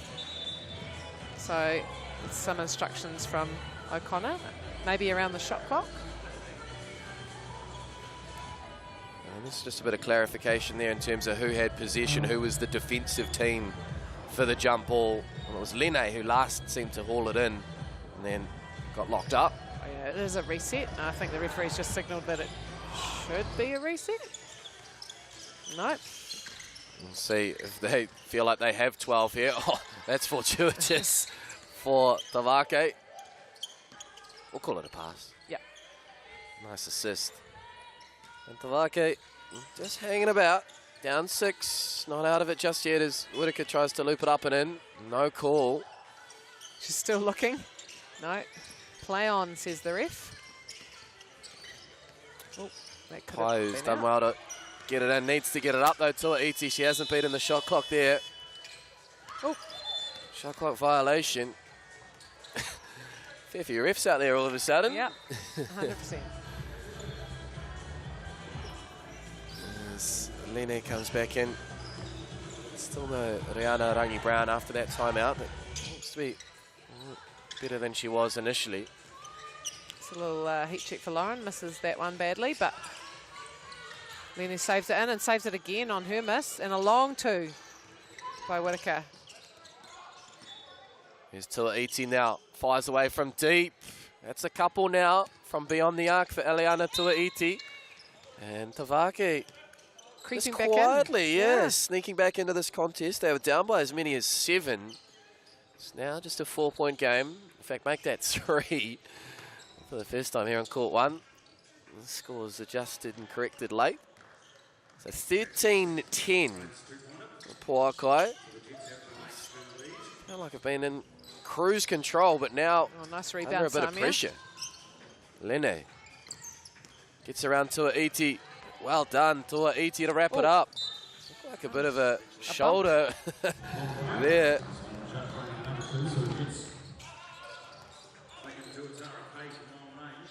It's going to go the way of Tavake. Yep. Interesting. Oh, there's our Moppets again. They've been working overtime. Hopefully they earn some sals after their round. And a moving screen there on Tavake. Just their 3rd foul. So they've tidied up that part of their game. Let's see what the Pouakai do here. Got a wide, low set. Good work there by Leofo on the switch. Whitaker doesn't beat the shot clock. Well, credit there to Asia Leofo. I think she almost marked all 3 players. She was locked in. See Rosie just talking to Taiana Day on the substitution bench, just saying let us know. That's one of the roles of the sub, is to call shot clock. Tuatara finds Pau down low, and here comes Tavake. Great find and great finish by Trinity Pau. Lene for the Pouakai. Oh, steps it up. That's the shot of the day. Something out of nothing for Kavana Lene. Tuatara looks to Tavake back within 1. Bobbles around eventually. Falls with Whitaker. Long rebound, Samia, and can go straight up and in. And she does. Tuatara for the 2. Yeah, Tavake chasing there. Felt like they had a lot more time. Down by just 4. Fatigue perhaps just setting in. They still haven't been able to sub in Rihanna Rangi Brown since that timeout. So Pau, Leofo and Tuatara having a go deep into the tank here as Day looks for the connection. Samia creates space, fires away. That looks shallow and it'll dribble out of bounds. Yeah, 2 on the shot clock too. I think they're going to get it back, yeah, just a tip on that shot attempt. Yeah, it will be reset to 2. So Samia will pass, interestingly. I thought she would have gone. Yeah. Not enough time for that play. And Tavake Pacifika did well to just disrupt that by getting a tip on the ball on the pass. Yeah, that's something that Pouakai will want to tidy up, and I'm sure they'll get together with Josh Thompson after the game and have a chat about some areas that they can work on. So Pouakai, this is their 4th game so far. Yep, 2-1 record. 5th game for Tavake Pacifika, who are on 3-1. Tuaiti trying to connect with Pai, will go herself. Aliana Tuaiti Nice scoop layup there. cuts it to 3. Oh, good find. Samia to Whitaker. Back to 4, and now Pau gives it away. Costly, and Whitaker will fire away. Hits the front. And box out there by Tuaiti. Pau now. Great position, just can't Couldn't finish. finish. You can just tell the Pouakai, given the foul situation, just aren't quite committing defensively, but that's a great shot there from deep from Lene. Pushes it back out to 6 now. Pouakai looking the goods. Oh, nice. Lene, quick change of pace. She was almost too fast for herself there. Lost her footing as Lene then fires away. Can't connect off the backboard. 1:10 remain. Tuaiti will need to fire away and hope. Yeah, that fatigue certainly creeping in here now. A few open looks here for the Pouakai. Tavake out on their feet. And Lene from the GJ Gardner logo. Woo! Hot shooting. Match point for the Pouakai, 20-12. There's Leofo now. Tries to get them back. Whitaker tidies up. Go on. Do it again, Kavana. From the Gets it to logo. Whitaker. Oh. Pio eventually with it. Tuaiti. 4-2. Yes, really shot the ball nicely from deep. Aliana Tuaiti. It's going to be in vain. Is Lena going to finish it here? No, she won't. Leofo and Tavake want to keep racking up as many points as possible. Didn't go in, hit the net. A good hustle by Tuaiti. She'll look to shoot, surely. Just 5 seconds left. Eventually gets a handle on it and doesn't beat the shot clock. So we will have a couple of extra seconds here, as immaterial as they may be. Pouakai gonna get the job done. Roll on. And you'd think they'll just hold. And there it is, 20 points to 14 winners. The mainland Pouakai over Tavake Pacifika move to 3-1. Identical records with the Mid-North Whai. So it'll be their joint second. Tukumanawa Queens still sit top with a 4-0 record. Coming up, 2:45 here, ILT Stadium Southland and Invercargill. Time for a short break here on Sky Sport and a commentary change on the other side. It'll be Justin Nelson and Judd Flavel with the call for the Nelson Giants and the Franklin Bulls. Kia ora.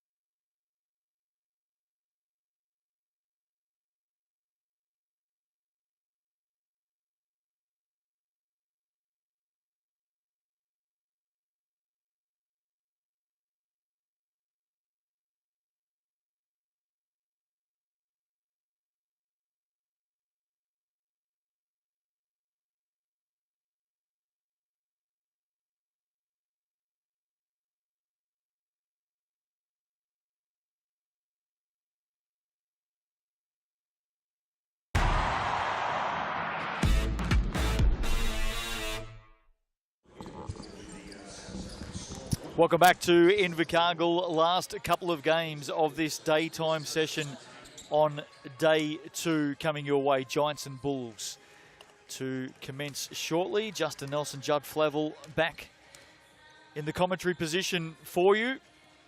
And if you think it's taxing on the players, Judd, not that anyone out there will care, spare a thought for the commentary team. Been pretty busy. Are you still going on about your ankle? Yeah, that's right. Hey, we've seen some good games in this daytime session of day 2. Of course, 4 days and nights of 3x3 action here for the national title, as well as some international games. Australia and New Zealand, men and women, back on court in tonight's session. Giants and Bulls coming up.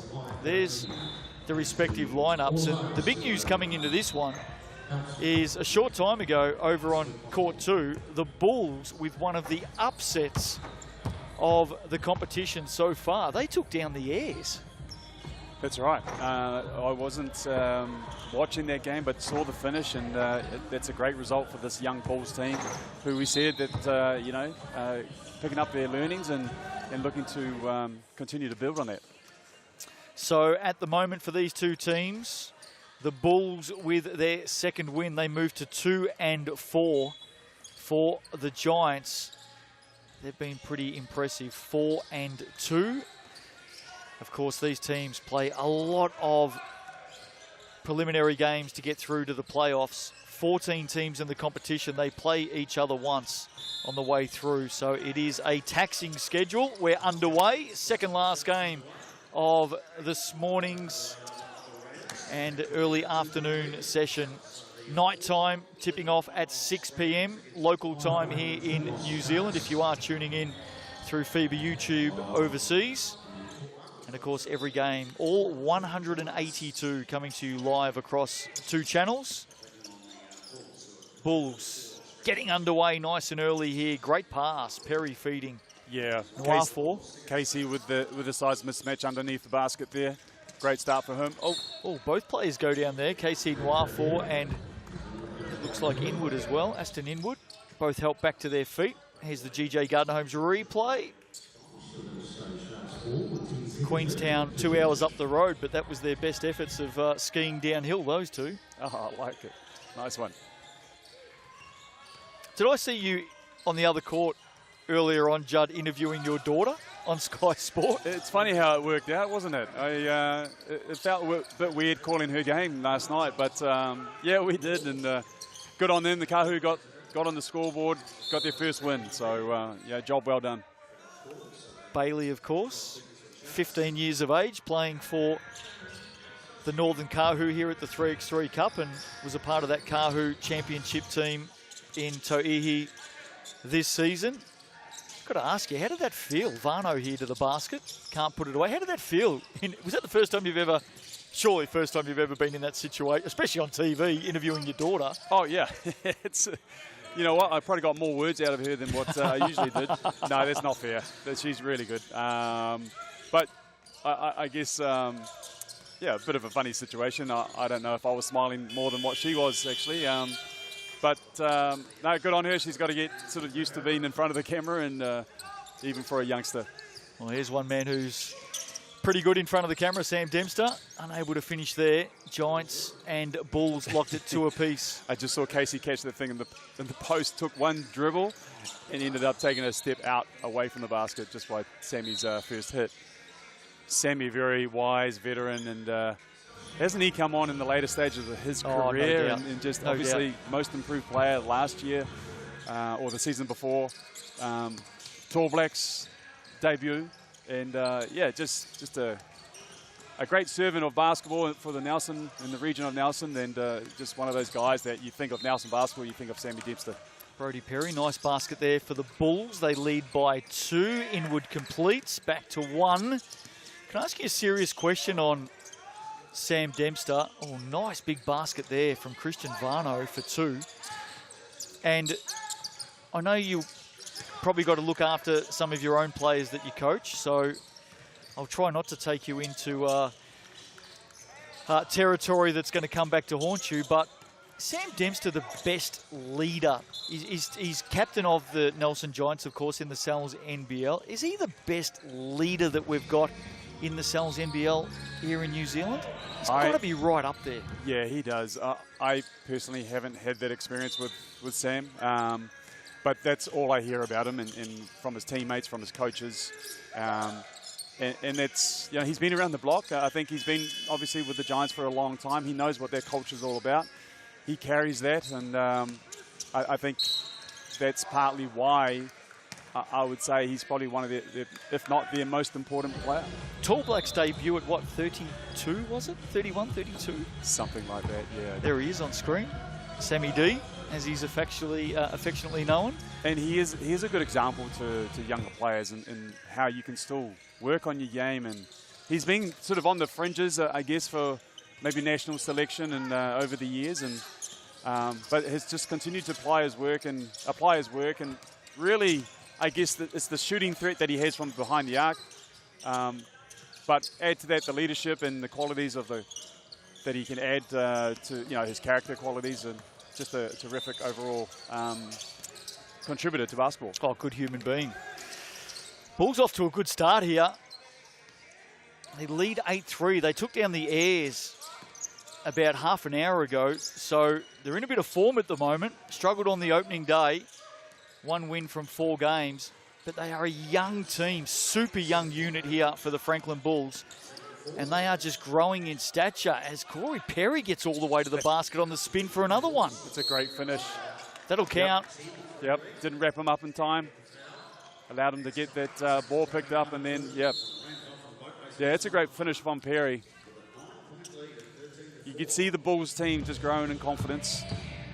There's brother Brody taking a seat, the 2 Perry boys. Sam Dempster scores from the TAB.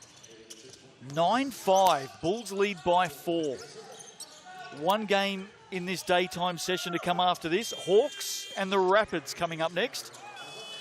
Live on Sky Sport. 2 channels with all the action every day and every night from the 3x3 Cup. Wall-to-wall basketball. Breakers in action tonight as well in the Aussie NBL, taking on the Adelaide 36ers. Sounds like a great night in. Yeah, get comfortable, folks. I mean, it's basketball, a buffet of basketball. Just looking at Casey as he's walking his way towards us. What a great specimen. The Casey Norfolk, yeah. Yeah, sorry, not Casey Frank. But he'll be listening in. Be careful. Just the length, obviously that's a basketball body. Yeah, and so young too. Like, he's got big things in front of him. And even through the last 24 hours here in Invercargill, we've seen him just get better and better on court as well. With the opportunity that he's been given, right idea. Couldn't execute Varno. And he will continue to grow. Like, he's probably just obviously relied a lot on his athleticism, but a lot of learnings that you can take away. And the more basketball and time on court, I mean, obviously the better for him. And gaining this experience of 3x3 can add to that. Well, you and I have talked about Rapid League and what we saw with the women's game this year. And, you think about that possibly in the men's game, and the likes of the Perry boys and Varno and Whai, the opportunity to get minutes at that next level and meaningful minutes. It's pretty exciting based on what we've seen here in Invercargill. Absolutely. And it's something that, as we said before, that'll really pay dividends in the future. But, yeah, getting these guys meaningful minutes, meaningful competition. And I think we're going to see some real household names for a long time. Christian Varno, lovely floating basket that was, just holding himself up in air. Cody Perry just a little bit too physical on that closeout. Lead by 5 here, the Bulls. Giants 4-2 coming in. They look like one of the teams that'll be in the upper half as we get to the crossovers and down towards the business end on late Saturday afternoon and Saturday night. But right now, they are being tested. Great basket, yep. KC Noir. Strong finish. He can add another one from the TAB here. Bulls leading 11-6. And he started that move from the perimeter, from behind the arc. So that's what we're seeing. Josh Ledger putting the ball on the floor more than what we are accustomed to seeing in the 5-on-5 game. These guys having the freedom and creativity which 3x3 allows you to play with. Dempster. Short on the 2-pointer from outside the arc. Noir looked like he skipped a little bit on takeoff. No whistle. Who's that come off? It's going to be a Giants ball. Another action-packed daytime session. There's the replay of that ball being tapped out. And we talked about Sammy Dempster, but how about these other Giants players? Yeah. You know, as we see that Patterson just get himself to the basket. Yeah, these guys have been scrapping away really hard and doing a great job. Well, we saw Tyler Herbert in one of the Giants games yesterday shoot the lights out. Oh, big block there. Noir 4 on Sammy D. Met him upstairs. Perry for 2. Rebound, Giants to reset. Patterson and Herbert working together there. Here is the ladder, and that's the shooting stroke that I was just talking about. Tyler Herbert with the 2, taking contact. GJ Gardner-Holmes replay. That is as sweet as it gets. It is. Yeah, it's a nice clean pick up and into that shot with the foul. Not easy. You know somebody's that close to you and going to make contact to stay focused on finishing your shot. Hit 4 or 5 2-pointers in a game yesterday, Tyler Herbert. Adds another point there, and all of a sudden the Giants are back into it. Sammy Dempster doing a great job, just giving Casey all kinds of problems there. Came down on the arm, did he? In fact, no, stepping out of court. So the Giants will take possession back. Sammy Dempster singing his praises, certainly a player that delivers at both ends of the floor. Very reliable defender. Here he is again, Tyler Herbert. Herbert getting hot now. Bulls got to do a better job of finding him, staying close to him. Ties it up. 12 apiece. So all of a sudden, this Giants team starting to warm up and get back to the form that they've displayed so far here at the 3x3 Cup. Good matchup this one, Sam Dempster and KC Noir 4. Few years between those two. Varno right on the buzzer. Great time management. Saw a little bit of Varno through the Sal's NBL season. Herbert adds another one. Herbert did a great job. I thought he maybe got sped up too quickly. Oh, look at that. Giants, clever play. Inward with the deflection, then flicked it through right down the alley to Sam Dempster. And then Inward, knowing that the basket was going to be made, instantly turned his attention to guarding the perimeter, transitioning to defense. Clever stuff. We're tied up at 14 apiece. Shot clock sounds. Bulls will turn it over. Have a look at that. On the replay, clever stuff. And it wasn't, we couldn't see it on the screen, but what I really liked was the continuity where he transitioned into the defense and taken away the clear out pass. Good setup there from the Giants. Quick point to Patterson, who has to play defense now on Noir 4. Good seal, and that's that transition we're talking about, And rewarded. Right now, two Casey from the corner. should be stepping over. Mismatch inside. Let's see what Noir 4 can do. Turns to the hoop and scores. So all of a sudden things opening up here. 17-16. Both teams starting to speed this thing up. Just over 2 minutes to play. Varno, Noir 4, the big target inside, gets some space, puts it down, and he's back to the TAB. KC Noir 4. He's carrying a good big workload, isn't he? 17 apiece. And I think this 3x3, like just for your conditioning, obviously you're not going from end to end, but it is just non-stop. And so being able to, keep your mental focus, but obviously physically as well. It's very demanding on the body. 2:08 to play. You wouldn't suspect this one will go the distance in terms of time. Hawks and Rapids coming up following this game to finish us off in today's daytime session. I look forward to that game.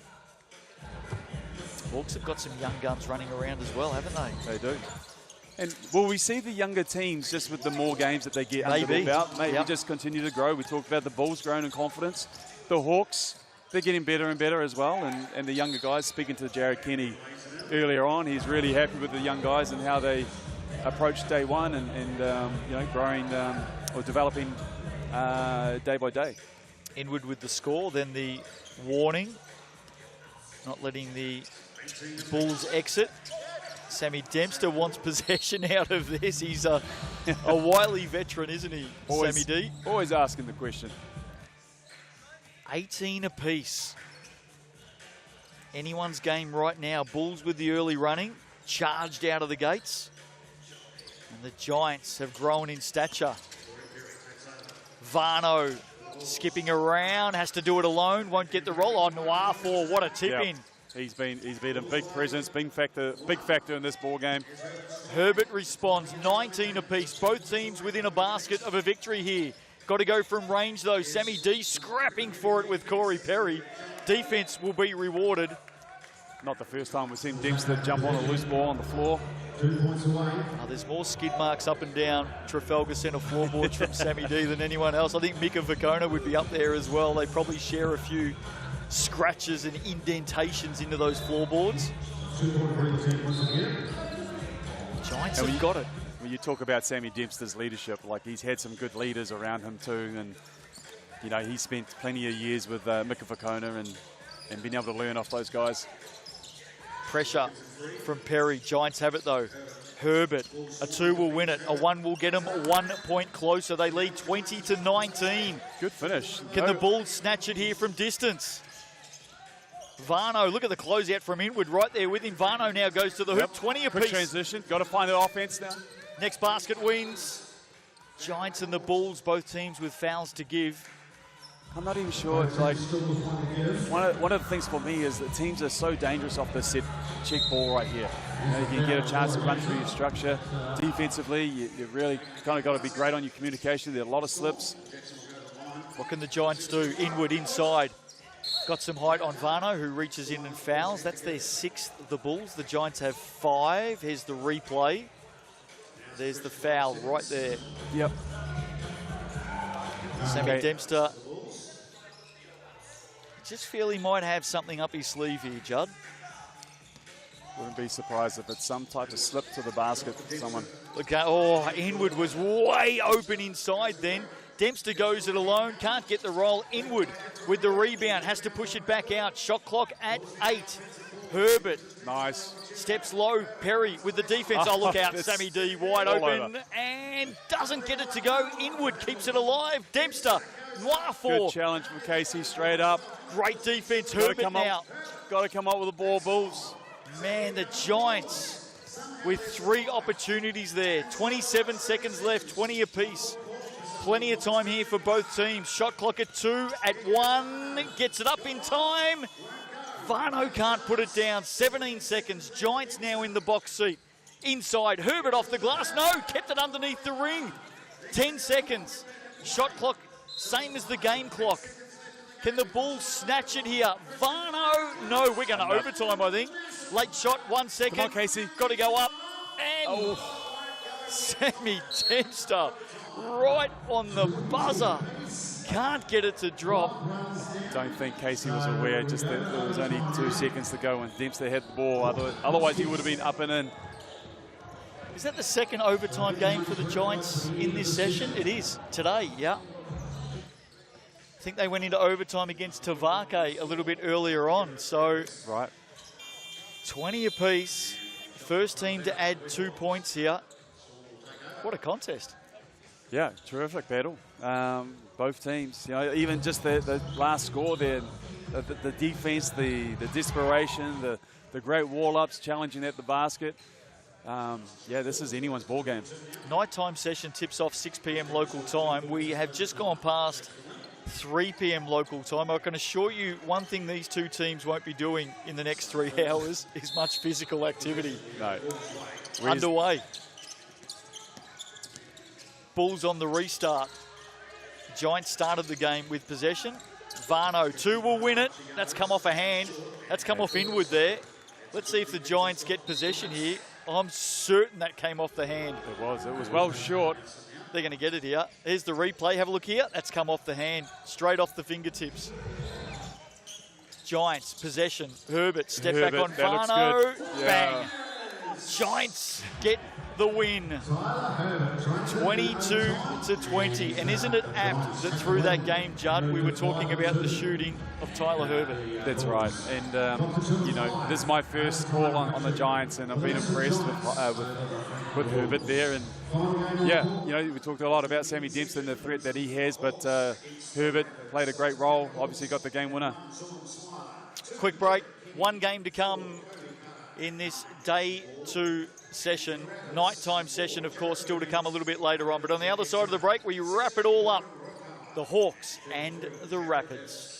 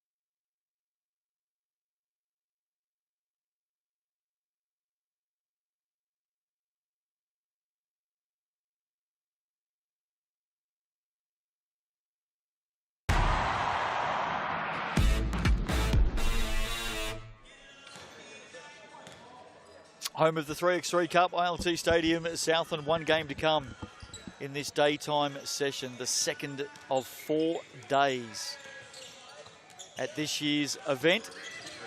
Of course, big session coming up tonight. International basketball back on court here this evening. Crowd will shuffle in for that one. Australia and New Zealand, men and women doing battle later this evening. Right now, though, final game, Hawks and the Rapids. There's the lineups: Ball, Kenny, Kara and Smiler up against Rakawa, Burnett, Hibbs and Exeter. And importantly, Judd Flavel, Derone up against his Sal's NBL team. And there he is with the first touch and the first make of this contest.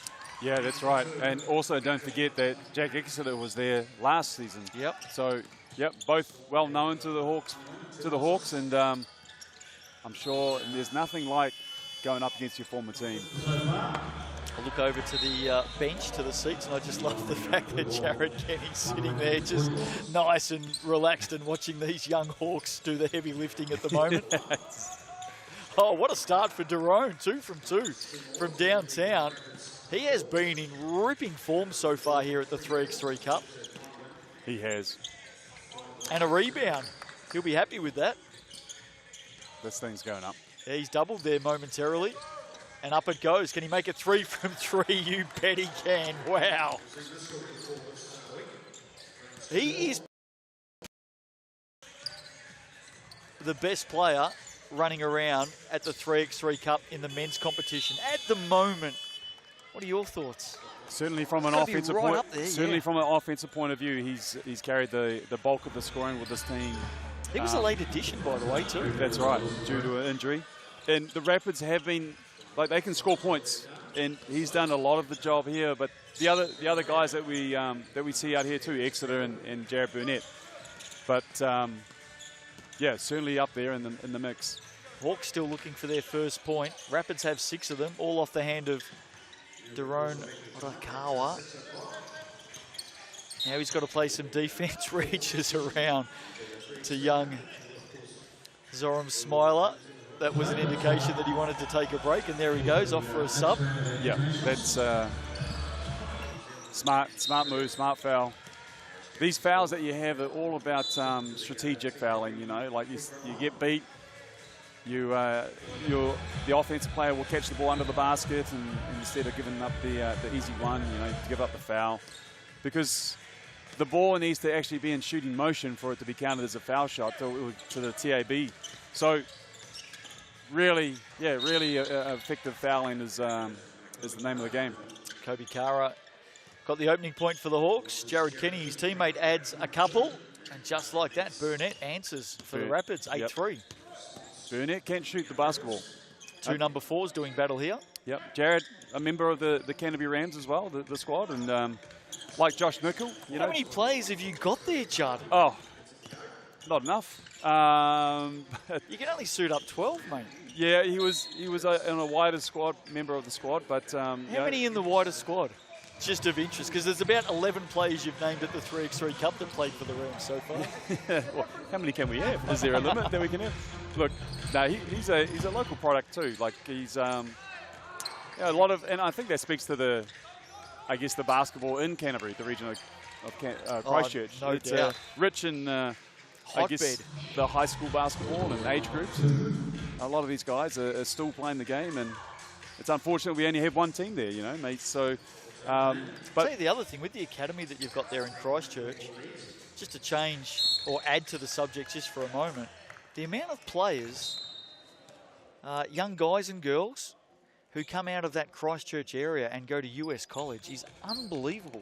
Yeah, they do a fantastic job. The Mainland Eagles program that's been running for a few years, and a lot of alumni are currently in the States in the college program. So both males and females, and I guess we're starting to see them to come back to basketball as well. And it's an initiative with the Eagles program it's all about pathways and development, and if they choose to want to go to the States, they'll jump right in and help them out. If they want to stay and play in New Zealand or play in the Australian NBL, they'll do their best to try to make that happen as well. Talking earlier as well, I mean, here's young Jackson Ball, who's been in some pretty good form. He adds a point for the Hawks.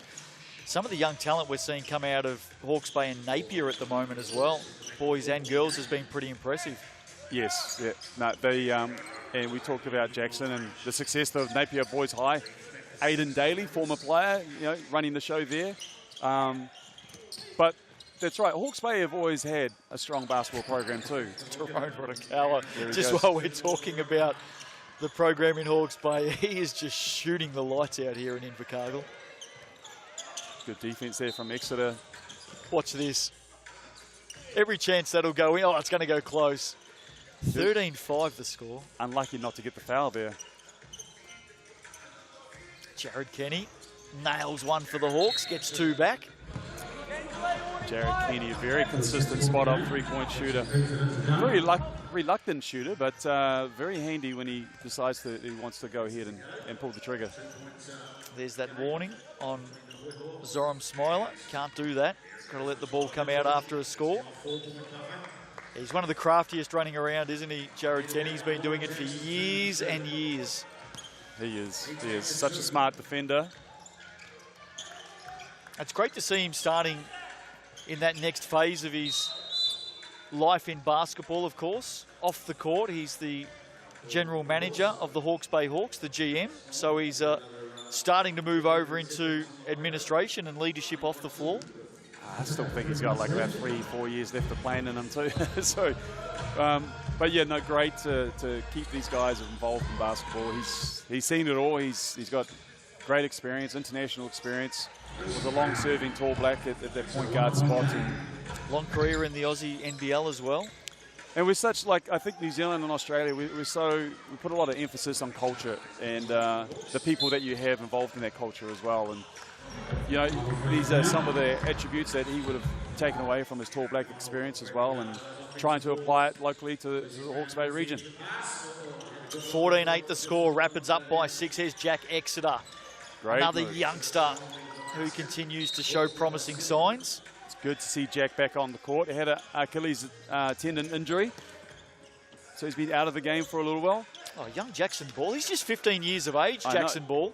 And the more I see of him, he's handling this physical contest so well. Jared Kenny with the big block. Here is Jackson Ball. Jared Kenny, in his day, Jared Kenny, one of the best ball defenders that we've seen in this country. He's been involved heavily in this contest in the last couple of minutes. Margin still at 7 though.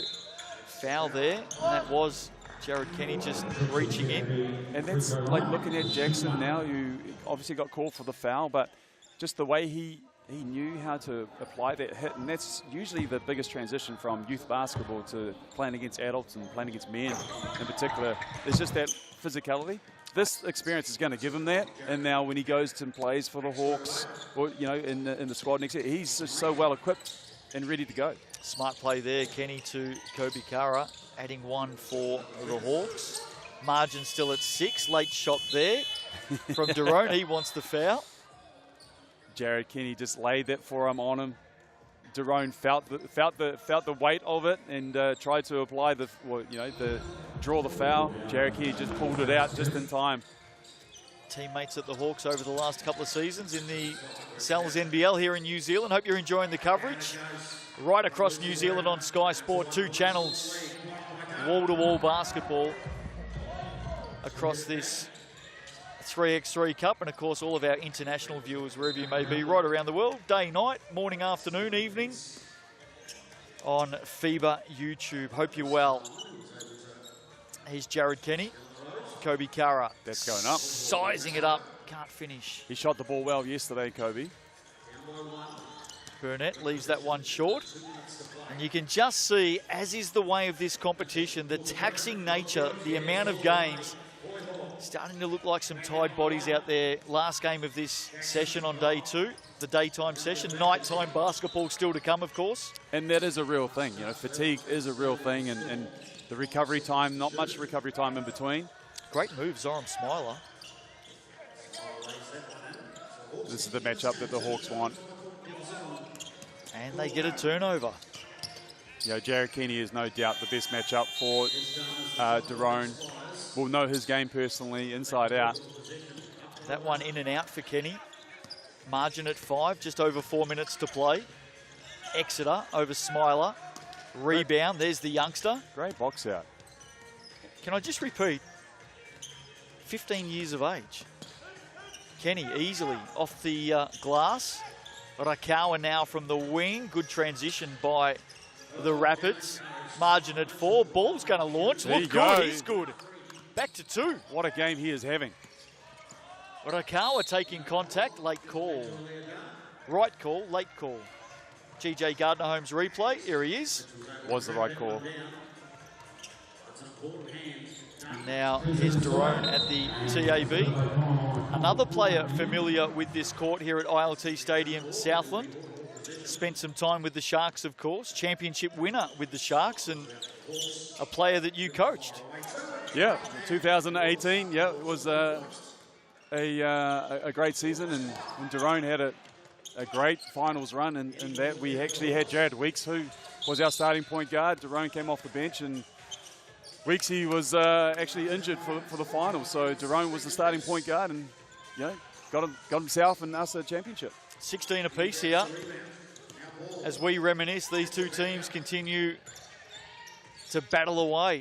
Shot clock at 4. At 3, Kenny knows it outside. Good setup. Jackson ball. There we go. This is the Hawks playing so well in this back end of this game. Done a great job of taking Derone, making it tough. Oh, ties it up. Derone Rakawa. Absolute star shooter. We're at 19-18. Hawks by 1. They add another through Smiler. And we've got a tech foul this time. We've already had a warning. So a mistake there. And Jared Kenny steps across just to add some teachings and learnings there for young Zoram Smiler. In fact, he was the player who was warned earlier, Judd. So right. Yep. Breakdown there. Had a it's a crucial time too. Well, at the TAB, one of the very best is Derone Rakawa. Adds the point, they get possession out of it as well. So both teams within a basket of a win here. And I continue to marvel at how many close games we've had. It seems to be that way. I think the teams that probably, getting better, and we've talked about it before, about the Hawke's Bay, the Bulls, improving with every game. Here we go. A lot of time left on the clock. That's not a factor here. Derone leaves it behind. Shot clock at 3. Has to force it up. That's short. Great defense. And the Hawks are going to get possession back. Yeah, well, if you're at home, you get to see that defensive play. What Jared was really doing is just his inside forearm, just putting that weight on Daron, never allowed him to be on the front foot and to establish the balance. Hawks a chance. Kenny might go it alone on Burnett. Likes the matchup here. Ducks the head, gets the shot up. Jump ball called, and defense gets possession, of course. So now the Rapids get it back. 2-pointer for them will win it. Daron knows it as well. He's the man to watch here. Jared Kenny right there with him. Exeter on Smiler. What can he do? Kenny steps across to defend now. Shot clock at 4. Burnett's got to go. It's at 2. Launches from deep. That's too deep. Off the hand of Exeter. And now the Hawks get it back. Hawks doing a great job. Really just not giving the Rapids an inch on the outside the perimeter here. You always wonder, just, you know, will the Rapids just take that sneaky one and just turn the pressure on? Kara's got the size here. Can't finish though. Rapids back in possession. Because I think the Rapids can actually get a stop, you know, against the Hawks. Got to get a 2 though. Jack Exeter. No. Rolls around. Ball brings it out. They need 1 to win. 20-19. Hawks. Jackson Ball. The youngster. Yes! Gets it to go. Jackson Ball. What a finish. What a move. 15-year-old. Have a look at this. GJ Gardner-Holmes replay. And it drops. And I think the ref had caught a foul too. This kid is impressive. He is. Like we talked about his really acclimatizing to the physicality and just looking right at home again in this level here and establishing hits, taking hits and giving hits too. What a game. What a game. And this competition just continues to chop and change. The Rapids came in off a big opening day. I think they were 4-1 coming into today's session. They were top of the table. I reckon they may now be 4-4. So it's just amazing how quickly things change. And the Hawks move to 2-5. Great win. Jackson Ball, he is a young star, ladies and gentlemen, just 15 years of age. Here he is with Nick Bewley. Cheers, Justin, here with the game-winning man, Jackson Ball. How about that for a finish here? That was exciting. Yeah, it was real exciting. It was a great game, close right to the end, so I'm glad I got that bucket. How much are you enjoying this experience of 3x3 Cup? You're just 15 years old, playing here against some seasoned professionals. How has the first 2 days been? Yeah, I'm really grateful to be here, especially being here so young. I'm just trying to learn and absorb as much as I can and hopefully improve my game. How long have you been playing basketball, man? 6 to 7 years. Pretty long, yeah. And how are you finding this 3x3 format? It's fast and furious. It's just exhausting to commentate. How about playing? Yeah, it's just 10 minutes of sprinting and grabbing each other. It's real fun. Awesome, and what are you looking forward to most about the games to come? Hopefully get a few more wins, get that top 10 position so I can play off. Be pretty exciting. Well, congratulations on the win, mate. Really exciting to watch. Thank you very much. Well, I'll tell you what, Judd, the young man doesn't lack confidence or courage. Did he just try and take the microphone out of Nick Bewley's hand? Did he really? I think he did. I wasn't sure if it was first question. Or if he was suggesting that he lifts the microphone up a little higher. Oh, what an absolute classic. Hey, that's the first game coming your way in tonight's session from 6 p.m. local time. Rejoin us on Sky Sport 4. The Saints, the Wellington Saints, will be in action against Waikato Uni. I'll tell you what, this table at the moment is starting to take shape. If you're following the men's competition very quickly, Rams on top after the third of 8 sessions here at the 3x3 Cup. They're 5-1. Jets 5-2, Giants 5-2, Airs 5-2, Whai and Saints 4-2. Sharks are 5-3. Rapids, I think, will move to 4-4 now. After that game, they move to 4-4. The Tuatara at 4-3, Bulls 2-5, Hawks 2-5, Waikato at 1-5, Nuggets and Tavake both at 1-6. And just very quickly for those following the women's competition, the standings at the moment: the Queens are 4-0, Pouakai 3-1, Whai 3-1, Wizards and Pacifika, Tavake Pacifika at 3-2, Hoi at 2-3.